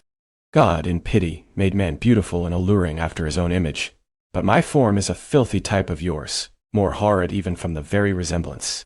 Satan had his companions, fellow devils, to admire and encourage him, but I am solitary and abhorred. These were the reflections of my hours of despondency and solitude. But when I contemplated the virtues of the cottagers, their amiable and benevolent dispositions, I persuaded myself that when they should become acquainted with my admiration of their virtues, they would compassionate me, and overlook my personal deformity. Could they turn from their door one, however monstrous, who solicited their compassion and friendship? I resolved at least not to despair, but in every way to fit myself for an interview with them which would decide my fate. I postponed this attempt for some months longer, for the importance attached to its success inspired me with a dread lest I should fail. Besides, I found that my understanding improved so much with every day's experience that I was unwilling to commence this undertaking until a few more months should have added to my sagacity. Several changes, in the meantime, took place in the cottage. The presence of Sophie diffused happiness among its inhabitants, and I also found that a greater degree of plenty reigned there. Felix and Agatha spent more time in amusement and conversation, and were assisted in their labors by servants. They did not appear rich, but they were contented and happy. Their feelings were serene and peaceful, while mine became every day more tumultuous. Increase of knowledge only discovered to me more clearly what a wretched outcast I was. I cherished hope, it is true, but it vanished when I beheld my person reflected in water or my shadow in the moonshine, even as that frail image in that inconstant shade. I endeavored to crush these fears, and to fortify myself for the trial which in a few months I resolved to undergo. And sometimes I allowed my thoughts, unchecked by reason, to ramble in the fields of paradise, and dared to fancy amiable and lovely creatures sympathizing with my feelings and cheering my gloom. Their angelic countenances breathed smiles of consolation. But it was all a dream. No Eve soothed my sorrows, nor shared my thoughts. I was alone. I remembered Adam's supplication to his Creator. But where was mine? He had abandoned me, and in the bitterness of my heart I cursed him. Autumn passed thus. I saw with surprise and grief the leaves decay and fall, and nature again assumed the barren and bleak appearance it had worn when I first beheld the woods and the lovely moon. Yet I did not heed the bleakness of the weather. I was better fitted by my conformation for the endurance of cold than heat. But my chief delights were the sight of the flowers, the birds, and all the gay apparel of summer, When those deserted me, I turned with more attention towards the cottagers. Their happiness was not decreased by the absence of summer. They loved and sympathized with one another, and their joys, depending on each other, were not interrupted by the casualties that took place around them. The more I saw of them, the greater became my desire to claim their protection and kindness. My heart yearned to be known and loved by these amiable creatures. To see their sweet looks directed towards me with affection was the utmost limit of my ambition. I dared not think that they would turn them from me with disdain and horror. I didn't answer. How? And now. Pursue, dowry, and horror. The poor that stopped at their door were never driven away. I asked. It is true. For greater treasures than a little food or rest, I required kindness and sympathy, but I did not believe myself utterly unworthy of it. The winter advanced, and an entire revolution of the seasons had taken place since I awoke into life. My attention at this time was solely directed towards my plan of introducing myself into the cottage of my protectors. Was your divide some tudini audi rondile? Yours in a trying turdi. Cotty. I revolved many projects, but that on which I finally fixed was to enter the dwelling when the blind old man should be alone. I had sagacity enough to discover that the unnatural hideousness of my person was the chief object of horror with those who had formerly beheld me. My voice, although harsh, had nothing terrible in it. I thought, therefore, that if in the absence of his children I could gain the goodwill and mediation of the old de Lacy, I might by his means be tolerated by my younger protectors. One day, when the sun shone on the red leaves that strewed the ground and diffused cheerfulness, although it denied warmth, Safie, Agatha, and Felix departed on a long country walk, and the old man, at his own desire, was left alone in the cottage. When his children had departed, he took up his guitar and played several mournful but sweet airs, more sweet and mournful than I had ever heard him play before. At first, his countenance was illuminated with pleasure, but as he continued, thoughtfulness and sadness succeeded. At length, laying aside the instrument, he sat absorbed in reflection. My heart beat quick. This was the hour and moment of trial, which would decide my hopes or realize my fears. The servants were gone to a neighboring fair. All was silent in and around the cottage. It was an excellent opportunity. Yet, when I proceeded to execute my plan, my limbs failed me, and I sank to the ground. Again I rose, and exerting all the firmness of which I was master, removed the planks which I had placed before my hovel to conceal my retreat. The fresh air revived me, and with renewed determination I approached the door of their cottage. I knocked. "Who is there?" said the old man. "Come in." I entered. "Pardon this intrusion," said I. "I am a traveler in want of a little rest. You would greatly oblige me if you would allow me to remain a few minutes before the fire." "Enter," said de Lacy, "and I will try in what manner I can to relieve your wants. But unfortunately my children are from home, and as I am blind, I am afraid I shall find it difficult to procure food for you." "Do not trouble yourself, my kind host. I have food. It is warmth and rest only that I need." I sat down, and a silence ensued. I knew that every minute was precious to me, yet I remained irresolute in what manner to commence the interview, when the old man addressed me. "By your language, stranger, I suppose you are my countryman. Are you French?" "No, but I was educated by a French family, and understand that language only. I am now going to claim the protection of some friends whom I sincerely love, and of whose favor I have some hopes." "Are they Germans?" "No, they are French. But let us change the subject. I am an unfortunate and deserted creature. I look around, and I have no relation or friend upon earth. These amiable people to whom I go have never seen me and know little of me. I am full of fears, for if I fail there, I am an outcast in the world forever. Do not despair. To be friendless is indeed to be unfortunate, but the hearts of men, when unprejudiced by any obvious self-interest, are full of brotherly love and charity. Rely, therefore, on your hopes, and if these friends are good and amiable, do not despair. They are kind, they are the most excellent creatures in the world, but, unfortunately, they are prejudiced against me. I have good dispositions. My life has been hitherto harmless and in some degree beneficial. But a fatal prejudice clouds their eyes, and where they ought to see a feeling and kind friend, they behold only a detestable monster. That is indeed unfortunate, but if you are really blameless, cannot you undeceive them? I am about to undertake that task, and it is on that account that I feel so many overwhelming terrors. I tenderly love these friends. I have, unknown to them, been for many months in the habits of daily kindness towards them, but they believe that I wish to injure them, and it is that prejudice which I wish to overcome. Where do these friends reside? Near this spot. The old man paused, and then continued. If you will unreservedly confide to me the particulars of your tale, I perhaps may be of use in undeceiving them. I am blind and cannot judge of your countenance, but there is something in your words which persuades me that you are sincere. I am poor and an exile, but it will afford me true pleasure to be in any way serviceable to a human creature. Excellent man, I thank you, and accept your generous offer. You raise me from the dust by this kindness, and I trust that, by your aid, I shall not be driven from the society and sympathy of your fellow creatures. Heaven forbid, even if you were really criminal, for that can only drive you to desperation, and not instigate you to virtue. I also am unfortunate. I and my family have been condemned, although innocent. Judge, therefore, if I do not feel for your misfortunes. How can I thank you, my best and only benefactor? From your lips first have I heard the voice of kindness directed towards me. I shall be forever grateful, and your present humanity assures me of success with those friends whom I am on the point of meeting. May I know the names and residence of those friends? I paused.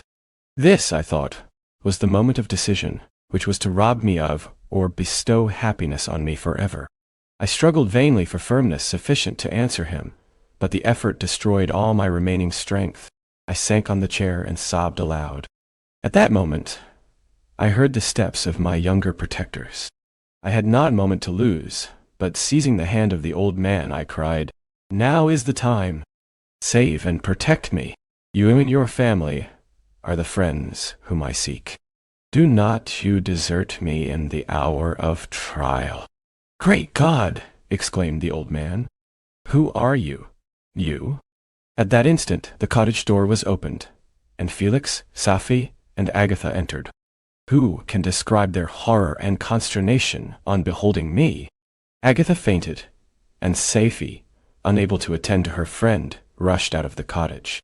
Felix darted forward, and with supernatural force tore me from his father, to whose knees I clung.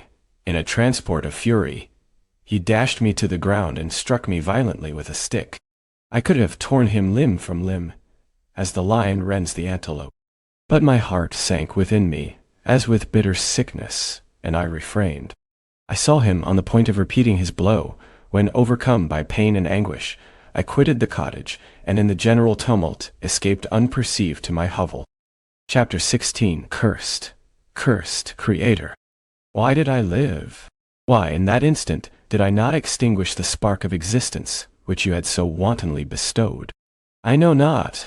Despair had not yet taken possession of me. My feelings were those of rage and revenge. I could with pleasure have destroyed the cottage and its inhabitants, and have glutted myself with their shrieks and misery.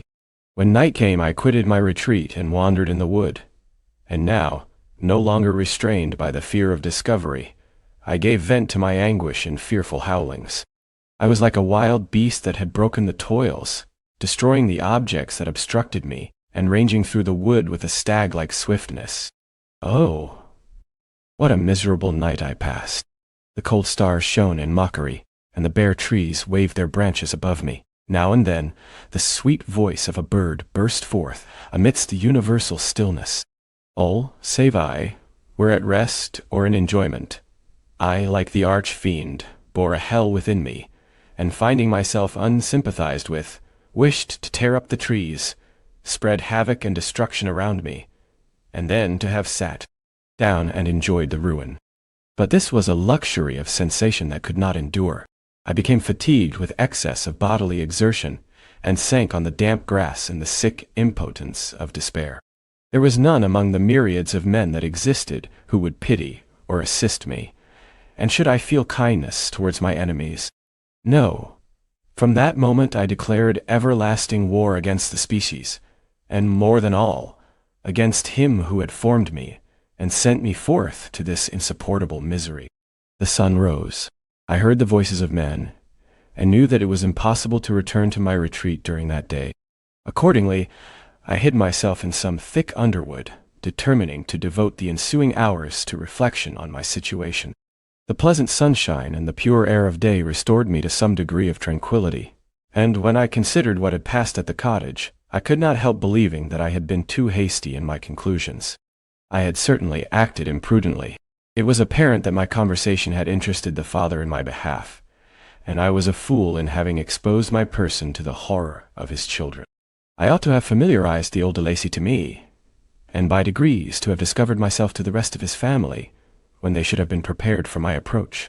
But I did not believe my errors to be irretrievable, and after much consideration I resolved to return to the cottage, seek the old man, and by my representations win him to my party.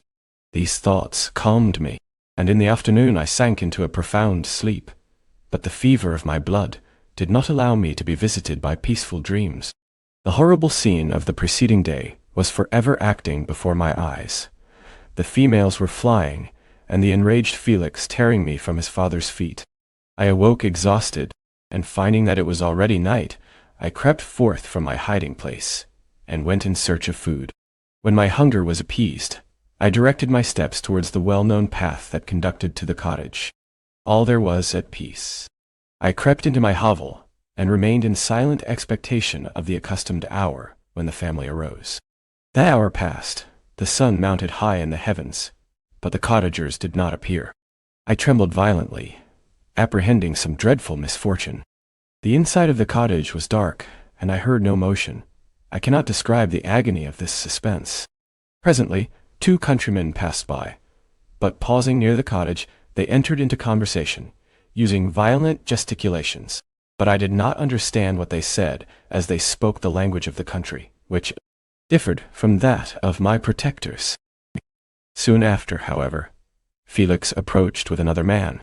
I was surprised, as I knew that he had not quitted the cottage that morning, and waited anxiously to discover from his discourse the meaning of these unusual appearances. Pardon me, hui, appearances. Do you consider, said his companion to him, that you will be obliged to pay 3 months' rent, and to lose the produce of your garden? I do not wish to take any unfair advantage, and I beg therefore that you will take some days to consider of your determination. It is utterly useless, replied Felix. We can never again inhabit your cottage. The life of my father is in the greatest danger, owing to the dreadful circumstance that I have related. My wife and my sister will never recover from their horror. I entreat you not to reason with me any more. Take possession of your tenement, and let me fly from this place. Felix trembled violently as he said this. He and his companion entered the cottage, in which they remained for a few minutes, and then departed. I never saw any of the family of de Lacy more. I continued for the remainder of the day in my hovel, in a state of utter and stupid despair. My protectors had departed, and had broken the only link that held me to the world. For the first time, the feelings of revenge and hatred filled my bosom, and I did not strive to control them, but allowing myself to be borne away by the stream, I bent my mind towards injury and death. When I thought of my friends, of the mild voice of de Lacy, the gentle eyes of Agatha, and the exquisite beauty of the Arabian, these thoughts vanished, and a gush of tears somewhat soothed me. But again, when I reflected that they had spurned and deserted me, anger returned, a rage of anger, and unable to injure anything human, I turned my fury towards inanimate objects. As night advanced, I placed a variety of combustibles around the cottage, and after having destroyed every vestige of cultivation in the garden, I waited with forced impatience until the moon had sunk to commence my operations. As the night advanced, a fierce wind arose from the woods, and quickly dispersed the clouds that had loitered in the heavens. The blast tore along like a mighty avalanche, and produced a kind of insanity in my spirits that burst all bounds of reason and reflection. I lighted the dry branch of a tree and danced with fury around the devoted cottage, my eyes still fixed on the western horizon, the edge of which the moon nearly touched. A part of its orb was at length hid, and I waved my brand. It sank, and with a loud scream I fired the straw and heath and bushes which I had collected. The wind fanned the fire, and the cottage was quickly enveloped by the flames, which clung to it and licked it with their forked and destroying tongues. As soon as I was convinced that no assistance could save any part of the habitation, I quitted the scene and sought for refuge in the woods. And now, with the world before me, whither should I bend my steps? I resolved to fly far from the scene of my misfortunes, but to me, hated and despised, every country must be equally horrible. At length, the thought of you crossed my mind. I learned from your papers that you were my father, my creator, and to whom could I apply with more fitness than to him who had given me life? Among the lessons that Felix had bestowed upon Safie, geography had not been omitted. I had learned from these the relative situations of the different countries of the earth. You had mentioned Geneva as the name of your native town, and towards this place I resolved to proceed. But how was I to direct myself? I knew that I must travel in a southwesterly direction to reach my destination, but the sun was my only guide. I did not know the names of the towns that I was to pass through, nor could I ask information from a single human being, but I did not despair. From you only could I hope for succor, although towards you I felt no sentiment but that of hatred. Unfeeling, heartless creator, you had endowed me with perceptions and passions, and then cast me abroad, an object for the scorn and horror of mankind. But on you only had I any claim for pity and redress, and from you I determined to seek that justice which I vainly attempted to gain from any other being that wore the human form. My travels were long, and the sufferings I endured intense. It was late in autumn when I quitted the district where I had so long resided. I traveled only at night, fearful of encountering the visage of a human being. Nature decayed around me, and the sun became heatless. Rain and snow poured around me. Mighty rivers were frozen. The surface of the earth was hard and chill and bare, and I found no shelter. Oh, earth! How often did I imprecate curses on the cause of my being? The mildness of my nature had fled, and all within me was turned to gall and bitterness. The nearer I approached to your habitation, the more deeply did I feel the spirit of revenge enkindled in my heart. Snow fell, and the waters were hardened, but I rested not. A few incidents now and then directed me, and I possessed a map of the country, but I often wandered wide from my path. The agony of my feelings allowed me no respite. No incident occurred from which my rage and misery could not extract its food, but a circumstance that happened when I arrived on the confines of Switzerland, when the sun had recovered its warmth and the earth again began to look green, confirmed in an especial manner the bitterness and horror of my feelings. I generally rested during the day, and traveled only when I was secured by night from the view of man.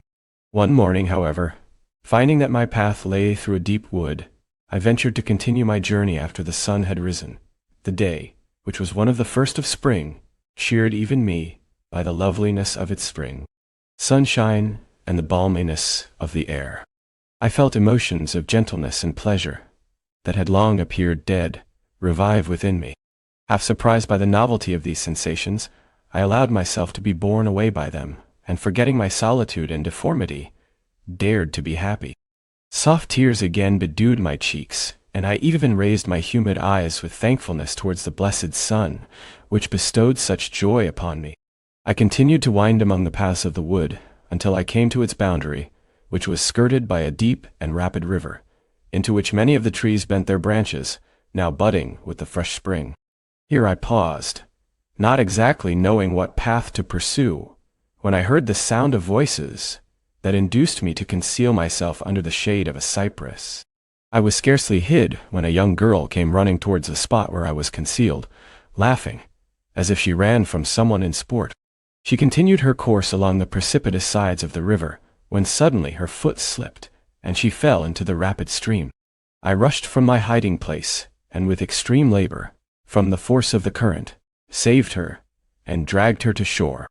She was senseless, and I endeavored by every means in my power to restore animation, when I was suddenly interrupted by the approach of a rustic, who was probably the person from whom she had playfully fled. On seeing me, he darted towards me, and tearing the girl from my arms, hastened towards the deeper parts of the wood. I followed speedily, I hardly knew why, but when the man saw me draw near, he aimed a gun, which he carried, at my body, and fired. I sank to the ground, and my injurer, with increased swiftness, escaped into the wood. This was then the reward of my benevolence. I had saved a human being from destruction, and as a recompense, I now writhed under the miserable pain of a wound which shattered the flesh and bone. The feelings of kindness and gentleness which I had entertained but a few moments before gave place to hellish rage and gnashing of teeth. Inflamed by pain, I vowed eternal hatred and vengeance to all mankind. But the agony of my wound overcame me. My pulses paused, and I fainted. For some weeks I led a miserable life in the woods, endeavoring to cure the wound which I had received. The ball had entered my shoulder, and I knew not whether it had remained there or passed through. At any rate, I had no means of extracting it. My sufferings were augmented also by the oppressive sense of the injustice and ingratitude of their infliction. My daily vows rose for revenge, a deep and deadly revenge, such as would alone compensate for the outrages and anguish I had endured. After some weeks, my wound healed, and I continued my journey. The labors I endured were no longer to be alleviated by the bright sun or gentle breezes of spring. All joy was but a mockery which insulted my desolate state, and made me feel more painfully that I was not made for the enjoyment of pleasure. But my toils now drew near a close, and in 2 months from this time I reached the environs of Geneva. It was evening when I arrived, and I retired to a hiding place among the fields that surround it to meditate in what manner I should apply to you. I was oppressed by fatigue and hunger, and far too unhappy to enjoy the gentle breezes of evening, or the prospect of the sun setting behind the stupendous mountains of Jura. At this time, a slight sleep relieved me from the pain of reflection, which was disturbed by the approach of a beautiful child, who came running into the recess I had chosen with all the sportiveness of infancy. Suddenly, as I gazed on him, an idea seized me that this little creature was unprejudiced, and had lived too short a time to have imbibed a horror of deformity. If, therefore, I could seize him, and educate him as my companion and friend, I should not be so desolate in this peopled earth. Urged by this impulse, I seized on the boy as he passed, and drew him towards me. As soon as he beheld my form, he placed his hands before his eyes and uttered a shrill scream. I drew his hand forcibly from his face and said, "Child, what is the meaning of this?" "I do not intend to hurt you. Listen to me." He struggled violently. "Let me go," he cried. "Monster! Ugly wretch! You wish to eat me and tear me to pieces. You are an ogre. Let me go, or I will tell my papa. Boy, you will never see your father again. You must come with me. Hideous monster, let me go. My papa is a syndic, he is Frankenstein. He will punish you. You dare not keep me. Frankenstein. You belong then to my enemy, to him towards whom I have sworn eternal revenge. You shall be my first victim." The child still struggled and loaded me with epithets which carried despair to my heart. I grasped his throat to silence him, and in a moment he lay dead at my feet. I gazed on my victim, and my heart swelled with exultation and hellish triumph. Clapping my hands, I exclaimed, "I too can create desolation. My enemy is not invulnerable. This death will carry despair to him, and 1,000 other miseries shall torment and destroy him." As I fixed my eyes on the child, I saw something glittering on his breast. I took it. It was a portrait of a most lovely woman. In spite of my malignity, it softened and attracted me. For a few moments I gazed with delight on her dark eyes, fringed by deep lashes, and her lovely lips. But presently, my rage returned. I remembered that I was forever deprived of the delights that such beautiful creatures could bestow, and that she whose resemblance I contemplated would, in regarding me, have changed that air of divine benignity to one expressive of disgust and affright. Can you wonder that such thoughts transported me with rage?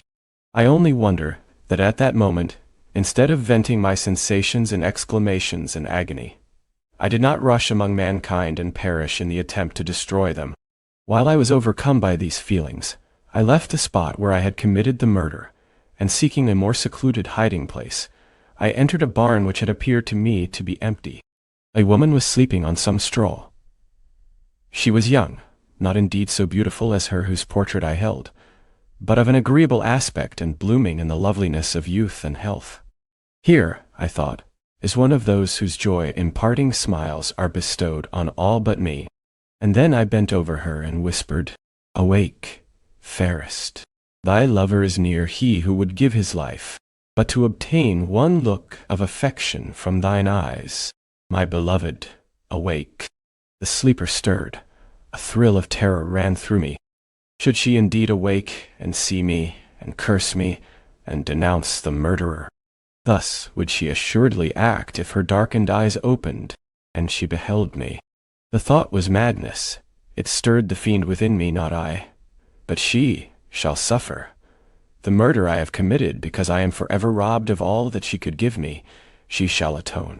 The crime had its source in her. Be hers the punishment. Thanks to the lessons of Felix and the sanguinary laws of man, I had learned now to work mischief. I bent over her and placed the portrait securely in one of the folds of her dress. She moved again, and I fled.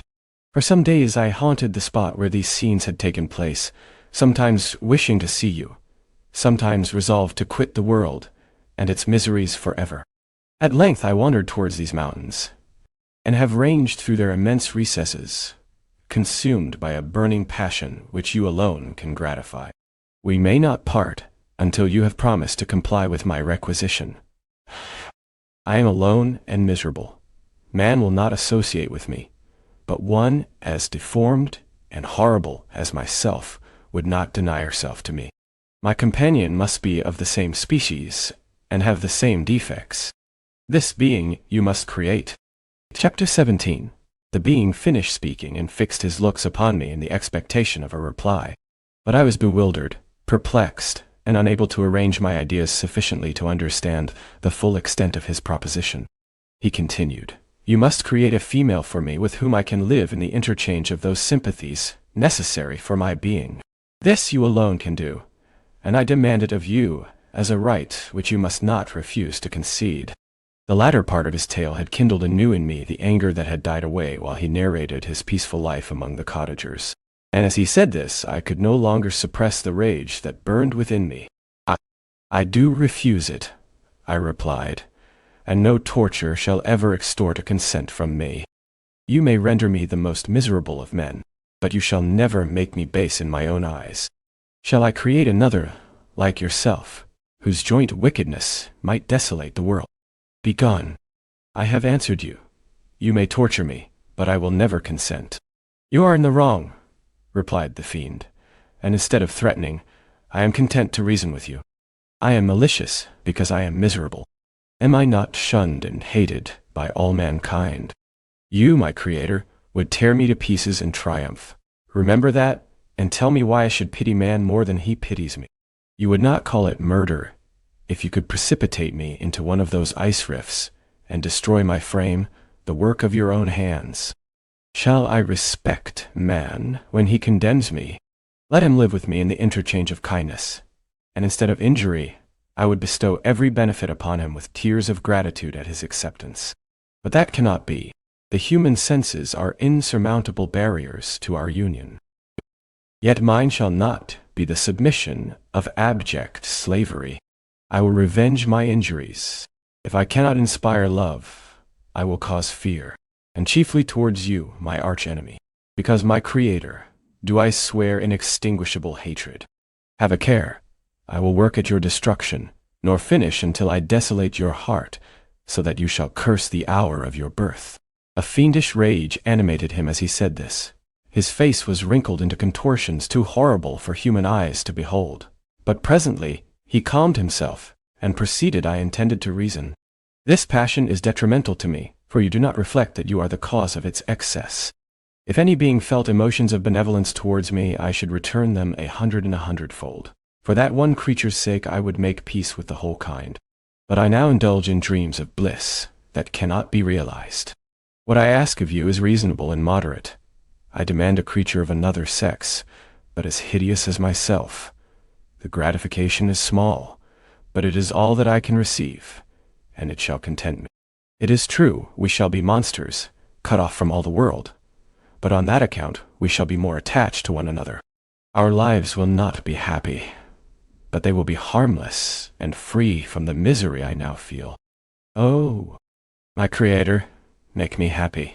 Let me feel gratitude towards you for one benefit. Let me see that I excite the sympathy of some existing thing. Do not deny me my request. I was moved. I shuddered when I thought of the possible consequences of my consent, but I felt that there was some justice in his argument.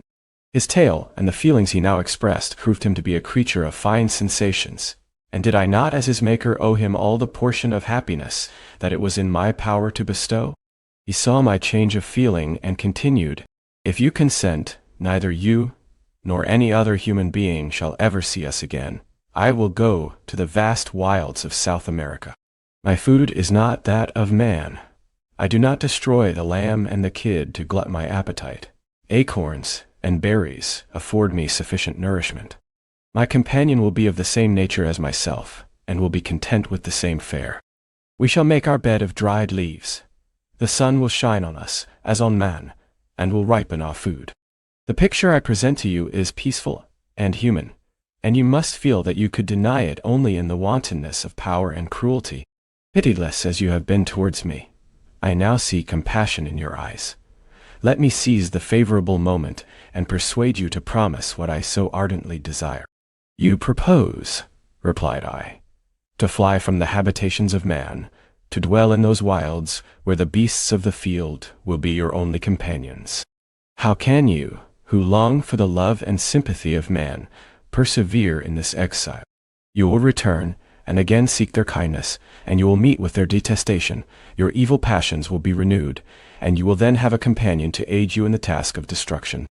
This may not be. Cease to argue the point, for I cannot consent. How inconstant are your feelings! But a moment ago you were moved by my representations, and why do you again harden yourself to my complaints? I swear to you, by the earth which I inhabit, and by you that made me, that with the companion you bestow, I will quit the neighborhood of man and dwell, as it may chance, in the most savage of places. My evil passions will have fled, for I shall meet with sympathy.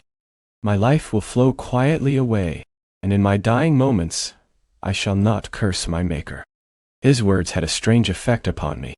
I compassionated him, and sometimes felt a wish to console him, but when I looked upon him, when I saw the filthy mass that moved and talked, my heart sickened, and my feelings were altered to those of horror and hatred.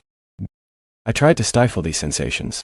I thought that as I could not sympathize with him, I had no right to withhold from him the small portion of happiness which was yet in my power to bestow. "You swear," I said, "to be harmless. But have you not already shown a degree of malice that should reasonably make me distrust you? May not even this be a feint that will increase your triumph by affording a wider scope for your revenge? How is this? I must not be trifled with, and I demand an answer. If I have no ties and no affections, hatred and vice must be my portion. The love of another will destroy the cause of my crimes, and I shall become a thing of whose existence everyone will be ignorant. My vices are the children of a forced solitude that I abhor, and my virtues will necessarily arise when I live in communion with an equal.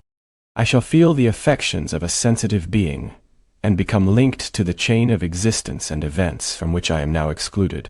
I paused some time to reflect on all he had related, and the various arguments which he had employed. I thought of the promise of virtues which he had displayed on the opening of his existence, and the subsequent blight of all kindly feeling by the loathing and scorn which his protectors had manifested towards him. His power and threats were not omitted in my calculations.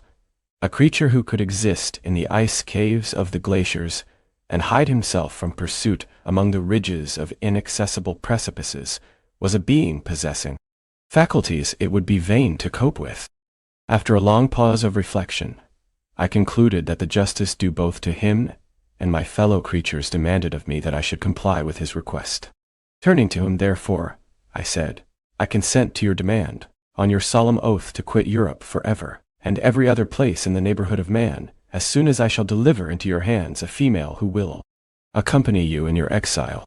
I swear, he cried, by the sun, and by the blue sky of heaven, and by the fire of love that burns my heart, that if you grant my prayer, while they exist you shall never behold me again. Depart to your home and commence your labors. I shall watch their progress with unutterable anxiety, and fear not but that when you are ready, I shall appear. Saying this, he suddenly quitted me, fearful, perhaps, of any change in my sentiments. I saw him descend the mountain with greater speed than the flight of an eagle, and quickly lost among the undulations of the sea of ice. His tale had occupied the whole day, and the sun was upon the verge of the horizon when he departed. I knew that I ought to hasten my descent towards the valley, as I should soon be encompassed in darkness, but my heart was heavy, and my steps slow. The labor of winding among the little paths of the mountain, and fixing my feet firmly as I advanced perplexed me, occupied as I was by the emotions which the occurrences of the day had produced. Night was far advanced when I came to the halfway resting place, and seated myself beside the fountain. The stars shone at intervals, as the clouds passed from over them. The dark pines rose before me, and every here and there a broken tree lay on the ground. It was a scene of wonderful solemnity, and stirred strange thoughts within me. I wept bitterly, and clasping my hands in agony, I exclaimed, "Oh, stars and clouds and winds, ye are all about to mock me. If ye really pity me, crush sensation and memory. Let me become as naught, but if not, depart, and leave me in darkness." These were wild and miserable thoughts, but I cannot describe to you how the eternal twinkling of the stars weighed upon me, and how I listened to every blast of wind, as if it were a dull, ugly siroc on its way to consume me. Morning dawned before I arrived at the village of Chamonix. I took no rest, but returned immediately to Geneva. Even in my own heart, I could give no expression to my sensations. They weighed on me with a mountain's weight, and their excess destroyed my agony beneath them. Thus I returned home, and entering the house, presented myself to the family. My haggard and wild appearance awoke intense alarm, but I answered no question. Scarcely did I speak. I felt as if I were placed under a ban, as if I had no right to claim their sympathies, as if nevermore might I enjoy companionship with them. Yet even thus I loved them to adoration, and to save them, I resolved to dedicate myself to my most abhorred task.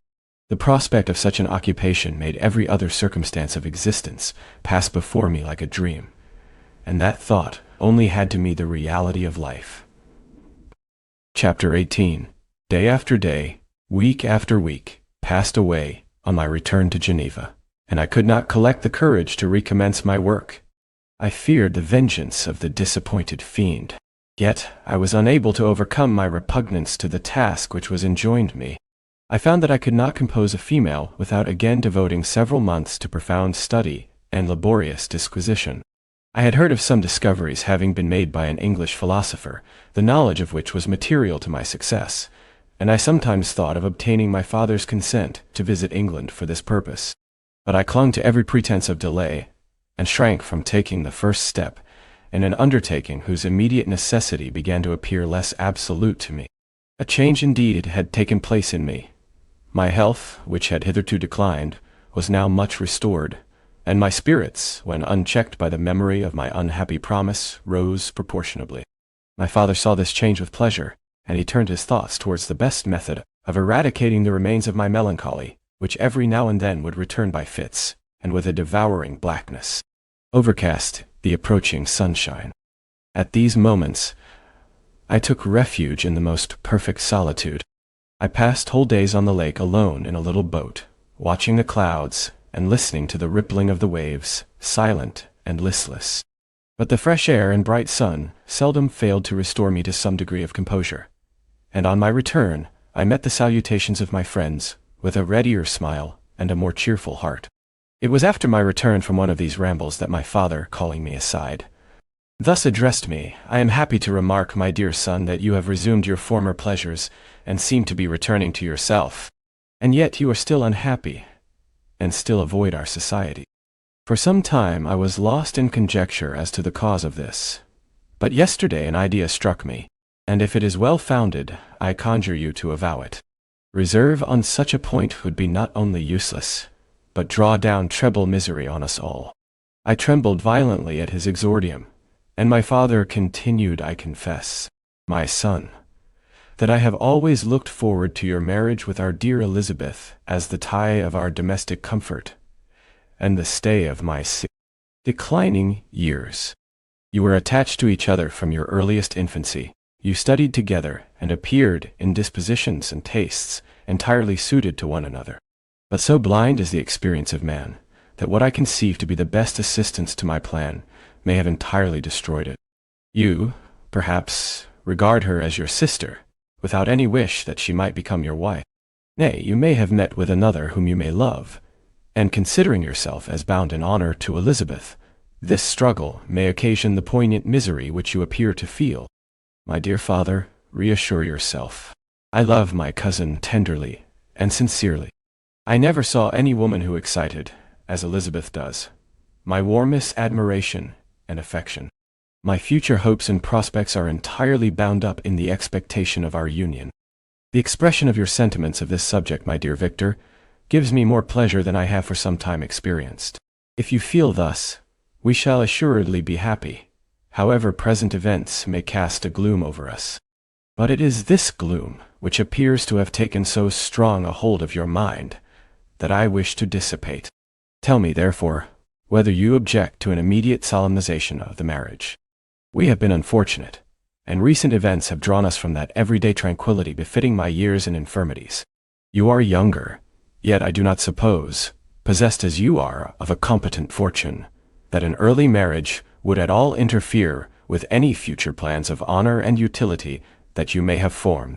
Do not suppose, however, that I wish to dictate happiness to you, or that a delay on your part would cause me any serious uneasiness.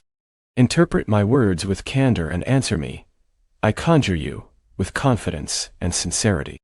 I listened to my father in silence, and remained for some time incapable of offering any reply. I revolved rapidly in my mind a multitude of thoughts, and endeavored to arrive at some conclusion. Alas!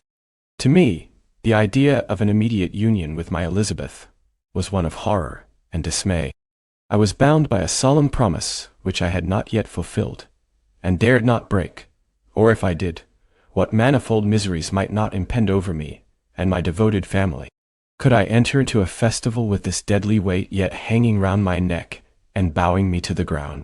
I must perform my engagement, and let the monster depart with his mate before I allowed myself to enjoy the delight of a union from which I expected peace.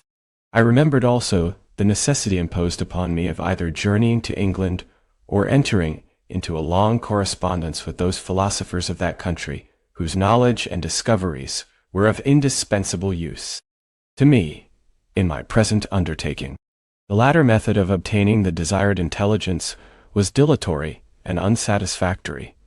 Besides, I had an insurmountable aversion to the idea of engaging myself in my loathsome task in my father's house while in habits of familiar intercourse with those I loved. I knew that 1,000 fearful accidents might occur, the slightest of which would disclose a tale to thrill all connected with me with horror. I was aware also that I should often lose all self-command, all capacity of hiding the harrowing sensations that would possess me during the progress of my unearthly occupation.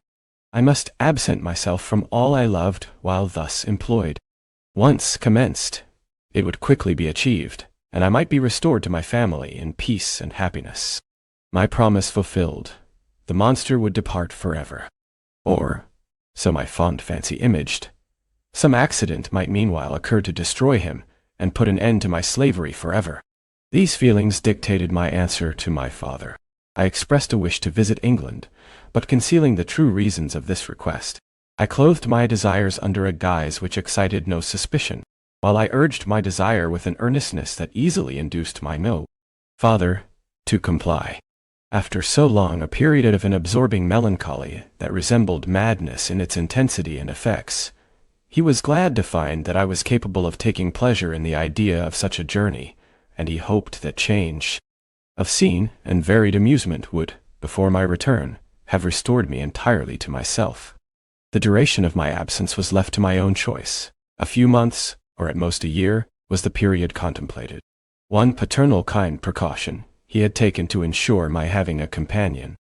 Without previously communicating with me, he had, in concert with Elizabeth, arranged that Clerval should join me at Strasbourg. This interfered with the solitude I coveted for the prosecution of my task. Yet at the commencement of my journey, the presence of my friend could in no way be an impediment, and truly I rejoiced that thus I should be, saved many hours of lonely, maddening reflection. Nay, Henry might stand between me and the intrusion of my foe. If I were alone, would he not at times force his abhorred presence on me, to remind me of my task, or to contemplate its progress? To England, therefore, I was bound, and it was understood that my union with Elizabeth should take place immediately on my return. My father's age rendered him extremely averse to delay. For myself, there was one reward I promised myself for my detested toils, one consolation for my unparalleled sufferings. It was the prospect of that day when, enfranchised from my miserable slavery, I might claim Elizabeth and forget the past in my union with her. I now made arrangements for my journey, but one feeling haunted me which filled me with fear and agitation. During my absence, I should leave my friends unconscious of the existence of their enemy, and unprotected from his attacks, exasperated as he might be by my departure. But he had promised to follow me wherever I might go, and would he not accompany me to England? This imagination was dreadful in itself, but soothing inasmuch as it supposed the safety of my friends. I was agonized with the idea of the possibility that the reverse of this might happen.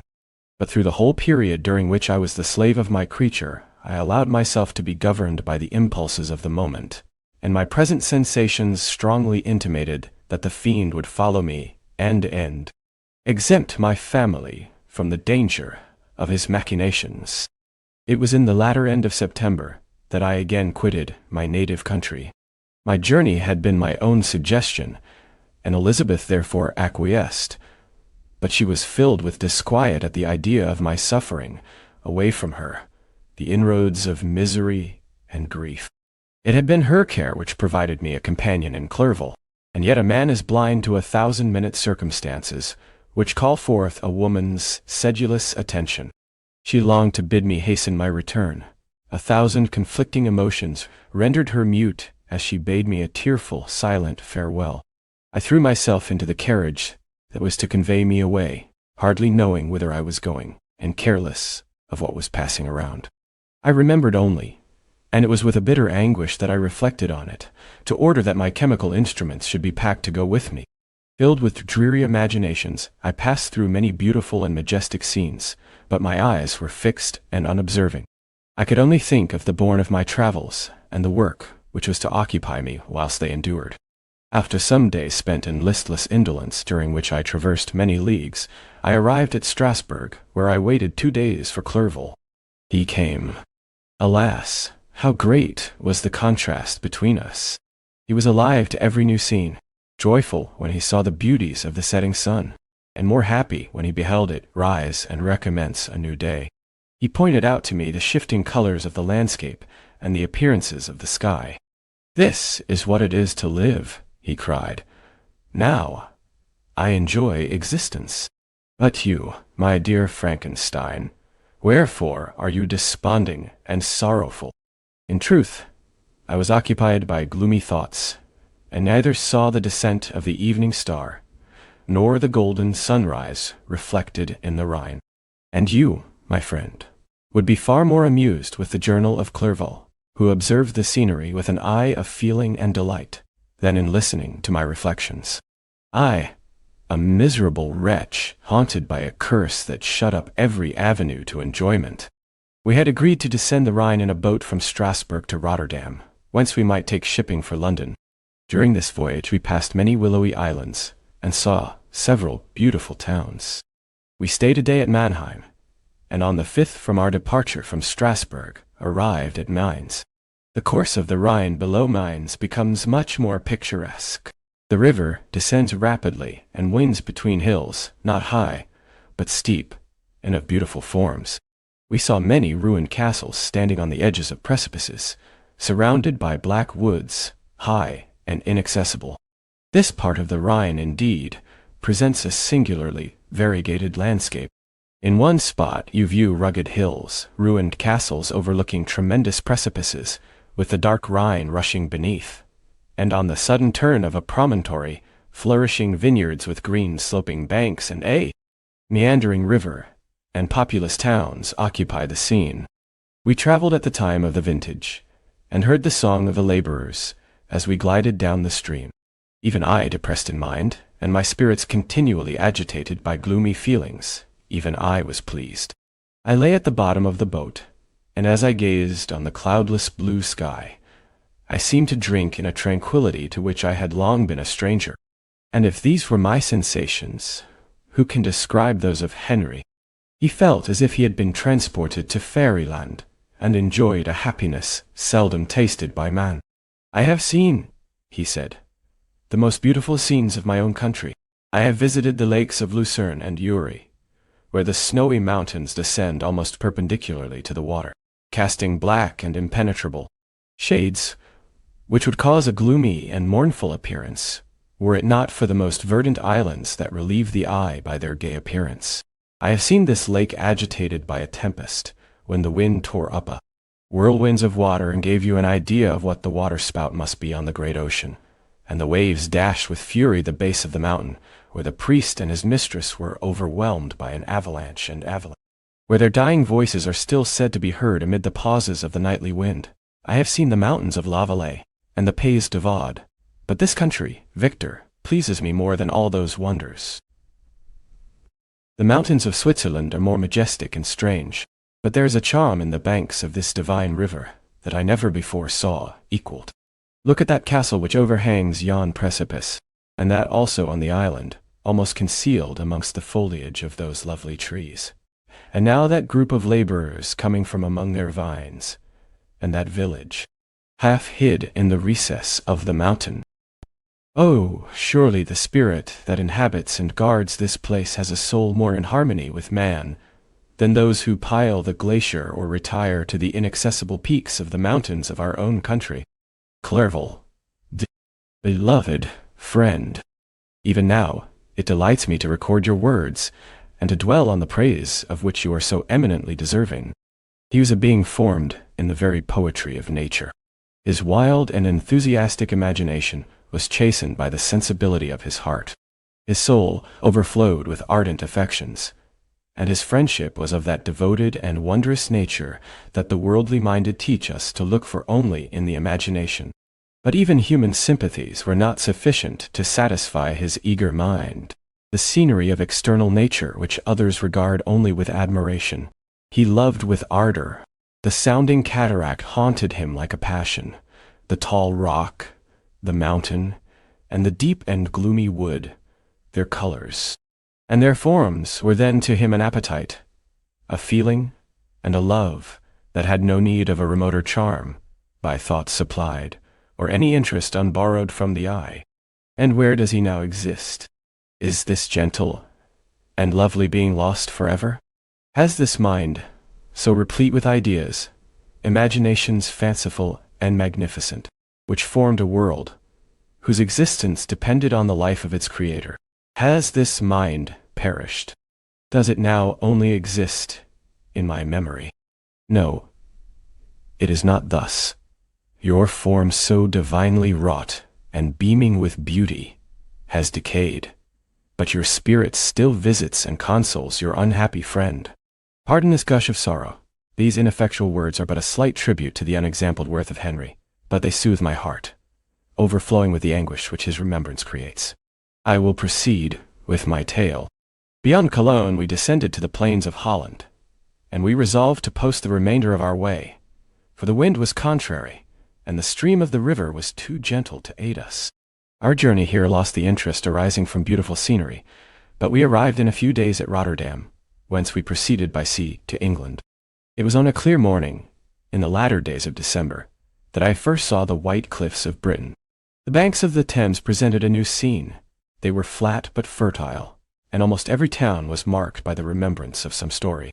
We saw Tilbury Fort, and remembered the Spanish Armada, Gravesend, Woolwich, and Greenwich, places which I had heard of even in my country. At length, we saw the numerous steeples of London, St. Paul's towering above all, and the tower famed in English history. Chapter 19. London was our present point of rest. We determined to remain several months in this wonderful and celebrated city. Clerval desired the intercourse of the men of genius and talent who flourished at this time, but this was with me a secondary object. I was principally occupied with the means of obtaining the information necessary for the completion of my promise, and quickly availed myself of the letters of introduction that I had brought with me, addressed to the most distinguished natural philosophers. If this journey had taken place during my days of study and happiness, it would have afforded me inexpressible pleasure.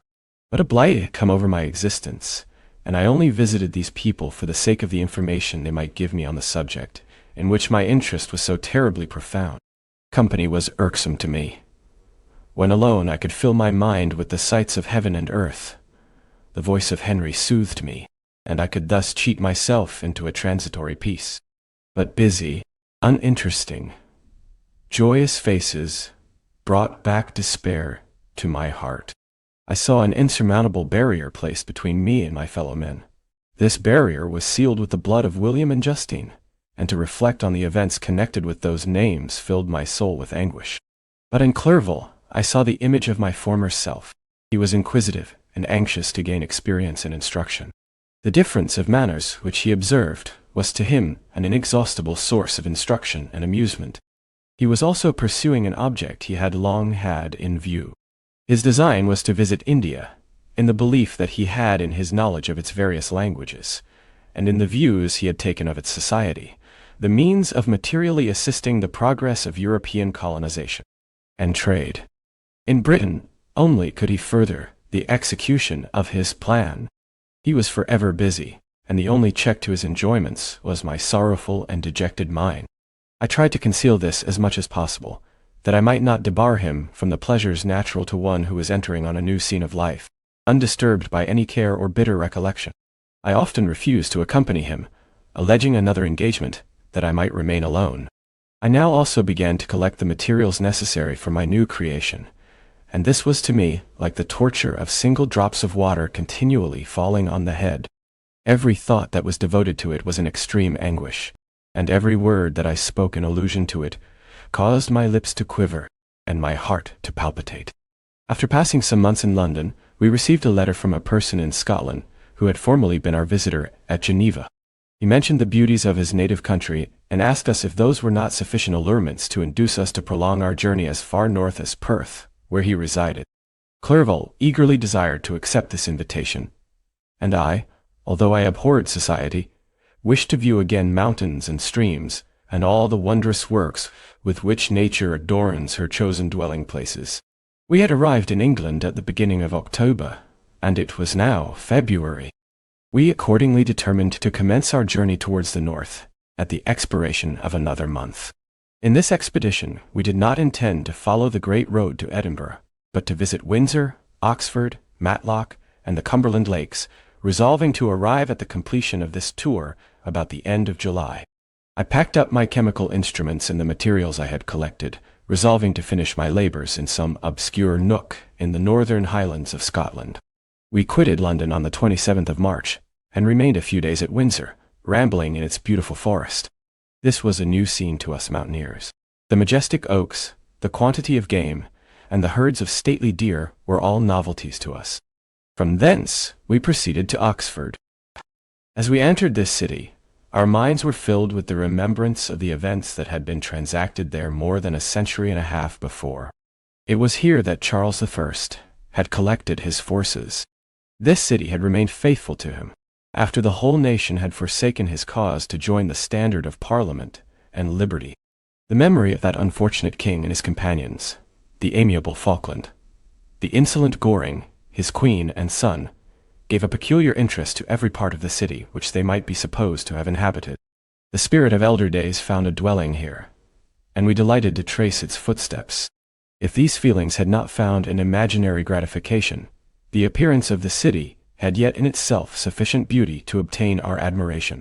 The colleges are ancient and picturesque, the streets are almost magnificent, and the lovely Isis which flows beside it through meadows of exquisite verdure is spread forth into a placid expanse of waters, which reflects its majestic assemblage of towers and spires and domes embosomed among aged trees.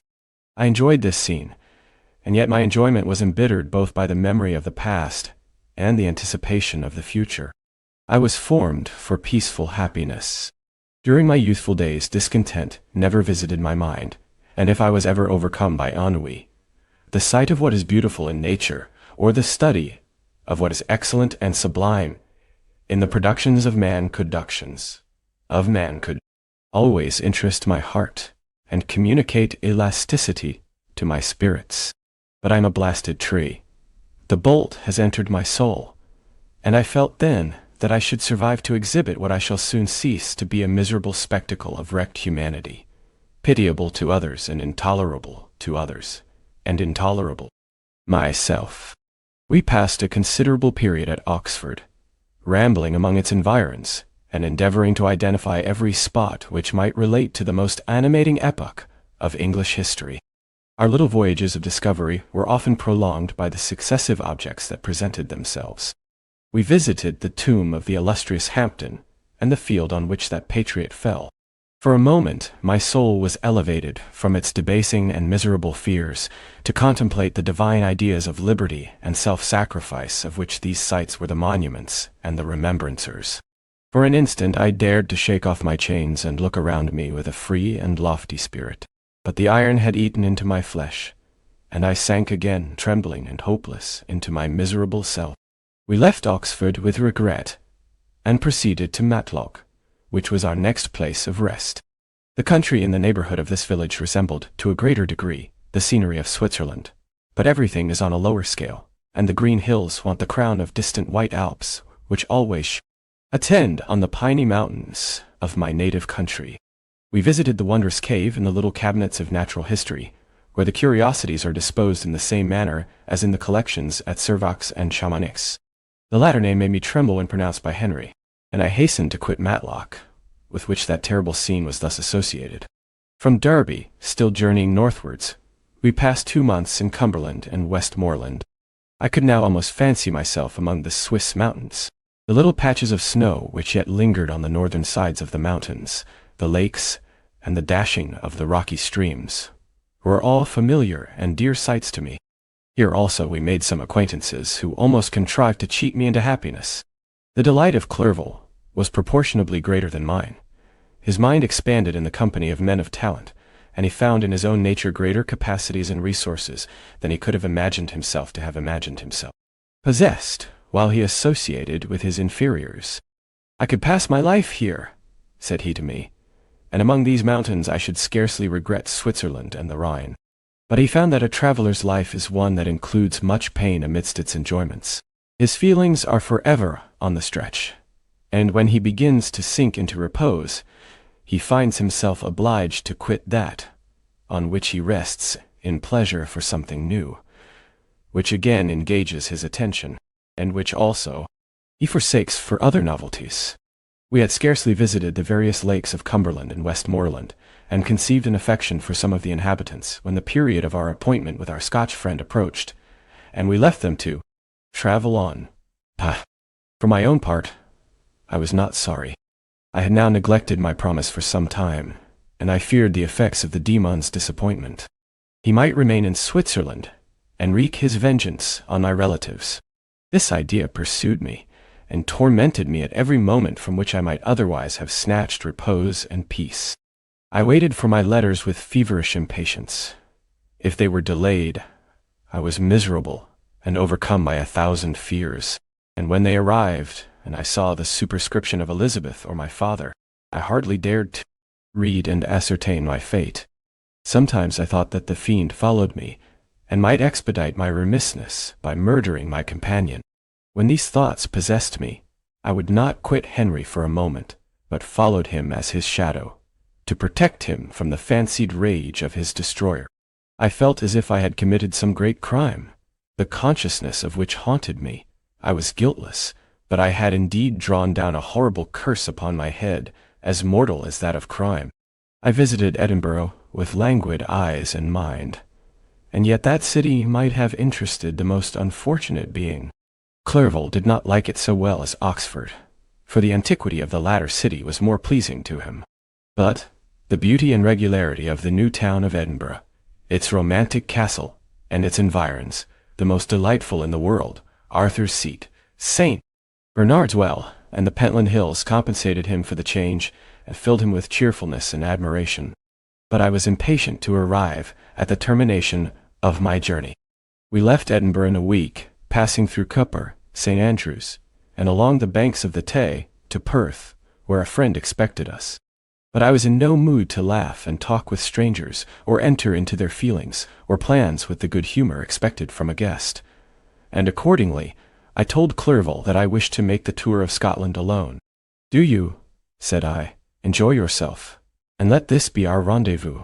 I may be absent a month or two, but do not interfere with my motions, I entreat you. Leave me to peace and solitude for a short time, and when I return, I hope it will be with a lighter heart, more congenial to your own temper, thoughts." Henry wished to dissuade me, but seeing me bent on this plan, ceased to remonstrate. He entreated me to write often. "I had rather be with you," he said, "in your solitary rambles, than with these Scotch people, whom I do not know. Hasten, then, my dear friend, to return that I may again feel myself somewhat at home, which I cannot do in your absence." Having parted from my friend, I determined to visit some remote spot of Scotland, and finish my work in solitude. I did not doubt but that the monster followed me and would discover himself to me when I should have finished, that he might receive his companion. With this resolution, I traversed the northern highlands and fixed on one of the remotest of the Orkneys as the scene of my labors. It was a place fitted for such a work, being hardly more than a rock whose high sides were continually beaten upon by the waves. The soil was barren, scarcely affording pasture for a few miserable cows, and oatmeal for its inhabitants, which consisted of 5 persons, whose gaunt and scraggy limbs gave tokens of their miserable fare. Vegetables and bread, when they indulged in such luxuries, and even fresh water, was to be procured from the mainland, which was about 5 miles distant. On the whole island there were but 3 miserable huts, and one of these was vacant when I arrived. This I hired.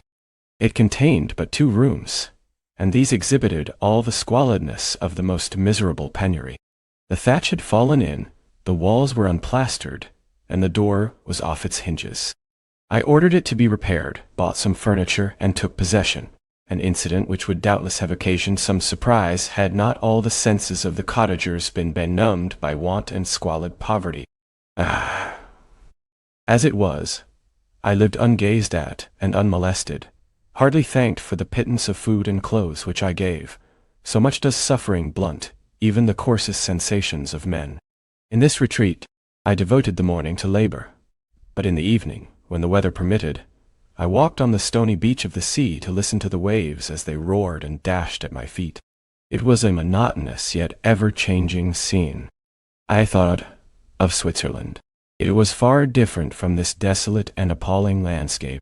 Its hills are covered with vines, and its cottages are scattered thickly in the plains.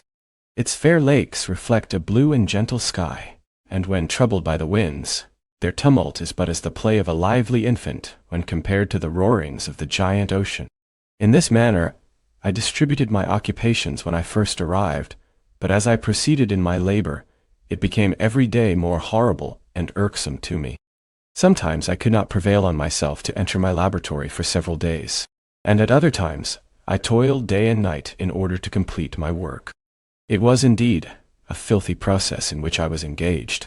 During my first experiment, a kind of enthusiastic frenzy had blinded me to the horror of my employment. My mind was intently fixed on the consummation of my labor, and my eyes were shut to the horror of my proceedings. But now I went to it in cold blood, and my heart often sickened at the work of my hands. Thus situated, employed in those detestable occupation, immersed in a solitude where nothing could for an instant call my attention from the actual scene in which I was engaged, my spirits became unequal. I grew restless and nervous. Every moment I feared to meet my persecutor. Sometimes I sat with my eyes fixed on the ground, fearing to raise them lest they should encounter the object which I so much dreaded to behold. I feared to wander from the sight of my fellow creatures, lest when alone he should come to claim his companion. In the meantime I worked on, and my labor was already considerably advanced. I looked towards its completion with a tremulous and eager hope, which I dared not trust myself to question, but which was intermixed with obscure forebodings of evil, that made my heart sicken in my bosom. Chapter 20. I sat one evening in my laboratory. The sun had set, and the moon was just rising from the sea. I had not sufficient light for my employment, and I remained idle, in a pause of consideration of whether I should leave my labor for the night, or hasten its conclusion by an unremitting attention to it. As I sat, a train of reflection occurred to me which led me to consider the effects of what I was now doing. 3 years before, I was engaged in the same manner, and had created a fiend whose unparalleled barbarity had desolated my heart, and filled it forever with the bitterest remorse. I was now about to form another being of whose dispositions I was alike ignorant. She might become 10,000 times more malignant than her mate and delight, for its own sake, in murder and wretchedness. He had sworn to quit the neighborhood of man and hide himself in deserts, but she had not. And she, who in all probability was to become a thinking and reasoning animal, might refuse to comply with a compact made before her creation. They might even hate each other. The creature who already lived loathed his own deformity, and might he not conceive a greater abhorrence for it when it came before his eyes in the female form? She also might turn with disgust from him to the superior beauty of man. She might quit him, and he be again alone, exasperated by the fresh provocation of being deserted by one of his own species. Even if they were to leave Europe and inhabit the deserts of the New World, yet one of the first results of those sympathies for which the demon thirsted would be children, and a race of devils would be propagated upon the earth who might make the very existence of the species of man a condition precarious and full of terror. Had I right, for my own benefit, to inflict this curse upon everlasting generations? I had before been moved by the sophisms of the being I had created. I had been struck senseless by his fiendish threats. But now, for the first time, the wickedness of my promise burst upon me. I shuddered to think that future ages might curse me as their pest, whose selfishness had not hesitated to buy its own peace at the price, perhaps of the existence of the whole human race. I trembled, and my heart failed within me, when, on looking up, I saw by the light of the moon the demon at the casement. A ghastly grin wrinkled his lips as he gazed on me, where I sat fulfilling the task which he had allotted to me. Yes, he had followed me in my travels. He had loitered in forests, hid himself in caves, or taken refuge in wide and desert heaths, and he now came to mark my progress and claim the fulfillment of my promise. As I looked on him, his countenance expressed the utmost extent of malice and treachery. I thought with a sensation of madness on my promise of creating another like to him, and trembling with passion, tore to pieces the thing on which I was engaged. The wretch saw me destroy the creature on whose future existence he depended for happiness, and with a howl of devilish despair and revenge, withdrew. I left the room, and locking the door, made a solemn vow in my own heart never to resume my labors, and then, with trembling steps, I sought my own apartment. I was alone. None were near me to dissipate the gloom, and relieve me from the sickening oppression of the most terrible reveries. Several hours passed, and I remained near my window gazing on the sea. It was almost motionless, for the winds were hushed, and all nature reposed under the eye of the quiet moon. A few fishing vessels alone specked the water, and now and then the gentle breeze wafted the sound of voices as the fishermen called to one another. I felt the silence, although I was hardly conscious of its extreme profundity, until my ear was suddenly arrested by the paddling of oars near the shore, and a person landed close to my house. In a few minutes after, I heard the creaking of my door, as if someone endeavored to open it softly. I trembled from head to foot. I felt a presentiment of who it was, and wished to rouse one of the peasants who dwelt in a cottage not far from mine, but I was overcome by the sensation of helplessness, so often felt in ill Frightful dreams, when you in vain endeavor to fly from an impending danger, and was rooted to the spot. Presently, I heard the sound of footsteps along the passage. The door opened, and the wretch whom I dreaded appeared.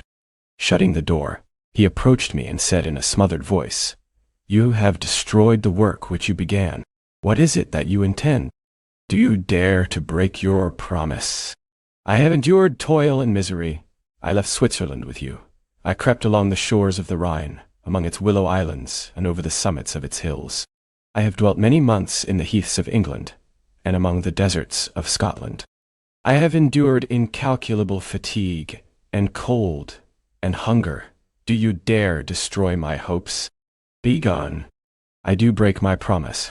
Never will I create another like yourself, equal in deformity and wickedness. Slave. I before reasoned with you, but you have proved yourself unworthy of my condescension. Remember that I have power. You believe yourself miserable, but I can make you so wretched that the light of day will be hateful to you. You are my creator, but I am your master. Obey. The hour of my irresolution is past, and the period of your power is arrived. Your threats cannot move me to do an act of wickedness, but they confirm me in a determination of not creating you a companion in vice. Shall I, in cool blood, set loose upon the earth a demon whose delight is in death and wretchedness? Begone. I am firm, and your words will only exasperate my rage. The monster saw my determination in my face and gnashed his teeth in the impotence of anger. Shall each man, cried he, find a wife for his bosom, and each beast have his mate, and I be alone? I had feelings of affection, and they were requited by detestation and scorn. Man! You may hate, but beware. Your hours will pass in dread and misery, and soon the bolt will fall which must ravish from you your happiness forever. Are you to be happy while I grovel in the intensity of my wretchedness? You can blast my other passions, but revenge remains revenge, henceforth dearer than light or food. I may die, but first you, my tyrant and tormentor, shall curse the sun that gazes on your misery. Beware, for I am fearless, and therefore powerful. I will watch with the wiliness of a snake, that I may sting with its venom. Man, you shall repent of the injuries you inflict. Devil, cease, and do not poison the air with these sounds of malice. I have declared my resolution to you, and I am no coward to bend beneath words. Leave me. I am inexorable. It is well. I go. But remember, I shall be with you on your wedding night. I started forward and exclaimed, Villain!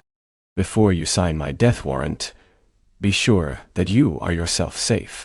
I would have seized him, but he eluded me and quitted the house with precipitation. In a few moments I saw him in his boat, which shot across the waters with an arrowy swiftness, and was soon lost amidst the waves. All was again silent, but his words rang in my ears. I burned with rage to pursue the murderer of my peace, and precipitate him into the ocean. I walked up and down my room hastily and perturbed, while my imagination conjured up 1,000 images to torment and sting me. Why had I not followed him and closed with him in mortal strife?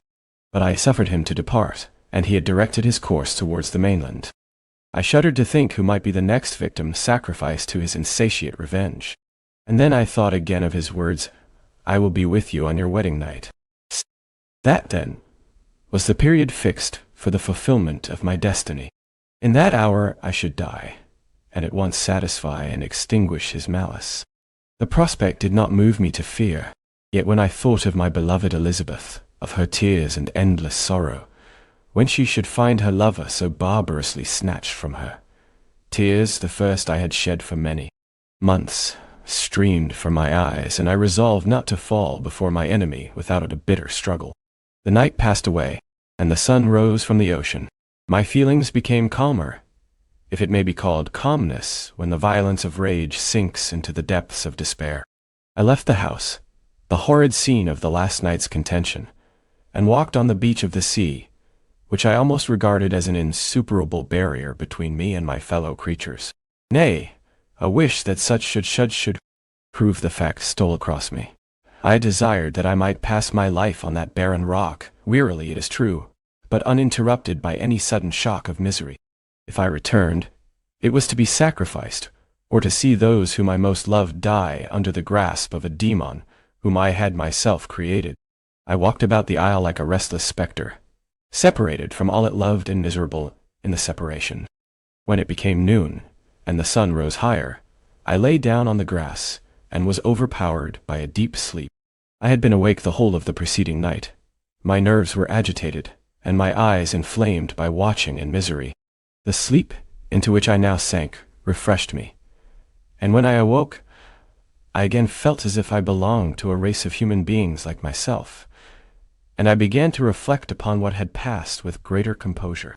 Yet still, the words of the fiend rang in my ears like a death knell. They appeared like a dream, yet distinct and oppressive as a reality.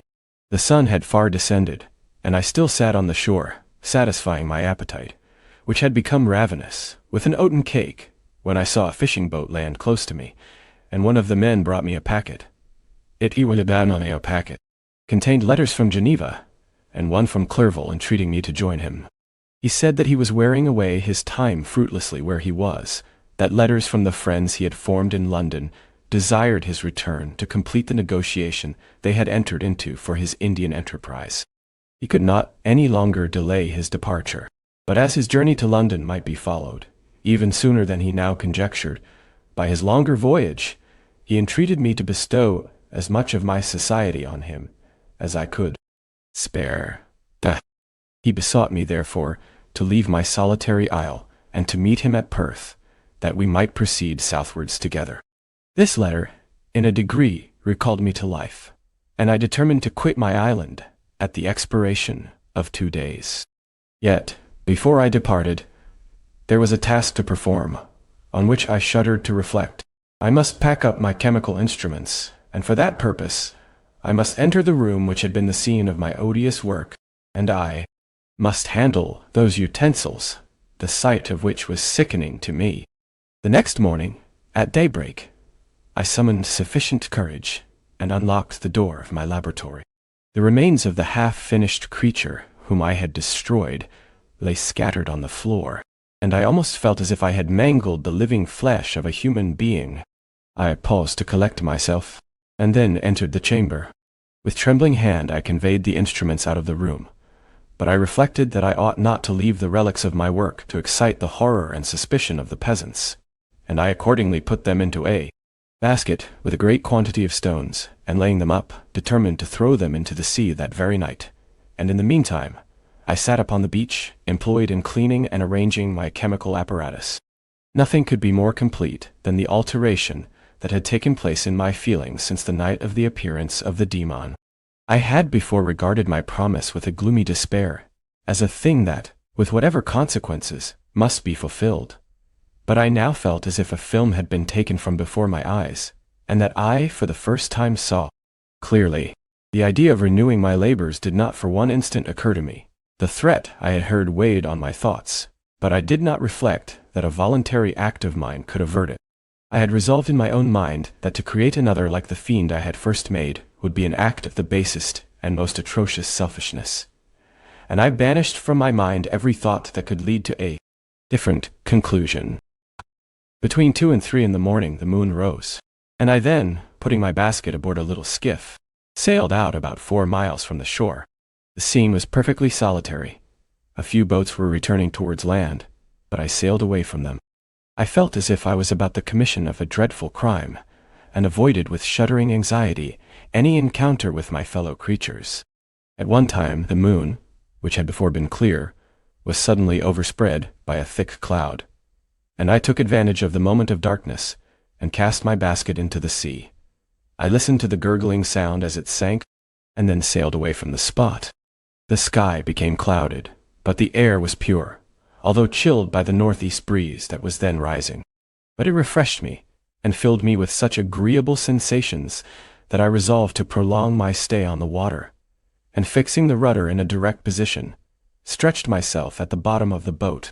Clouds hid the moon, everything was obscure, and I heard only the sound of the boat as its keel cut through the waves.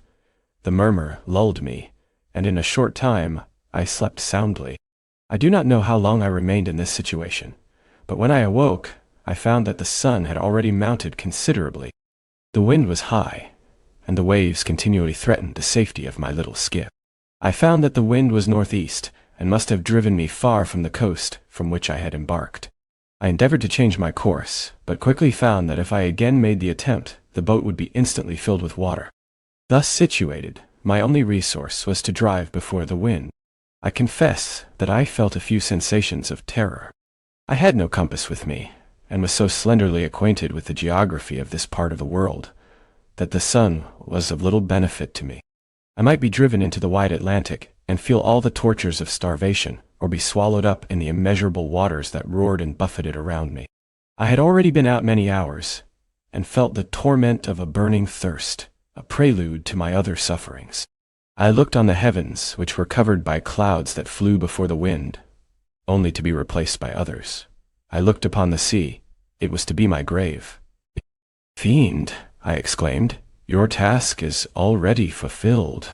I thought of Elizabeth, of my father, and of Clerval all left behind, on whom the monster might satisfy his sanguinary and merciless passions. This idea plunged me into a reverie so despairing and frightful that even now, when the scene is on the point of closing before me forever, I shudder to reflect on it.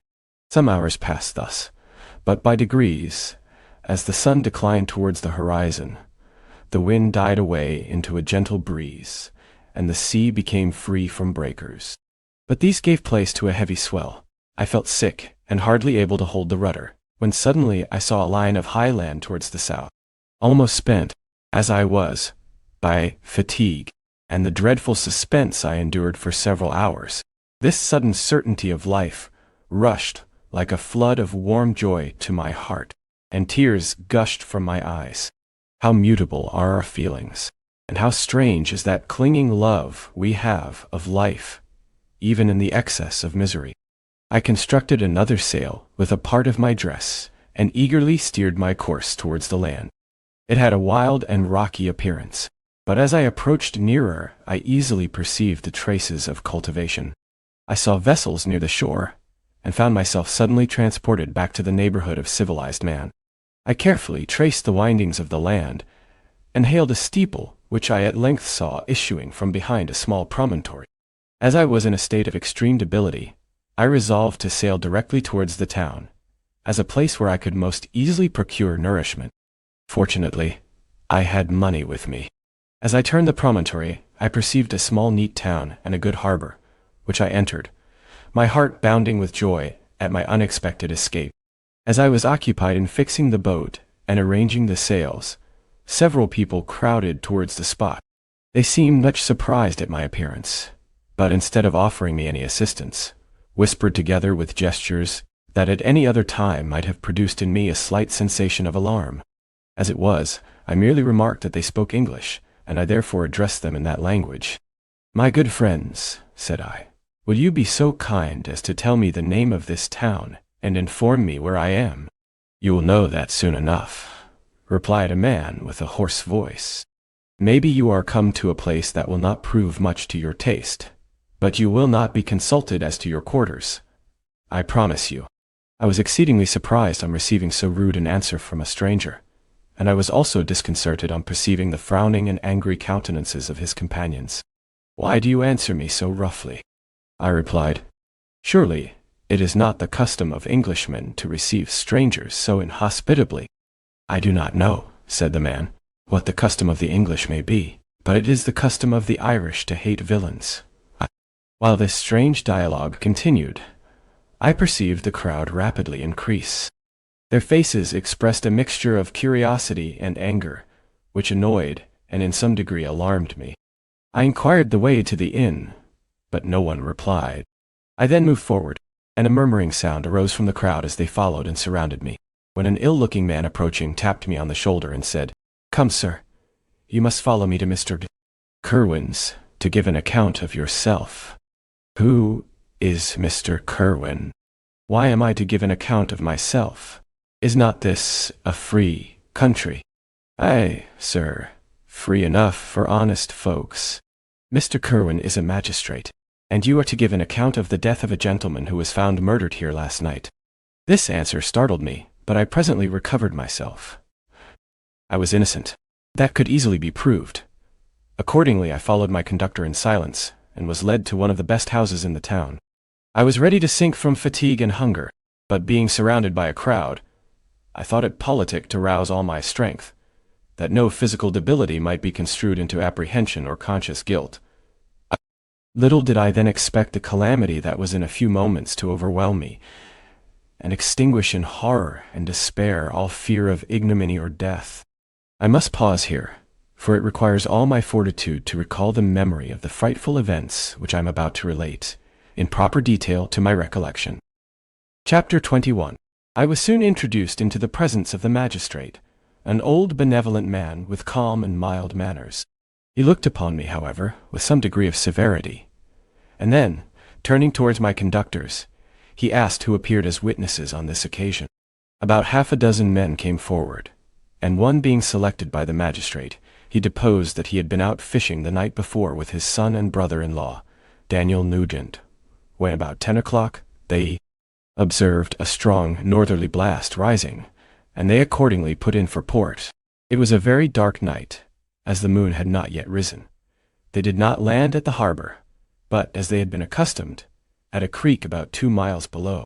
He walked on first, carrying a part of the fishing tackle, and his companions followed him at some distance. As he was proceeding along the sands, he struck his foot against something, and fell at his length on the ground. His companions came up to assist him, and by the light of their lantern they found that he had fallen on the body of a man, who was to all appearance dead.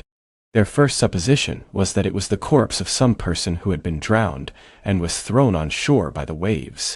But on examination, they found that the clothes were not wet, and even that the body was not. Then, cold. They instantly carried it to the cottage of an old woman near the spot, and endeavored, but in vain, to restore it to life. It appeared to be a handsome young man, about 25 years of age. He had apparently been strangled, for there was no sign of any violence except the black mark of fingers on his neck. The first part of this deposition did not in the least interest me, but when the mark of the fingers was mentioned, I remembered the murder of my brother, and felt myself extremely agitated. My limbs trembled, and a mist came over my eyes, which obliged me to lean on a chair for support. The magistrate observed me with a keen eye, and of course drew an unfavorable augury from my manner. The son confirmed his father's account, but when Daniel Nugent was called, he swore positively that just before the fall of his companion, he saw a boat, with a single man in it, at a short distance from the shore, and as far as he could judge by the light of a few stars, it was the same boat in which I had just landed. A woman deposed that she lived near the beach, and was standing at the door of her cottage, waiting for the return of the fishermen, about an hour before she heard of the discovery of the body, when she saw a boat with only one man in it push off from that part of the shore where the corpse was afterwards found. Another woman confirmed the account of the fishermen having brought the body into her house. It was not cold. They put it into a bed and rubbed it, and Daniel went to the town for an apothecary, but life was quite gone. Several other men were examined concerning my landing, and they agreed that, with the strong north wind that had arisen during the night, it was very probable that I had beaten about for many hours, and had been obliged to return nearly to the same spot from which I had departed. Besides, they observed that it appeared that I had brought the body from another place, and it was likely that as I did not appear to know the shore, I might have put into the harbor ignorant of the distance town off from the place where I had deposited the corpse. Mr. Kerwin, on hearing this evidence, desired that I should be taken into the room where the body lay for interment, that it might be observed what effect the sight of it would produce upon me. This idea was probably suggested by the extreme agitation I had exhibited when the mode of the murder had been described. I was accordingly conducted by the magistrate and several other persons to the inn. I could not help being struck by the strange coincidences that had taken place during this eventful night, but knowing that I had been conversing with several persons in the island I had inhabited about the time the body had been found, I was perfectly tranquil as to the consequences of the affair. I entered the room where the corpse lay, and was led up to the coffin. How can I describe my sensations on beholding it? I feel yet parched with horror, nor can I reflect on that terrible moment without shuddering in agony. The examination, the presence of the magistrate and witnesses, passed like a dream from my memory. When I saw the lifeless form of Henry Clerval stretched before me, I gasped for breath, and throwing myself on the body, I exclaimed, "Have my murderous machinations deprived you also, my dearest Henry, of life? 2 I have already destroyed. Other victims await their destiny. But you, Clerval, my friend, my benefactor, the human frame could no longer support the agonies that I endured, and I was carried out of the room in strong convulsions. A fever succeeded to this. I lay for 2 months on the point of death.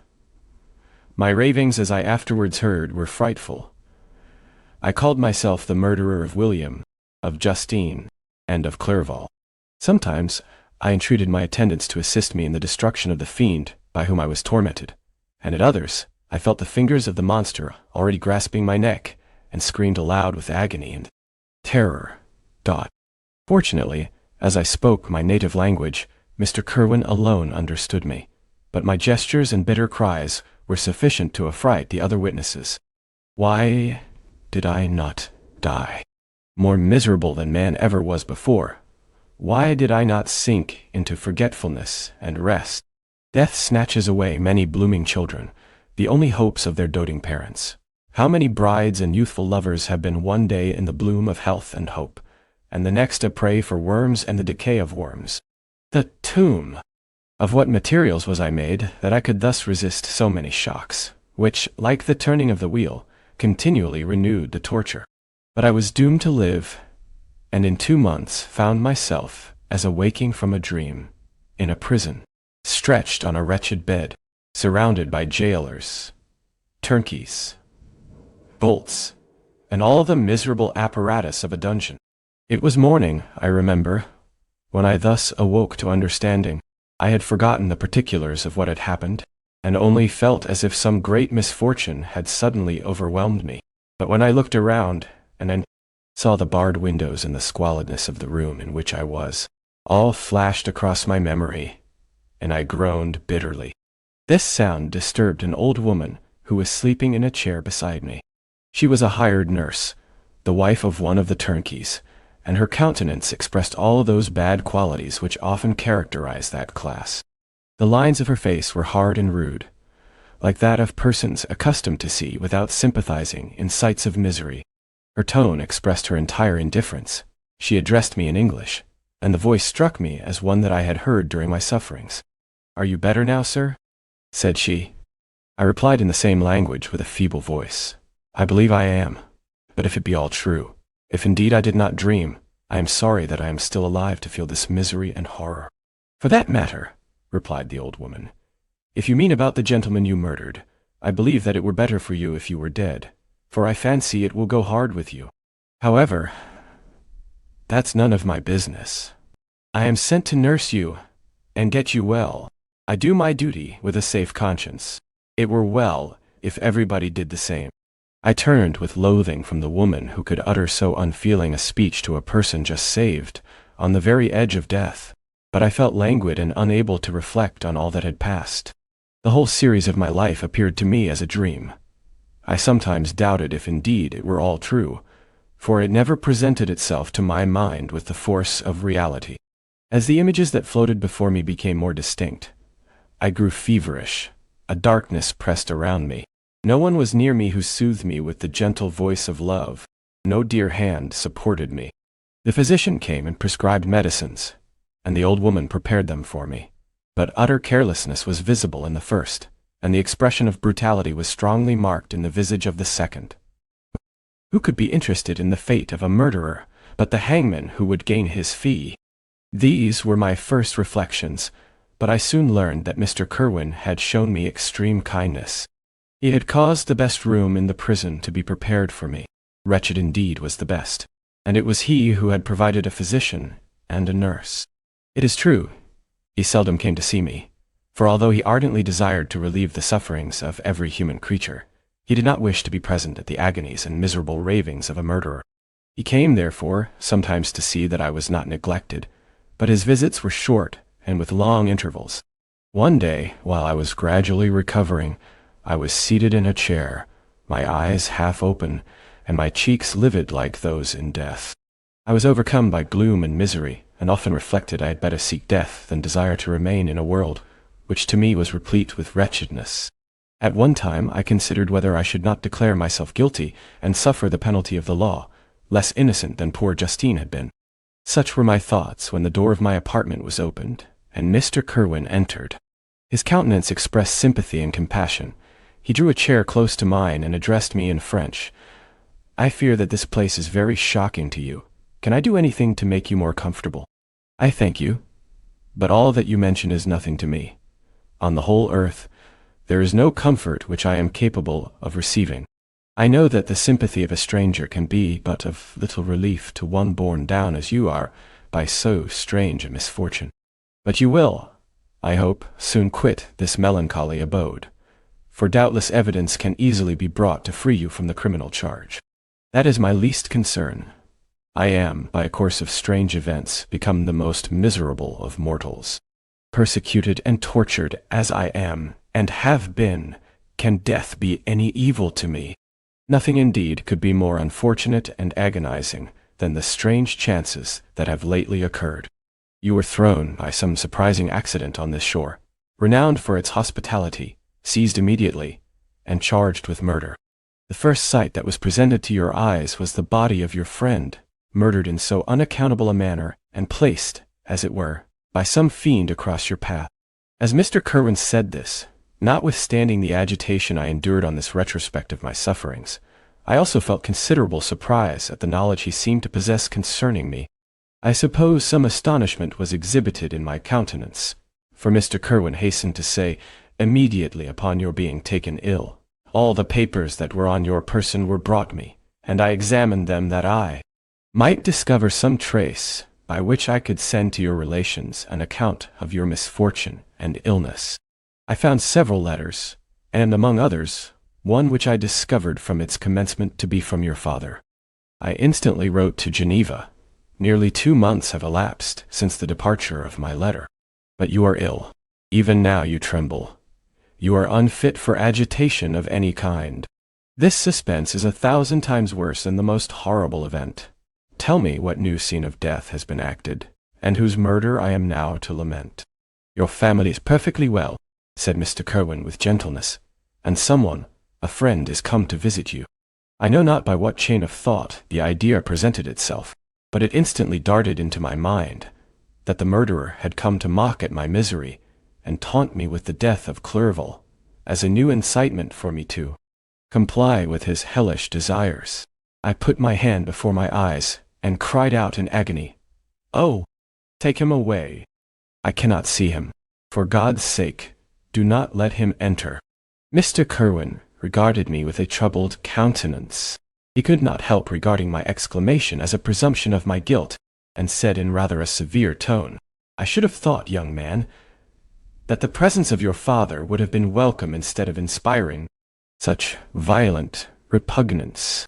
"My father!" cried I, while every feature and every muscle was relaxed from anguish to pleasure.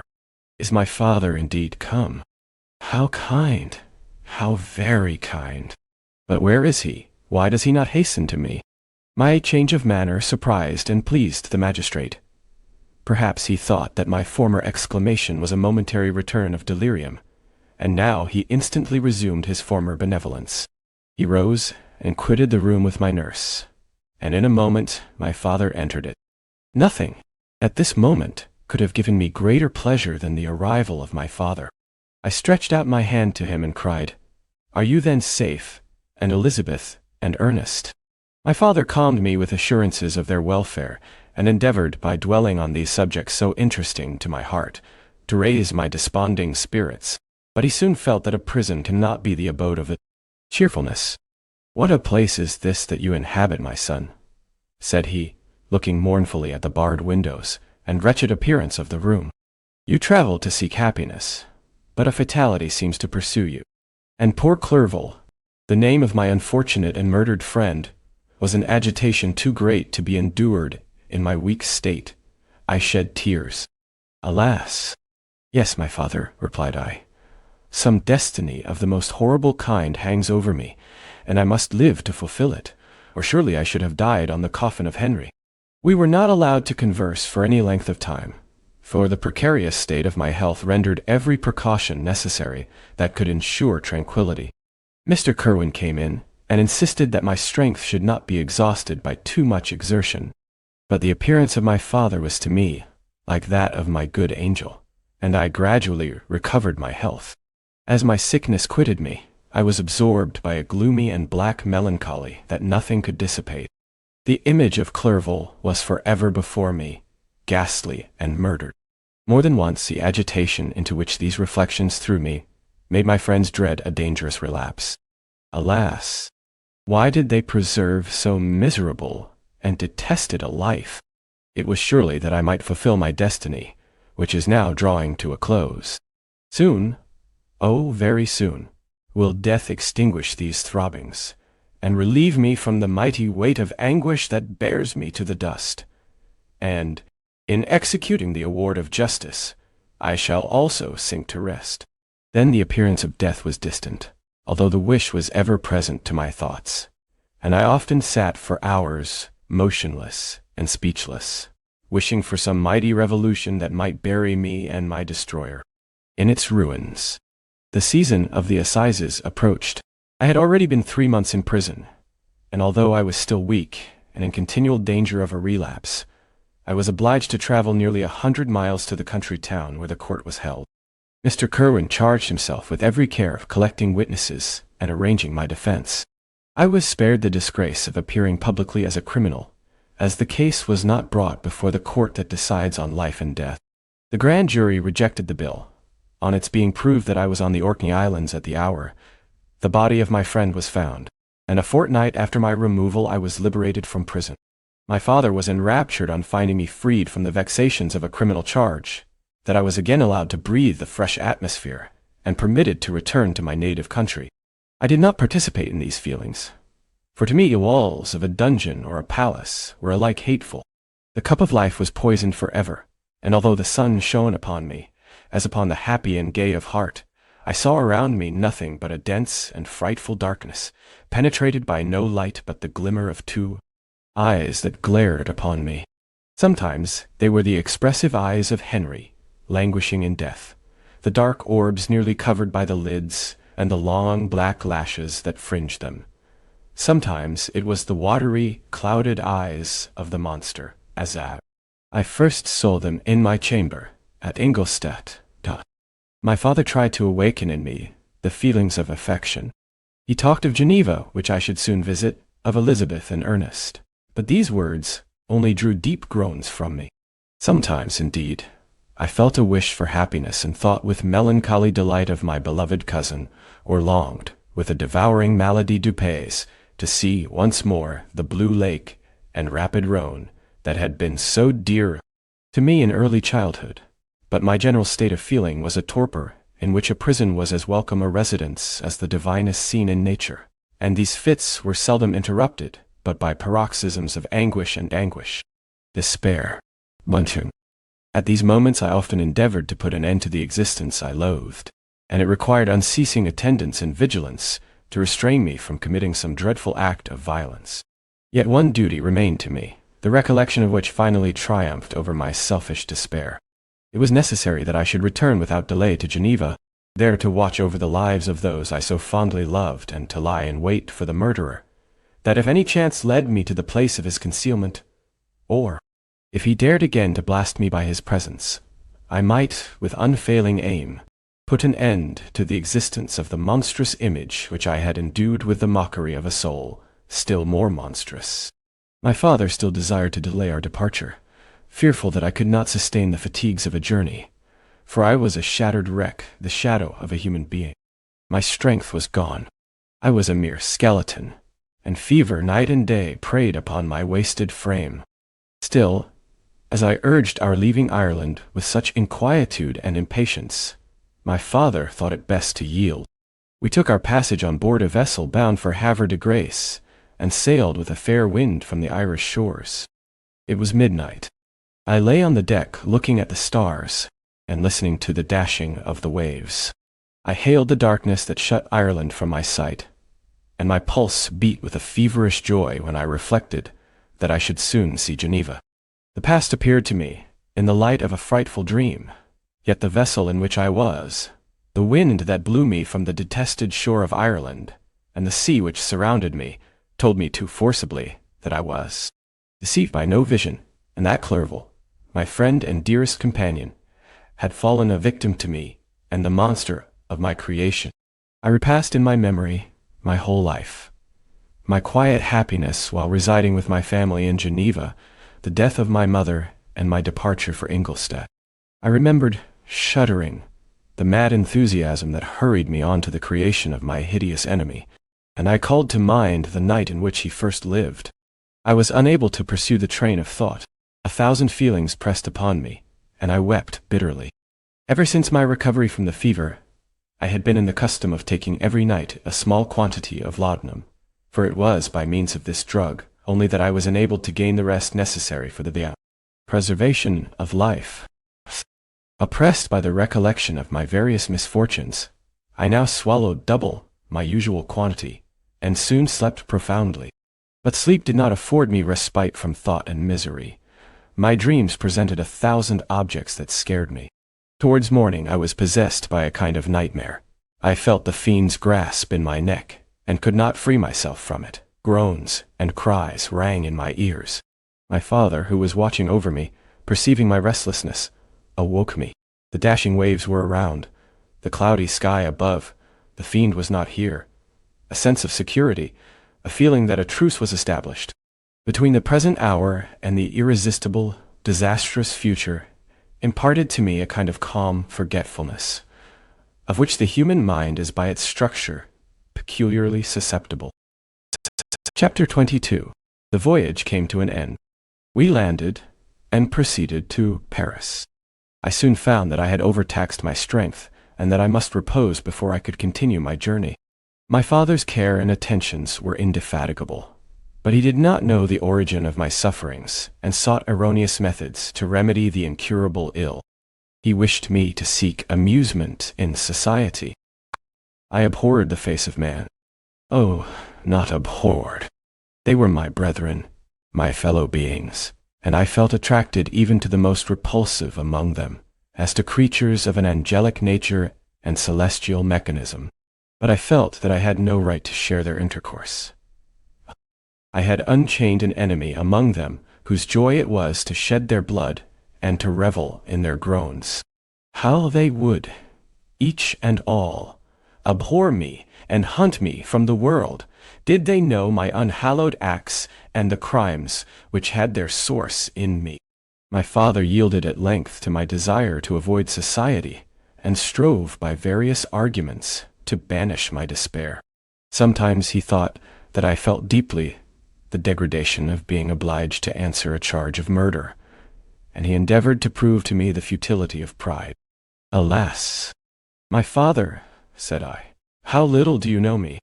Human beings, their feelings and passions, would indeed be degraded if such a wretch as I felt pride. Justine, poor unhappy Justine, was as innocent as I, and she suffered the same charge. She died for it, and I am the cause of this. I murdered her. William, Justine, and Henry, they all died by my hands. My father had often, during my imprisonment, heard me make the same assertion. When I thus accused myself, he sometimes seemed to desire an explanation, and at others he appeared to consider it as the offspring of the offspring, delirium, and that, during my illness, some idea of this kind had presented itself to my imagination, the remembrance of which I preserved in my convalescence. I avoided explanation and maintained a continual silence concerning the wretch I had created.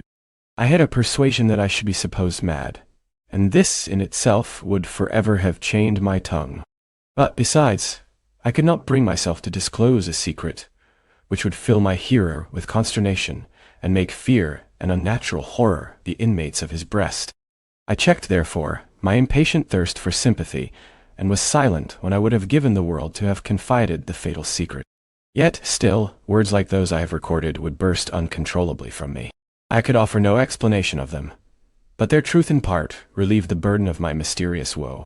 Upon this occasion my father said, with an expression of unbounded wonder, "My dearest Victor, what infatuation is this? My dear son, I entreat you never to make such an assertion again." "I am not mad," I cried energetically. "The sun and the heavens who have viewed my operations can bear witness of my truth. I am the assassin of those most innocent victims. They died by my machinations.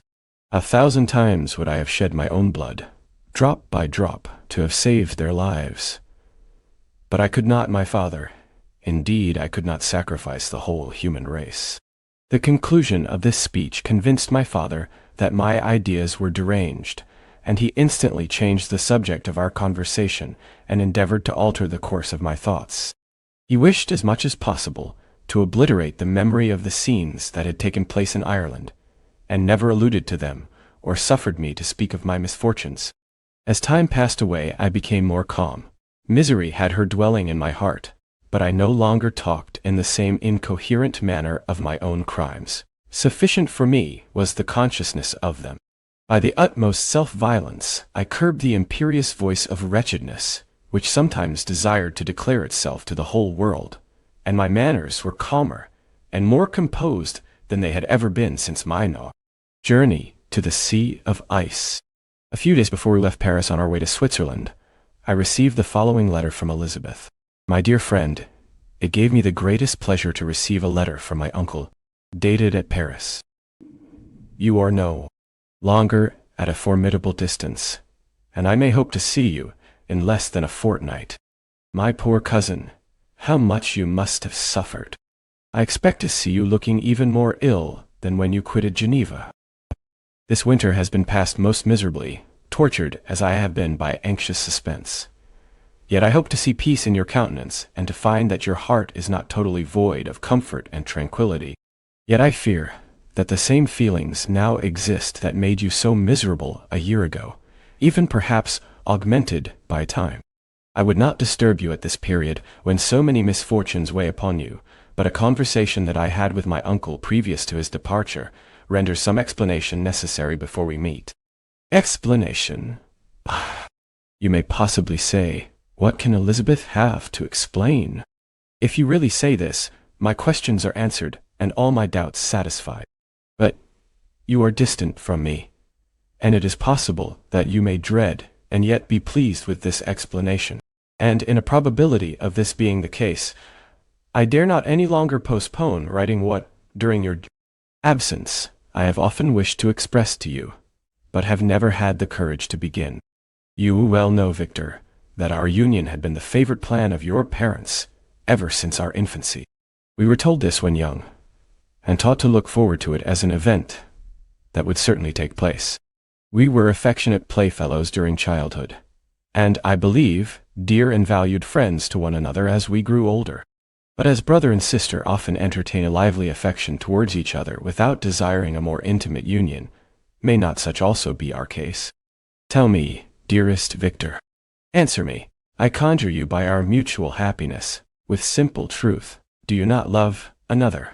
You have traveled, you have spent several years of your life at Ingolstadt, and I confess to you, my friend, that when I saw you last autumn, so unhappy, flying to solitude from the society of every creature, I could not help supposing that you might regret our connection, and believe yourself bound in honor to fulfill the wishes of your parents, although they oppose themselves to your inclinations. But this is false reasoning. I confess to you, my friend, that I love you, and that in my airy dreams of futurity you have been my constant friend and companion. But it is your happiness I desire as well as my own when I declare to you that our marriage would render me eternally miserable unless it were the dictate of your own free choice. Even now I weep to think that, borne down as you are by the cruelest misfortunes, you may stifle, by the word honor, all hope of that love and happiness, which would alone restore you to yourself. I, who have so disinterested an affection for you, may increase your miseries tenfold by being an obstacle to your wishes. Ah, Victor, Be assured that your cousin and playmate has too sincere a love for you not to be made miserable by this supposition. Be happy, my friend. And if you obey me in this one request, remain satisfied that nothing on earth will have the power to interrupt my tranquility. Do not let this letter disturb you.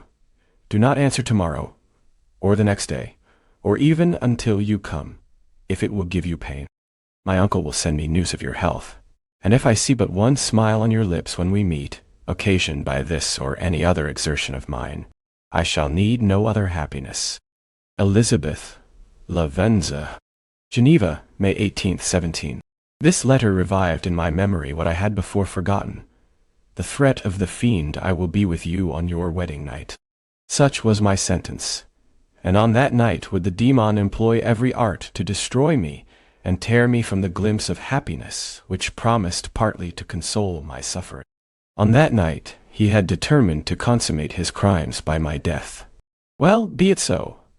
A deadly struggle would then assuredly take place, in which, if he were victorious, I should be at peace, and his power over me be at an end.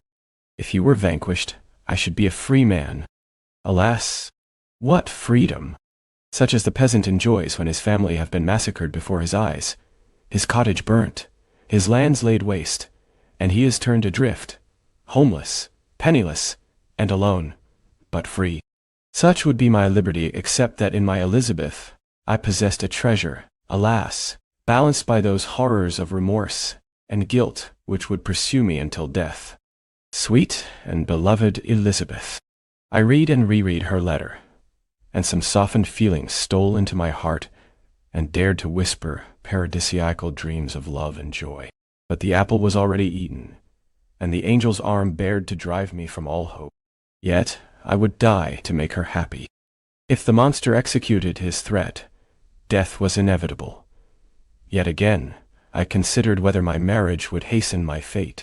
My destruction might indeed arrive a few months sooner, but if my torturer should suspect that I postponed it, influenced by his menaces, he would surely find other, and perhaps more dreadful means of revenge. He had vowed to be with me on my wedding night, yet he did not consider that threat as binding him to peace in the meantime, for as if to show me that he was not yet satiated with blood, he had murdered Clerval. Immediately after the enunciation of his threats, I resolved, therefore, that if my immediate union with my cousin would conduce either to hers or my father's happiness, my adversary's designs against my life should not retard it a single hour. In this state of mind, I wrote to Elizabeth. My letter was calm and affectionate.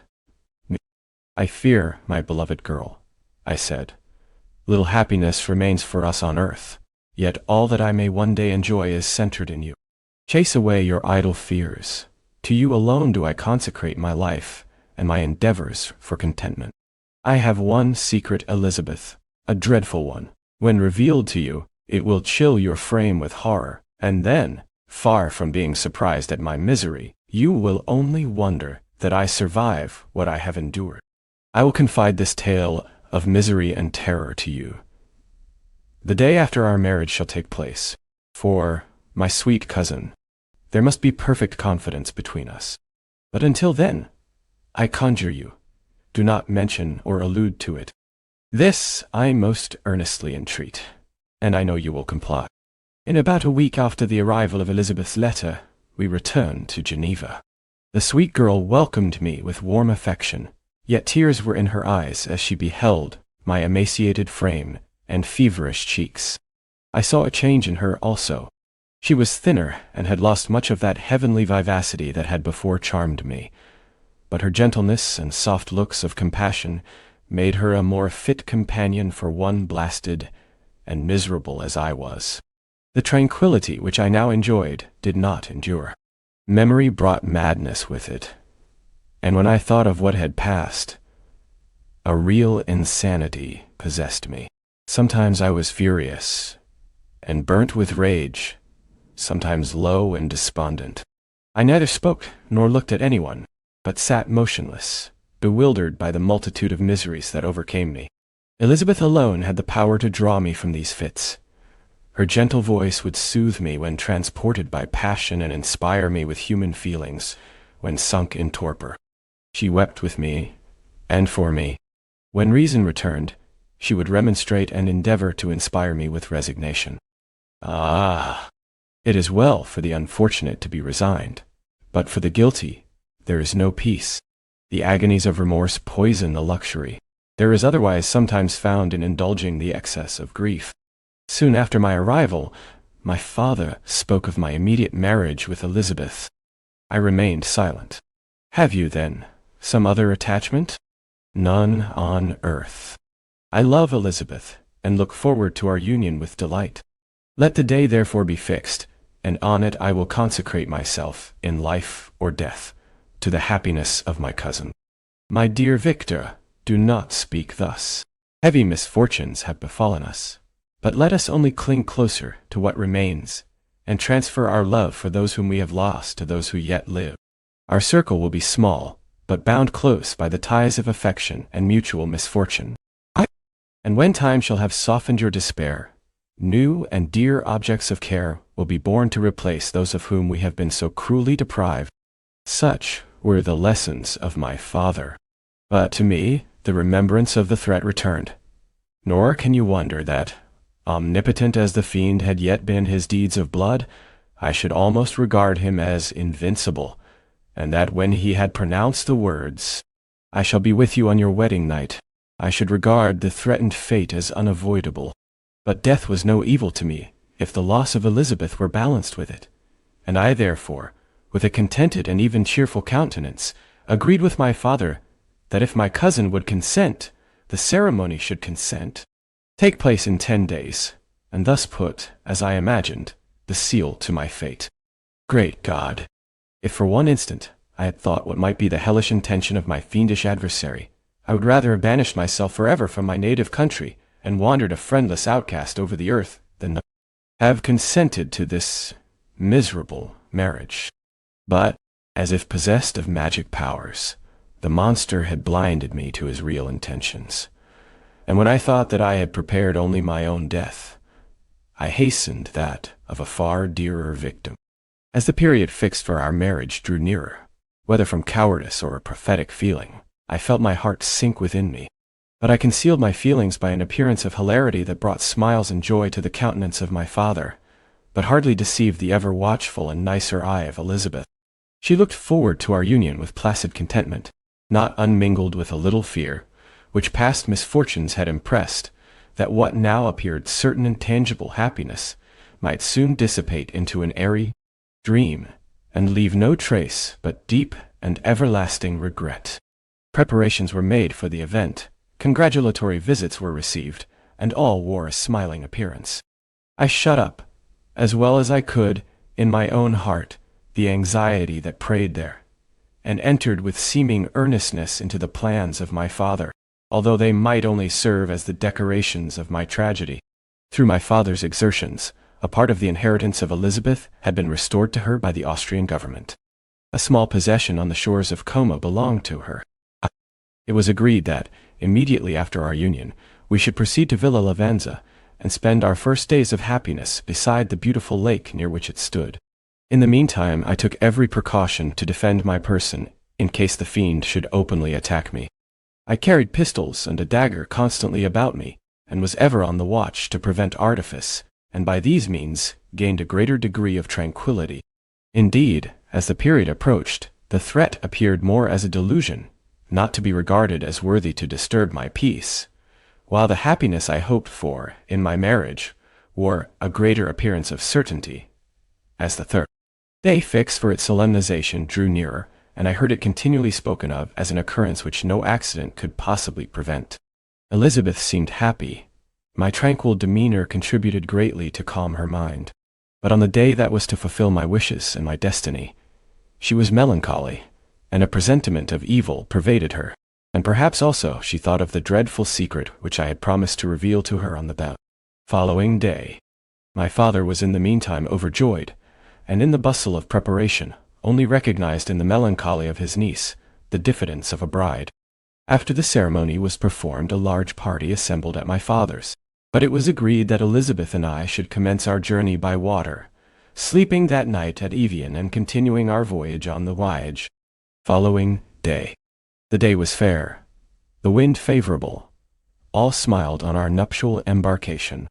Those were the last moments of my life, during which I enjoyed the feeling of happiness. We passed rapidly along. The sun was hot, but we were sheltered from its rays by a kind of canopy while we enjoyed the beauty of the scene. Sometimes on one side of the lake, where we saw Mont Salve, the pleasant banks of Montaugre, and at a distance surmounting all, the beautiful Mont Blanc, and the assemblage of snowy mountains that in vain endeavor to emulate her. Sometimes, coasting the opposite banks, we saw the mighty Jura, opposing its dark side to the ambition that would quit its native country, and an almost insurmountable barrier to the invader who should wish to enslave it. I took the hand of Elizabeth. "You are sorrowful, my love. Ah! If you knew what I have suffered, and what I may yet endure, you would endeavor to let me taste the quiet and freedom from despair that this one day at least permits me to enjoy." "Be happy, my dear Victor," replied Elizabeth. "There is, I hope, nothing to distress you, and be assured that if a lively joy is not painted in my face, my heart is contented. Something whispers to me not to depend too much on the prospect that is open before us, but I will not listen to such a sinister voice. Observe how fast we move along, and how the clouds, which sometimes obscure, and sometimes rise above the dome of Mont Blanc, render this scene of beauty still more interesting. Look also at the innumerable fish that are swimming in the clear waters, where we can distinguish every pebble that lies at the bottom. What a divine day! How happy and serene all nature appears." Thus Elizabeth endeavored to divert her thoughts and mine from all reflection upon melancholy subjects, but her temper was fluctuating. Joy for a few instants shone in her eyes, but it continually gave place to distraction and reverie. The sun sank lower in the heavens. We passed the river Drance and observed its path through the chasms of the higher and the glens of the lower hills. The Alps here come closer to the lake, and we approached the amphitheater of mountains, which forms its eastern boundary. The spire of Evian shone under the woods that surrounded it, and the range of mountain above mountain by which it was overhung. The wind, which had hitherto carried us along with amazing rapidity, sank at sunset to a light breeze. The soft air just ruffled the water, and caused a pleasant motion among the trees as we approached the shore, from which it wafted the most delightful scent of flowers and hay.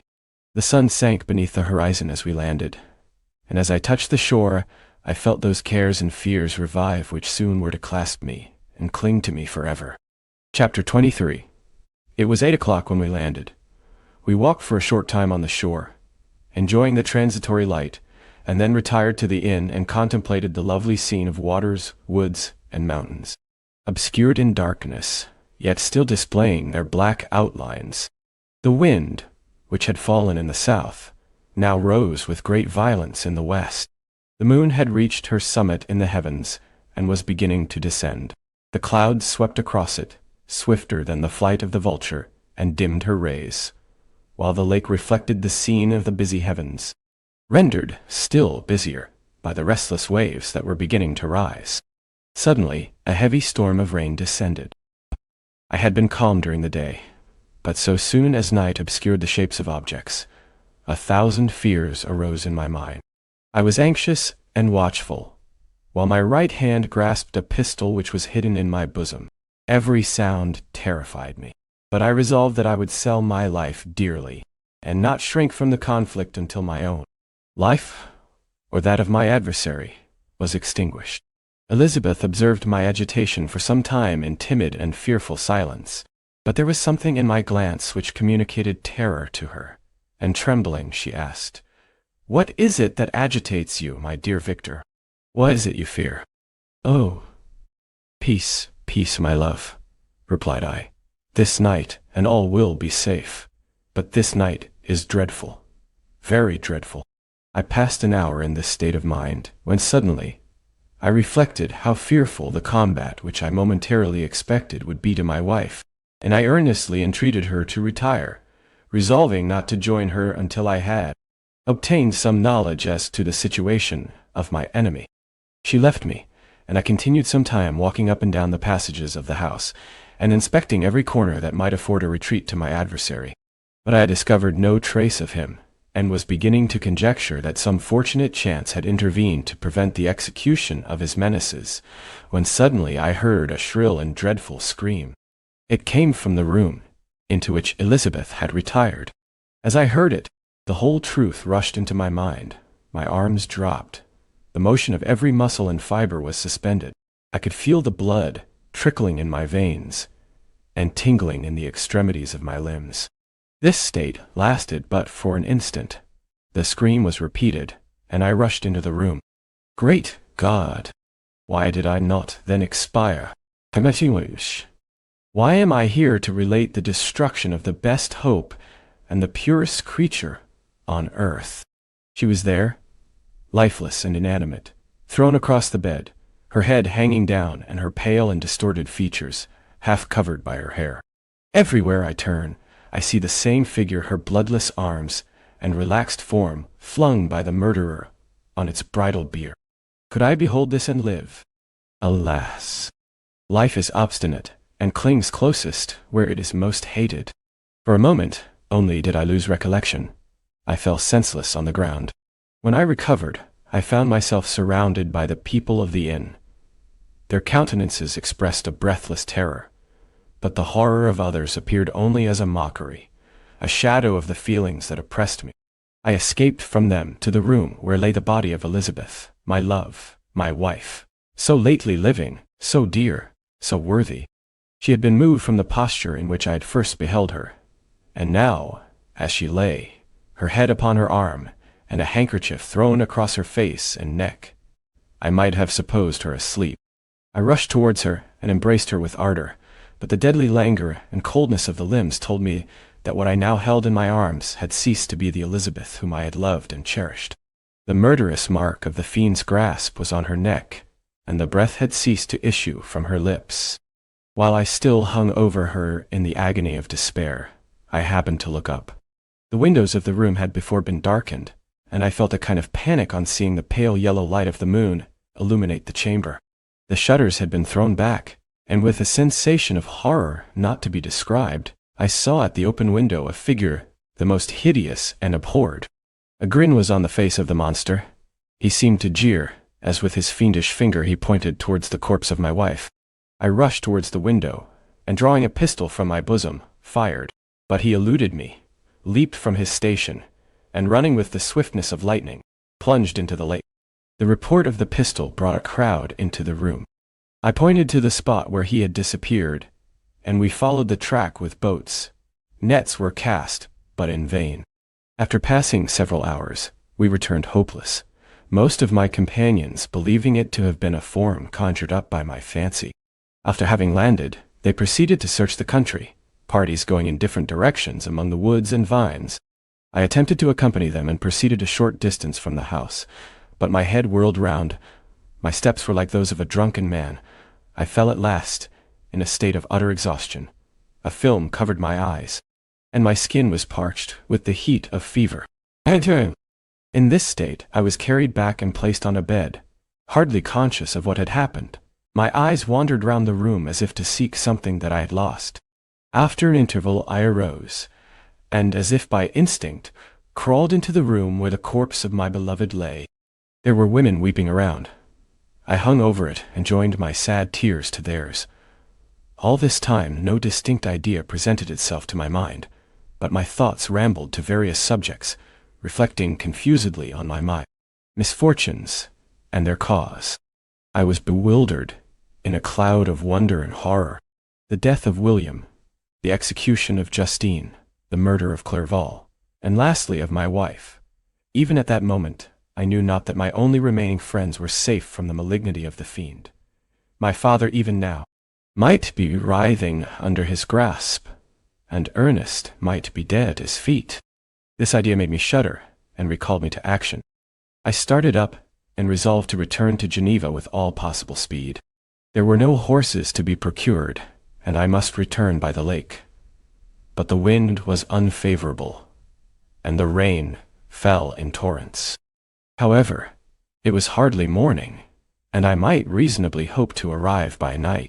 I hired men to row, and took an oar myself, for I had always experienced relief from mental torment in bodily exercise. But the overflowing misery I now felt, and the excessive agitation that I endured, rendered me incapable of any exertion. I threw down the oar, and leaning my head upon my hands, gave way to every gloomy idea that arose. If I looked up, I saw scenes which were familiar to me in my happier time, and which I had contemplated but the day before in the company of her, who was now but a shadow and a recollection. Tears streamed from my eyes. The rain had ceased for a moment, and I saw the fish play in the waters, as they had done a few hours before. They had then been observed by Elizabeth. Nothing is so painful to the human mind as a great and sudden change. The sun might shine or the clouds might lower, but nothing could appear to me as it had done the day before. A fiend had snatched from me every hope of future happiness. No creature had ever been so miserable as I was. So frightful an event is single in the history of man. But why should I dwell upon the incidents that followed this last, overwhelming event? Mine has been a tale of horrors. I have reached their acme, and what I must now relate can but be tedious to you. Know that, one by one, my friends were snatched away. I was left desolate. My own strength is exhausted, and I must tell in a few words what remains of my hideous narration. I arrived at Geneva. My father and Ernest yet lived, but the former sunk under the tidings that I bore. I see him now, excellent and venerable old man.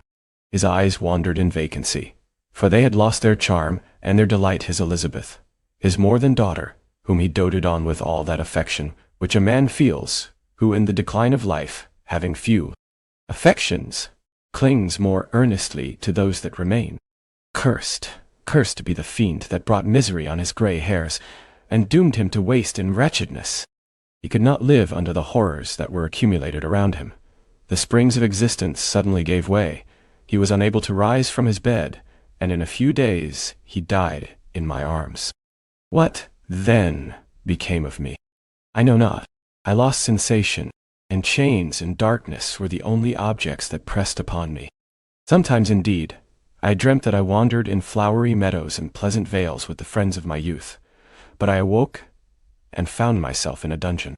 Melancholy followed, but by degrees I gained a clear conception of my miseries and situation, and was then released from my prison. For they had called me mad, and during many months, as I understood, a solitary cell had been my habitation. Liberty, however, had been a useless gift to me, had I not, as I awakened to reason, at the same time, awakened to revenge. As the memory of past misfortunes pressed upon me, I began to reflect on their cause, the monster whom I had created, the miserable demon whom I had sent abroad into the world for my destruction. I was possessed by a maddening rage when I thought of him, and desired and ardently prayed that I might have him within my grasp to wreak a great and signal revenge on his cursed head. Nor did my hate long confine itself to useless wishes. I began to reflect on the best means of securing him, and for this purpose, about a month after my release, I repaired to a criminal judge in the town, and told him that I had an accusation to make, that I knew the destroyer of my family, and that I required him to exert his whole authority for the apprehension of the murderer. The magistrate listened to me with attention and kindness. "Be assured, sir," said he, "no pains or exertions on my part shall be spared to discover the villain." "I thank you," replied I.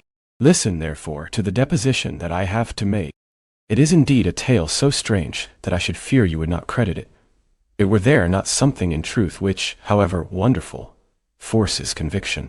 The story is too connected to be mistaken for a dream, and I have no motive for falsehood. My manner, as I thus addressed him, was impressive but calm. I had formed in my own heart a resolution to pursue my destroyer to death, and this purpose quieted my agony and for an interval reconciled me to life. I now related my history briefly, but with firmness and precision, marking the dates with accuracy and never deviating into invective or exclamation. The magistrate appeared at first perfectly incredulous, but as I continued he became more attentive and interested. I saw him sometimes shudder with horror, at others a lively surprise, unmingled with disbelief, was painted on his countenance. When I had concluded my narration, I said, This is the being whom I accuse, and for whose seizure and punishment I call upon you to exert your whole power. It is your duty as a magistrate, and I believe and hope that your feelings as a man will not revolt from the execution of those functions on this occasion." This address caused a considerable change in the physiognomy of my own auditor.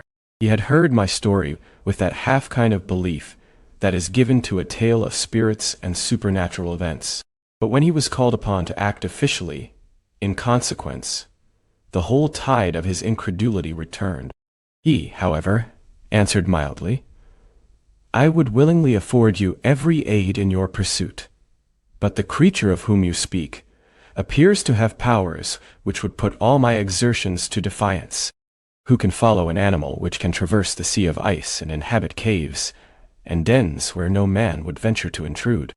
Besides, some months have elapsed since the commission of his crimes, and no one can conjecture to what place he has wandered, or what region he may now inhabit. I do not doubt that he hovers near the spot which I inhabit, and if he has indeed taken refuge in the Alps, he may be hunted like the chamois and destroyed as a beast of prey. But I perceive your thoughts. You do not credit my narrative, and do not intend to pursue my enemy with the punishment which is his desert." As I spoke, rage sparkled in my eyes. The magistrate was intimidated. "You are mistaken," said he.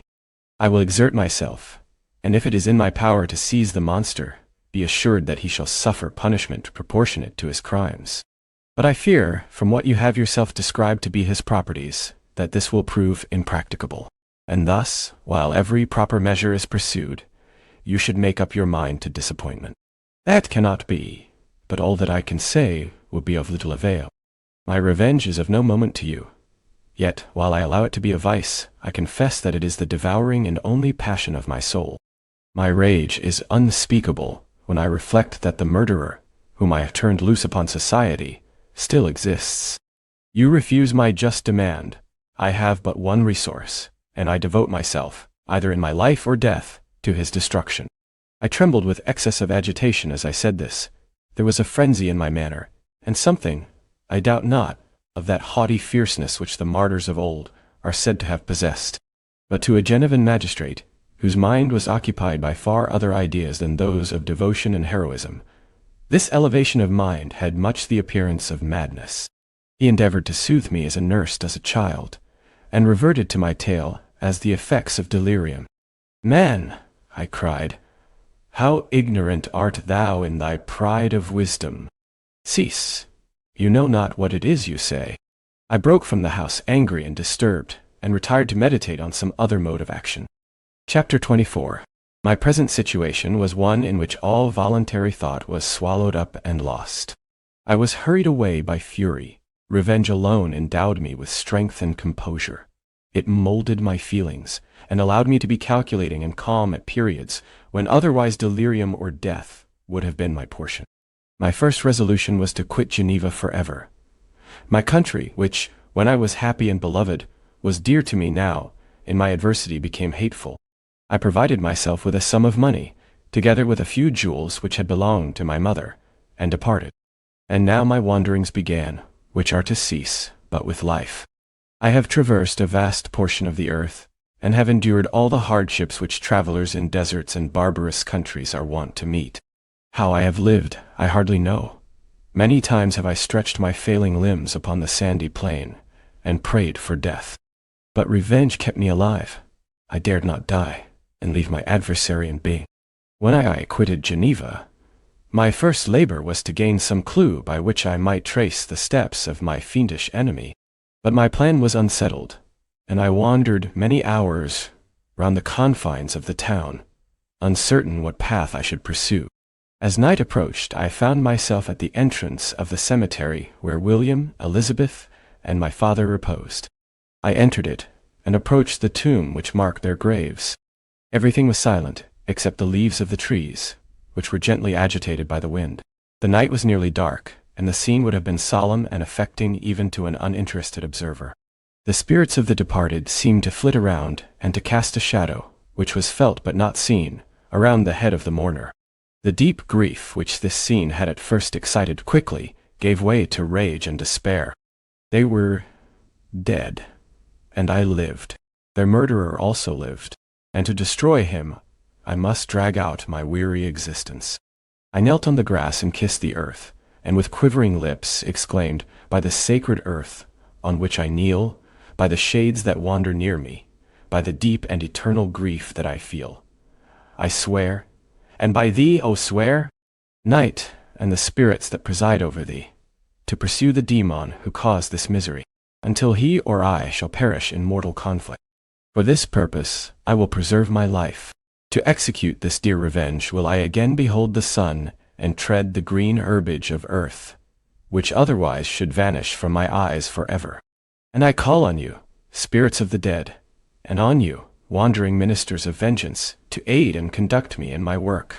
Let the cursed and hellish monster drink deep of agony. Let him feel the despair that now torments me." I had begun my adjuration with solemnity, and an awe which almost assured me that the shades of my murdered friends heard and approved my devotion. But the furies possessed me as I concluded, and rage choked my utterance. I was answered through the stillness of night by a loud and fiendish laugh. It rang on my ears long and heavily. The mountains re-echoed it, and I felt as if all hell surrounded me with mockery and laughter. Surely, in that moment, I should have been possessed by frenzy, and have destroyed my miserable existence, but that my vow was heard, and that I was reserved for vengeance. The laughter died away, when a well-known and abhorred voice, apparently close to my ear, addressed me in an audible whisper. "I am satisfied. Miserable wretch! You have determined to live, and I am satisfied." I darted towards the spot from which the sound proceeded, but the devil eluded my grasp. Suddenly, the broad disk of the moon arose, and shone full upon his ghastly and distorted shape as he fled with more than mortal speed. I pursued him, and for many months this has been my task. Guided by a slight clue, I followed the windings of the Rhone, but vainly. The blue Mediterranean appeared, and by a strange chance, I saw the fiend enter by night and hide himself in a vessel bound for the Black Sea. I took my passage in the same ship, but he escaped, I know not how. Amidst the wilds of Tartarian Russia, although he still evaded me, I have ever followed in his track. Sometimes the peasants, scared by this horrid apparition, informed me of his path. Sometimes he himself, who feared that if I lost all trace of him, I should despair and die, left some mark to guide me. The snows descended on my head, and I saw the print of his huge step on the white plain. To you first entering on life, to whom care is new and agony unknown, how can you understand what I have felt, and still feel? Cold, want, and fatigue were the least pains which I was destined to endure. I was cursed by some devil and carried about with me my eternal hell. Yet still, a spirit of good followed and directed my steps, and when I most murmured, would suddenly extricate me from seemingly insurmountable difficulties. Sometimes, when nature, overcome by hunger, sank under the exhaustion, a repast was prepared for me in the desert that restored and inspirited me. The fare was indeed coarse, such as the peasants of the country ate, but I will not doubt that it was set there by the spirits that I had invoked to aid me.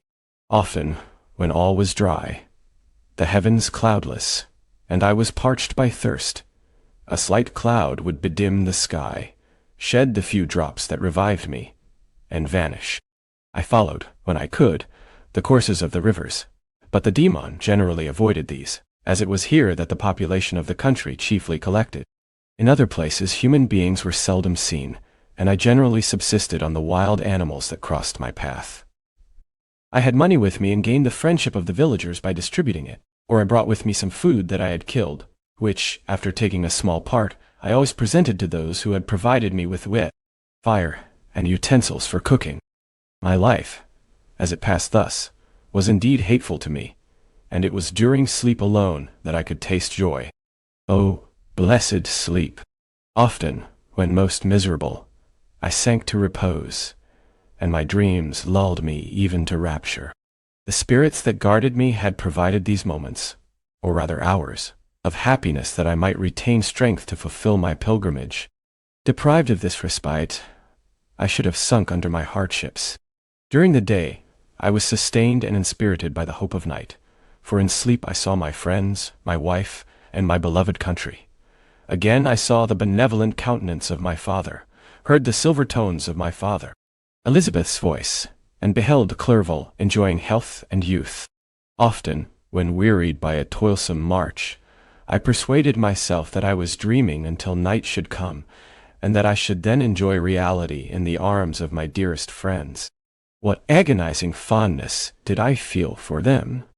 How did I cling to their dear forms, as sometimes they haunted even my waking hours, and persuade myself that they still lived!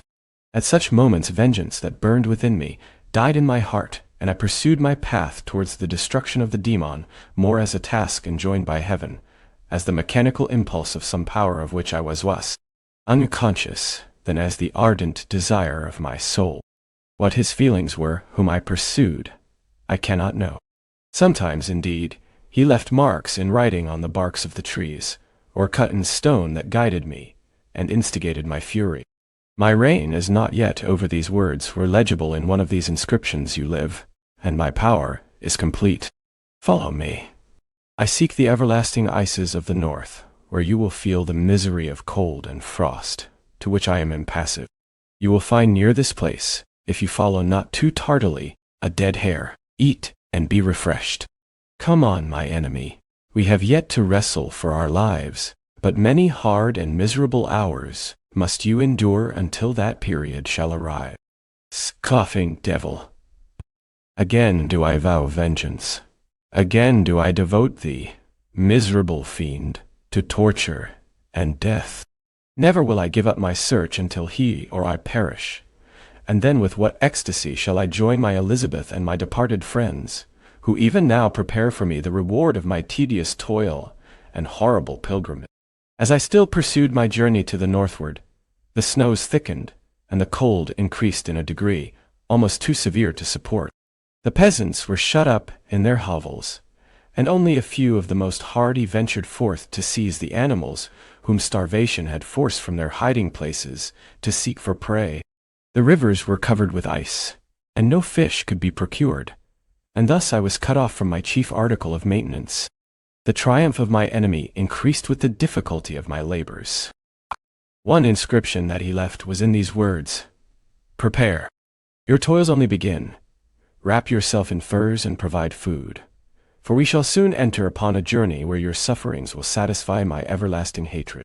My courage and perseverance were invigorated by these scoffing words. I resolved not to fail in my purpose, and calling on heaven to support me, I continued with unabated fervor to traverse immense deserts until the ocean appeared at a distance and formed the utmost boundary of the horizon. Oh, how unlike it was to the blue seasons of the south! Covered with ice, it was only to be distinguished from land by its superior wildness and ruggedness. The Greeks wept for joy when they beheld the Mediterranean from the hills of Asia, and hailed with rapture the boundary of their toils. I did not weep, but I knelt down, and with a full heart thanked my guiding spirit for conducting me in safety to the place where I hoped, notwithstanding my adversary's gibe, to meet and grapple with him. Some weeks before this period I had procured a sledge and dogs, and thus traversed the snows with inconceivable speed. I know not whether the fiend possessed the same advantages, but I found that, as before I had daily lost ground in the pursuit, I now gained on him, so much so that when I first saw the ocean he was but 1 day's journey in advance, and I hoped to intercept him before he should reach the beach. With new courage, therefore, I pressed on, and in 2 days arrived at a wretched hamlet on the seashore. I inquired of the inhabitants concerning the fiend and gained accurate information. A gigantic monster, they said, had arrived the night before, armed with a gun and many pistols, putting to flight the inhabitants of a solitary cottage through fear of his terrific appearance. He had carried off their store of winter food, and placing it in a sledge, to draw which he had seized on a numerous drove of trained dogs, he had harnessed them, and the same night, to the joy of the horror-struck villagers, had pursued his journey across the sea in a direction that led to no land, and they conjectured that he must speedily be destroyed by the breaking of the ice or frozen by the eternal frosts. On hearing this information, I suffered a temporary access of despair. He had escaped me, and I must commence a destructive and almost endless journey across the mountainous ices of the ocean, amidst cold that few of the inhabitants could long endure, and which I, the native of a genial and sunny climate, could not hope to survive. Yet at the idea that the fiend should live and be triumphant, my rage and vengeance returned, and like a mighty tide, overwhelmed every other feeling. After a slight repose, during which the spirits of the dead hovered round and instigated me to toil and revenge, I prepared for my journey. I exchanged my land sledge for one fashioned for the inequalities of the frozen ocean, and purchasing a plentiful stock of provisions, I departed from land. I cannot guess how many days have passed since then, but I have endured misery which nothing but the eternal sentiment of a just retribution burning within my heart could have enabled me to support. Immense and rugged mountains of ice often barred up my passage, and I often heard the thunder of the ground sea, which threatened my destruction. But again, the frost came, and made the paths of the sea secure.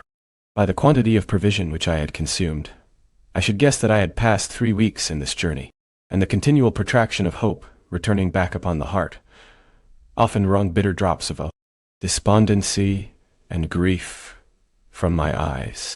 Despair had indeed almost secured her prey, and I should soon have sunk beneath this misery. Once, after the poor animals that conveyed me had with incredible toil gained the summit of a sloping ice mountain, and one, sinking under his fatigue, died, I viewed the expanse before me with anguish, when suddenly my eye caught a dark speck upon the dusky plain. I strained my sight to discover what it could be and uttered a wild cry of ecstasy when I distinguished a sledge and the distorted proportions of a well-known form within. Oh, with what a burning gush did hope revisit my heart! Warm tears filled my eyes, which I hastily wiped away, that they might not intercept the view I had of the demon. But still my sight was dimmed by the burning drops, until, giving way to the emotions that oppressed me, I wept aloud. But this was not the time for delay. I disencumbered the dogs of their dead companion, gave them a plentiful portion of food, and after an hour's rest, which was absolutely necessary, and yet which was bitterly irksome to me, I continued my route. The sledge was still visible, nor did I again lose sight of it, except at the moments when, for a short time, some ice rock concealed it with its intervening crags.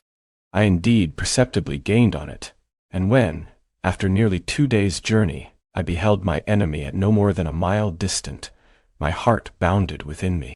But now, when I appeared almost within grasp of my foe, my hopes were suddenly extinguished, and I lost all trace of him more utterly than I had ever done before. A ground sea was heard. The thunder of its progress, as the waters rolled and swelled beneath me, became every moment more ominous and terrific. I pressed on, but in vain. The wind arose, the sea roared, and, as with the mighty shock of an earthquake, it split and cracked with a tremendous and overwhelming sound. The work was soon finished. In a few minutes, a tumultuous sea rolled between me and my enemy, and I was left drifting on a scattered piece of ice that was continually lessening, and thus preparing for me a hideous death. In this manner, many appalling hours passed. Several of my dogs died, and I myself was about to sink under the accumulation of distress when I saw your vessel riding at anchor and holding forth to me hopes of succor and life. I had no conception that vessels ever came so far north, and was astounded at the sight. I quickly destroyed part of my sledge to construct oars, and by these means was enabled, with infinite fatigue, to move my ice raft in the direction of your ship. I had determined, if you were going southwards, still to trust myself to the mercy of the seas, rather than abandon my purpose. I hoped to induce you to grant me a boat with which I could pursue my enemy. But your direction was northwards. You took me on board when my vigor was exhausted, and I should soon have sunk under my multiplied hardships into a death which I still dread, for my task is unfulfilled. Oh, when will my guiding spirit, in conducting me to the demon, allow me the rest I so much desire? Or must I die, and he yet live? If I do, swear to me, Walton, that he shall not escape, that you will seek him and satisfy my vengeance in his death. And do I dare to ask of you to undertake my pilgrimage, to endure the hardships that I have undergone? No, I am not so selfish. Yet, when I am dead, if he should appear, if the ministers of vengeance should conduct him to you, swear that he shall not live, swear that he shall not triumph over my accumulated woes, and survive to add to the list of his dark crimes. He is eloquent and persuasive, and once his words had even power over my heart. But trust him not. His soul is as hellish as his form, full of treachery and fiend-like malice. Hear him not. Call on the names of William, Justine, Clerval, Elizabeth, my father, and of the wretched Victor, and thrust your sword into his heart. I will hover near and direct the steel aright.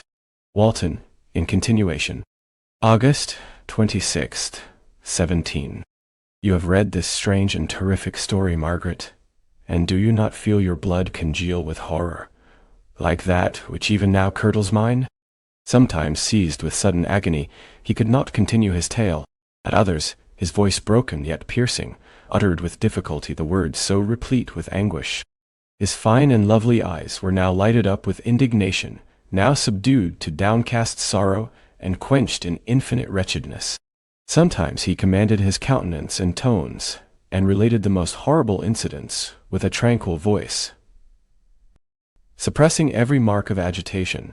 Then, like a volcano bursting forth, his face would suddenly change to an expression of the wildest rage as he shrieked out imprecations on his persecutor. And his tale is connected and told with an appearance of the simplest truth. Yet I own to you that the letters of Felix and Safie, which he showed me, and the apparition of the monster seen from our ship, brought to me a greater conviction of the truth of his narrative than his asseverations, however earnest and connected. Such a monster has, then, really existence. I cannot doubt it. Yet I am lost in surprise and admiration. Sometimes I endeavored to gain from Frankenstein the particulars of his creature's formation, but on this point he was impenetrable. "Are you mad, my friend?" said he. "Or whither does your senseless curiosity lead you? Would you also create for yourself and the world a demoniacal enemy? Peace, peace. Learn my miseries, and do not seek to increase your own." Frankenstein discovered that I made notes concerning his history. He asked to see them and then himself corrected and augmented them in many places, but principally in giving the life and spirit to the conversations he held with his enemy. "Since you have preserved my narration," said he, "I would not that a mutilated one should go down to posterity. Thus has a week passed away, while I have listened to the strangest tale that ever imagination formed. My thoughts and every feeling of my soul have been drunk up by the interest for my guest, which this tale and his own elevated and gentle manners have created. I wish to soothe him, yet can I counsel one so infinitely miserable, so destitute of every hope of consolation, to live? Oh no! The only joy that he can now know will be when he composes his shattered spirit to peace and death. Yet he enjoys one comfort, the offspring of solitude and delirium.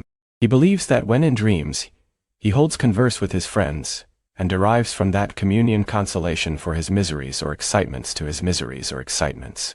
Vengeance, that they are not the creations of his fancy, but the beings themselves who visit him from the regions of a remote world. This faith gives a solemnity to his reveries that render them to me almost as imposing and interesting as truth. Our conversations are not always confined to his own history and misfortunes. On every point of general literature he displays unbounded knowledge and a quick and piercing apprehension. His eloquence is forcible and touching, nor can I hear him when he relates a pathetic incident or endeavors to move the passions of pity or love without tears. What a glorious creature must he have been in the days of his prosperity, when he is thus noble and godlike in ruin. He seems to feel his own worth and the greatness of his fall. "When younger," said he, "I believed myself destined for some great enterprise. My feelings are profound, but I possessed a coolness of judgment that fitted me for illustrious achievements. This sentiment of the worth of my nature supported me when others would have been oppressed, for I deemed it criminal to throw away in useless grief those talents that might be useful to my fellow creatures. When I reflected on the work I had completed, no less a one than the creation of a sensitive and rational animal, I could not rank myself with the herd of common projectors. But this thought, which supported me in the commencement of my career, now serves only to plunge me lower in the dust. All my speculations and hopes are as nothing, and like the archangel who aspired to omnipotence, I am chained in an eternal hell. My imagination was vivid, yet my powers of analysis and application were intense. By the union of these qualities I conceived the idea and executed the creation of a man. Even now I cannot recollect without passion my reveries while the work was incomplete. I trod heaven in my thoughts, now exulting in my powers, now burning with the idea of their effects. From my infancy I was imbued with high hopes and a lofty ambition. But how am I sunk? Oh, my friend, if you had known me as I once was, you would not recognize me in this state of degradation. Despondency rarely visited my heart. A high destiny seemed to bear me on, until I fell, never, never again to rise. Must I then lose this admirable being? I have longed for a friend. I have sought one who would sympathize with and love me. Behold, on these desert seas I have found such a one, but I fear I have gained him only to know his value and lose him. I would reconcile him to life, but he repulses the idea. I thank you, Walton, he said, for your kind intentions toward so miserable a wretch. But when you speak of new ties and fresh affections, think you that any can replace those who are gone? Can any man be to me as Clerval was, or any woman another Elizabeth? Even where the affections are not strongly moved by any superior excellence, the companions of our childhood always possess a certain power over our minds, which hardly any later friend can obtain. They know our infantine dispositions, which, however they may be afterwards modified, are never eradicated, and they can judge of our actions with more certain conclusions as to the integrity of our motives. A sister or a brother can never, unless indeed such symptoms have been shown early, suspect the other of fraud or false dealing, when another friend, however strongly he may be attached, may, in spite of himself, be contemplated with suspicion. But I enjoyed friends, dear not only through habit and association, but from their own merits. And wherever I am, the soothing voice of my Elizabeth and the conversation of Clerval will be ever whispered in my ear. They are dead, and but one feeling in such a solitude can persuade me to preserve my life. If I were engaged in any high undertaking or design, fraught with extensive utility to my fellow creatures, then could I live to fulfill it. But such is not my destiny. I must pursue and destroy the being to whom I gave existence. Then my lot on earth will be fulfilled, and I may die. My beloved sister, September 2. I write to you, encompassed by peril and ignorant, whether I am ever doomed to see again dear England, and the dearer friends that inhabit it. I am surrounded by mountains of ice, which admit of no escape, and threaten every moment to crush my vessel. The brave fellows whom I have persuaded to be my companions look towards me for aid, but I have none to bestow. There's something terribly appalling in our situation, yet my courage and hopes do not desert me. Yet it is terrible to reflect that the lives of all these men are endangered through me. If we are lost, my mad schemes are the cause. And what, Margaret, will be the state of your mind? You will not hear of my destruction, and you will anxiously await my return. Years will pass, and you will have visitings of despair, and yet be tortured by hope. Oh, my beloved sister, the sickening failing of your heart-felt expectations is, in prospect, more terrible to me than my own death. But you have a husband and lovely children. You may be happy. Heaven bless you, and make you so. My unfortunate guest regards me with the tenderest compassion.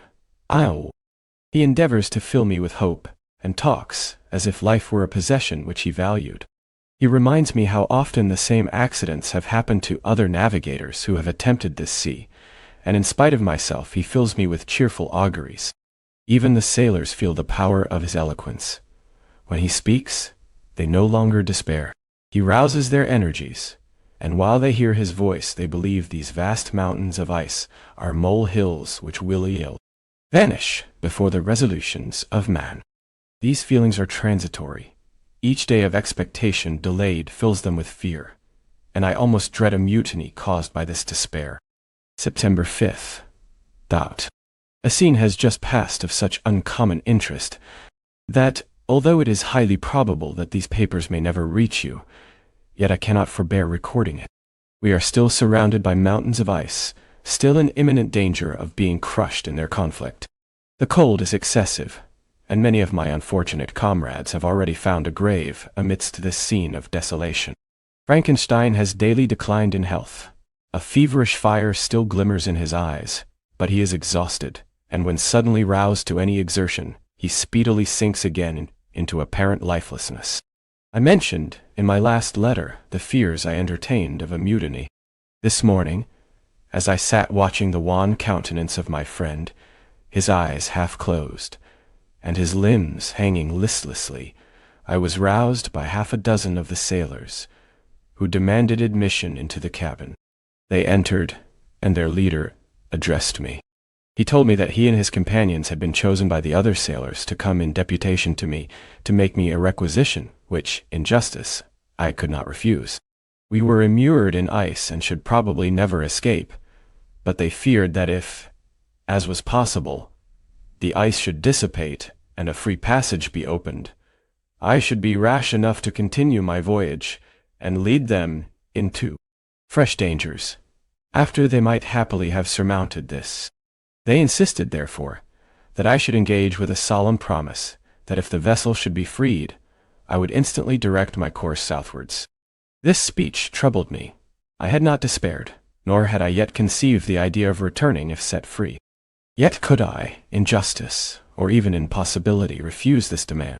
I hesitated before I answered, when Frankenstein, who had at first been silent, and indeed appeared hardly to have force enough to attend, now roused himself. His eyes sparkled, and his cheeks flushed with momentary vigor. Turning towards the men, he said, "What do you mean? What do you demand of your captain? Are you, then, so easily turned from your design? Did you not call this a glorious expedition? And wherefore was it glorious? Not because the way was smooth and placid as a southern sea, but because it was full of dangers and terror, because at every new incident your fortitude was to be called forth, and your courage exhibited, because danger and death surrounded it, and these you were to brave and overcome. For this was it a glorious, for this was it an honorable undertaking. You were hereafter to be hailed as the benefactors of your species, your names adored as belonging to brave men who encountered death for honor, and the benefit of mankind. And now, behold, with the first imagination of danger, or, if you will, the first mighty and terrific trial of your courage, you shrink away, and are content to be handed down as men who had not strength enough to endure cold and peril. And so, poor souls, they were chilly, and returned to their warm firesides. Why, that requires not this preparation. Ye need not have come thus far and dragged your captain to the shame of a defeat merely to prove yourselves cowards. Oh, be men, or be more than men. Be steady to your purposes, and firm as a rock. This ice is not made of such stuff as your hearts may be. It is mutable, and cannot withstand you if you say that it shall not. Do not return to your families with the stigma of disgrace marked on your brows. Return as heroes who have fought and conquered, and who know not what it is to turn their backs on the foe." He spoke this with a voice so modulated to the different feelings expressed in his speech, with an eye so full of lofty design and heroism, that can you wonder that these men were moved? They looked at one another, and were unable to reply. I spoke. I told them to retire and consider of what had been said, that I would not lead them farther north if they strenuously desired the contrary, but that I hoped that with reflection their courage would return. They retired, and I turned towards my friend, but he was sunk in languor, and almost deprived of life. How all this will terminate, I know not, but I had rather die than return shamefully, my purpose unfulfilled. Yet I fear such will be my fate. The men, unsupported by ideas of glory and honor, can never willingly continue to endure their present hardships. September 7th. The die is cast. I have consented to return if we are not destroyed. Thus are my hopes blasted by cowardice and indecision. I come back ignorant and disappointed. It requires more philosophy than I possess to bear this injustice with patience. September 12th. It is past. I am returning to England. I have lost my hopes of utility and glory. I have lost my friend. But I will endeavor to detail these bitter circumstances to you, my dear sister, and while I am wafted towards England and towards you, I will not despond. September 9th. The ice began to move, and roarings like thunder were heard at a distance as the island split and cracked in every direction. We were in the most imminent peril, but as we could only remain passive, my chief attention was occupied by my unfortunate guest, whose illness increased in such a degree that he was entirely confined to his bed. The ice cracked behind us and was driven with force towards the north. A breeze sprang from the west, and on the 11th, the passage towards the south became perfectly free.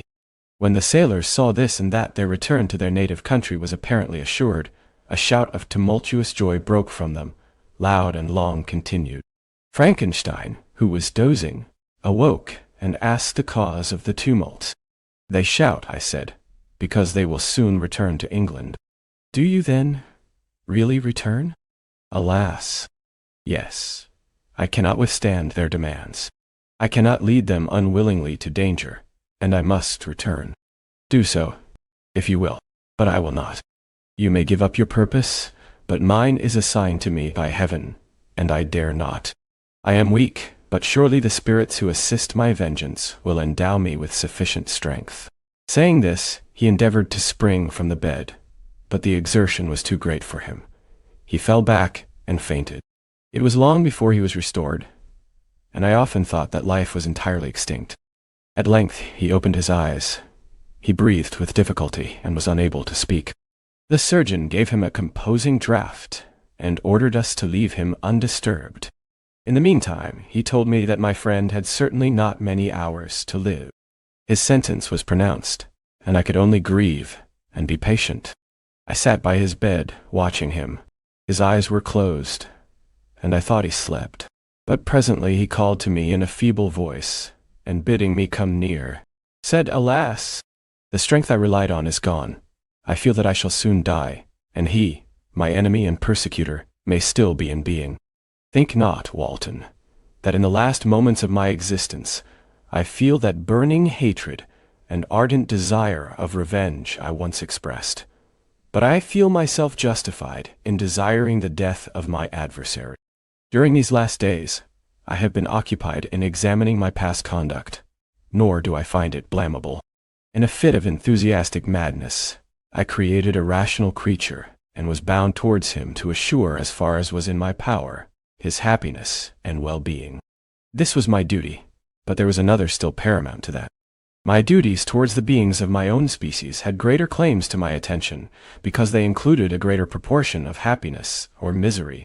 Urged by this view, I refused, and I did right in refusing to create a companion for the first creature. He showed unparalleled malignity and selfishness in evil. He destroyed my friends. He devoted to destruction beings who possessed exquisite sensations, happiness, and wisdom. Nor do I know where this thirst forced vengeance may end. Miserable himself, that he may render no other wretched, he ought to die. The task of his destruction was mine, but I have failed. When actuated by selfish and vicious motives, I asked you to undertake my unfinished work, and I renew this request now, when I am only induced by reason and virtue. Yet I cannot ask you to renounce your country and friends to fulfill this task, and now that you are returning to England, you will have little chance of meeting with him. But the consideration of these points, and the well-balancing of what you may esteem your duties, I leave to you. My judgment and ideas are already disturbed by the near approach of death. I dare not ask you to do what I think right, for I may still be misled by passion. That he should live to be an instrument of mischief disturbs me. In other respects, this hour, when I momentarily expect my release, is the only happy one which I have enjoyed for several years. The forms of the beloved dead flit before me, and I hasten to their arms.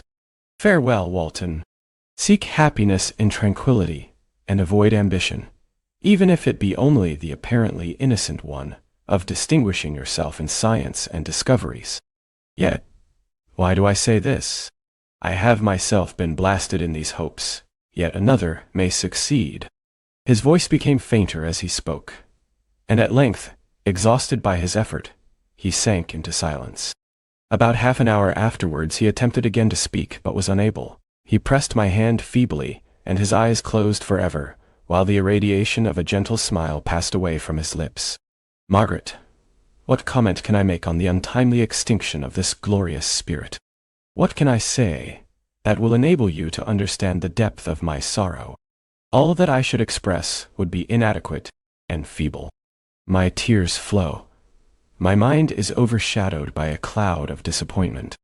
But I journey towards England, and I may there find consolation. I am interrupted. What do these sounds portend? It is midnight. The breeze blows fairly, and the watch on deck scarcely stir. Again, there is a sound as of a human voice, but hoarser. It comes from the cabin where the remains of Frankenstein still lie. I must arise and examine. Good night, my sister. Great God, what a scene has just taken place. I am yet dizzy with the remembrance of it. I hardly know whether I shall have the power to detail it. Yet the tale which I have recorded would be incomplete without this final and wonderful catastrophe. I entered the cabin where lay the remains of my ill-fated and admirable friend. Over him hung a form which I cannot find words to describe, gigantic in stature, yet uncouth and distorted in its proportions. As he hung over the coffin, his face was concealed by long locks of ragged hair, but one vast hand was extended, in color and apparent texture, like that of a mummy. When he heard the sound of my approach, he ceased to utter exclamations of grief and horror, and sprung towards the window. Never did I behold a vision so horrible as his face, of such loathsome yet appalling hideousness.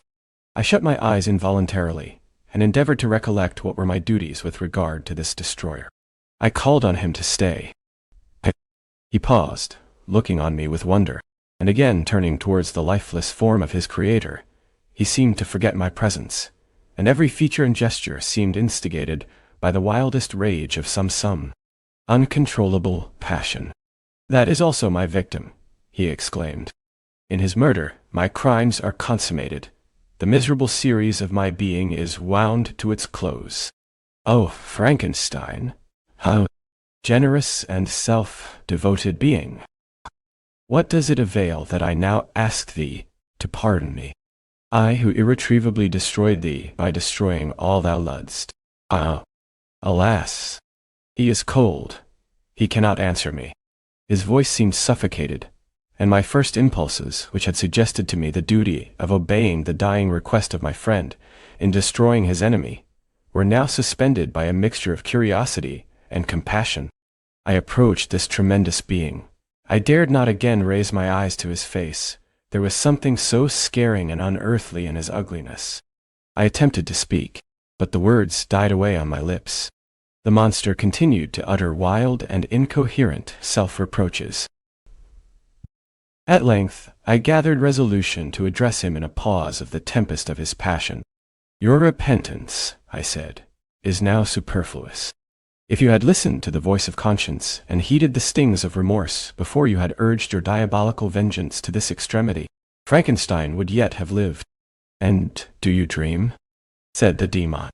Do you think that I was then dead to agony and remorse? He continued, pointing to the corpse, he suffered not in the consummation of the deed. Oh, not the 10,000th portion of the anguish that was mine during the lingering detail of its execution. A frightful selfishness hurried me on, while my heart was poisoned with remorse. Think you that the groans of Clerval were music to my ears? My heart was fashioned to be susceptible of love and sympathy, and when wrenched by misery to vice and hatred, it did not endure the violence of the change without torture, such as you cannot even imagine. After the murder of Clerval, I returned to Switzerland, heartbroken and overcome. I pitied Frankenstein. My pity amounted to horror. I abhorred myself. But when I discovered that he, the author at once of my existence and of its unspeakable torments, dared to hope for happiness, that while he accumulated wretchedness and despair upon me, he sought his own enjoyment in feelings and passions from the indulgence of which I was forever barred, then impotent envy and bitter indignation filled me with an insatiable thirst for vengeance. I recollected my threat and resolved that it should be accomplished. I knew that I was preparing for myself a deadly torture, but I was the slave, not the master, of an impulse which I detested, yet could not disobey. Yet when she died, nay, then, I was not miserable. I had cast off all feeling, subdued all anguish, to riot in the excess of my despair. Evil thenceforth became my good. Urged thus far, I had no choice but to adapt my nature to an element which I had willingly chosen. The completion of my demoniacal design became an insatiable passion. And now it is ended. There is my last victim. I was at first touched by the expressions of his misery. Yet, when I called to mind what Frankenstein had said of his powers of eloquence and persuasion, and when I again cast my eyes on the lifeless form of my friend, indignation was rekindled within me. "Wretch," I said, "it is well that you come here to whine over the desolation that you have made. You throw a torch into a pile of buildings, and when they are consumed, you sit among the ruins and lament the fall. Hypocritical fiend! If he whom you mourn still lived, still would he be the object. Again would he become the prey of your accursed vengeance. It is not pity that you feel. You lament only because the victim of your malignity is withdrawn from your power." "Oh, it is not thus, interrupted the being. "Yet such must be the impression conveyed to you by what appears to be the purport of my actions. Yet I seek not a fellow feeling in my misery. No sympathy may I ever find. When I first sought it, it was the love of virtue, the feelings of happiness and affection with which my whole being overflowed, that I wished to be participated. But now that virtue has become to me a shadow, and that happiness and affection are turned into bitter and loathing despair, in what should I seek for sympathy? I am content to suffer alone while my suffering shall endure. When I die, I am well satisfied that abhorrence and opprobrium should load my memory. Once my fancy was soothed with dreams of virtue, of fame, and of enjoyment. Once I falsely hoped to meet with beings who, pardoning my outward form, would love me for the excellent qualities which I was capable of unfolding. I was nourished with high thoughts of honor and devotion. But now crime has degraded me beneath the meanest animal. No guilt, no mischief, no malignity, no misery can be found comparable to mine. When I run over the frightful catalogue of my sins, I cannot believe that I am the same creature whose thoughts were once filled with sublime and transcendent visions of the beauty and the majesty of goodness. But it is even so, the fallen angel becomes a malignant devil. Yet even that enemy of God and man had friends and associates in his desolation. I am alone.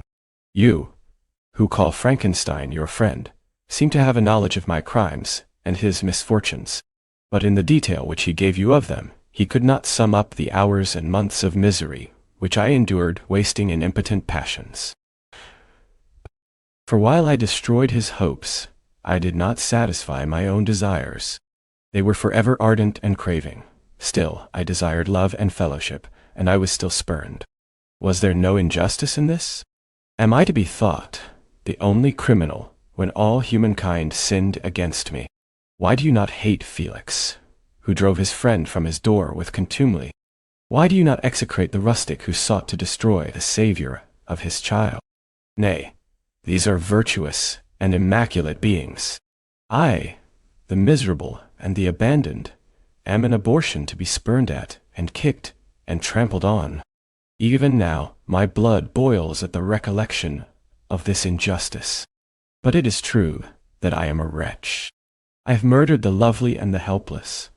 I have strangled the innocent as they slept and grasped to death his throat, who never injured me or any other living thing. I have devoted my Creator, the select specimen of all that is worthy of love and admiration among men, to misery. I have pursued him, even to that irremediable ruin. There he lies, white and cold in death. You hate me, but your abhorrence cannot equal that with which I regard myself. I look on the hands which executed the deed. I think on the heart in which the imagination of it was conceived, and long for the moment when these hands will meet my eyes, when that imagination will haunt my thoughts no more. Fear not that I shall be the instrument of future mischief. My work is nearly complete. Neither yours nor any man's death is needed to consummate the series of my being and accomplish that which must be done, but it requires my own. Do not think that I shall be slow to perform this sacrifice. I shall quit your vessel on the ice raft which brought me thither, and shall seek the most northern extremity of the globe. I shall collect my funeral pile, and consume to ashes this miserable frame, that its remains may afford no light to any curious and unhallowed wretch who would create such another as I have been. I shall die. I shall no longer feel the agonies which now consume me, or be the prey of feelings unsatisfied, yet unquenched. He is dead who called me into being, and when I shall be no more, the very remembrance of us both will speedily vanish. I shall no longer see the sun or stars or feel the winds play on my cheeks. Light, feeling, and sense will pass away, and in this condition must I find my happiness. Some years ago, when the images which this world affords first opened upon me, when I felt the cheering warmth of summer, and heard the rustling of the leaves and the warbling of the birds, and these were all to me, I should have wept to die. Now it is my only consolation. Polluted by crimes and torn by the bitterest remorse, where can I find rest but in death? Farewell. I leave you, and in you the last of humankind whom these eyes will ever behold. Farewell, Frankenstein.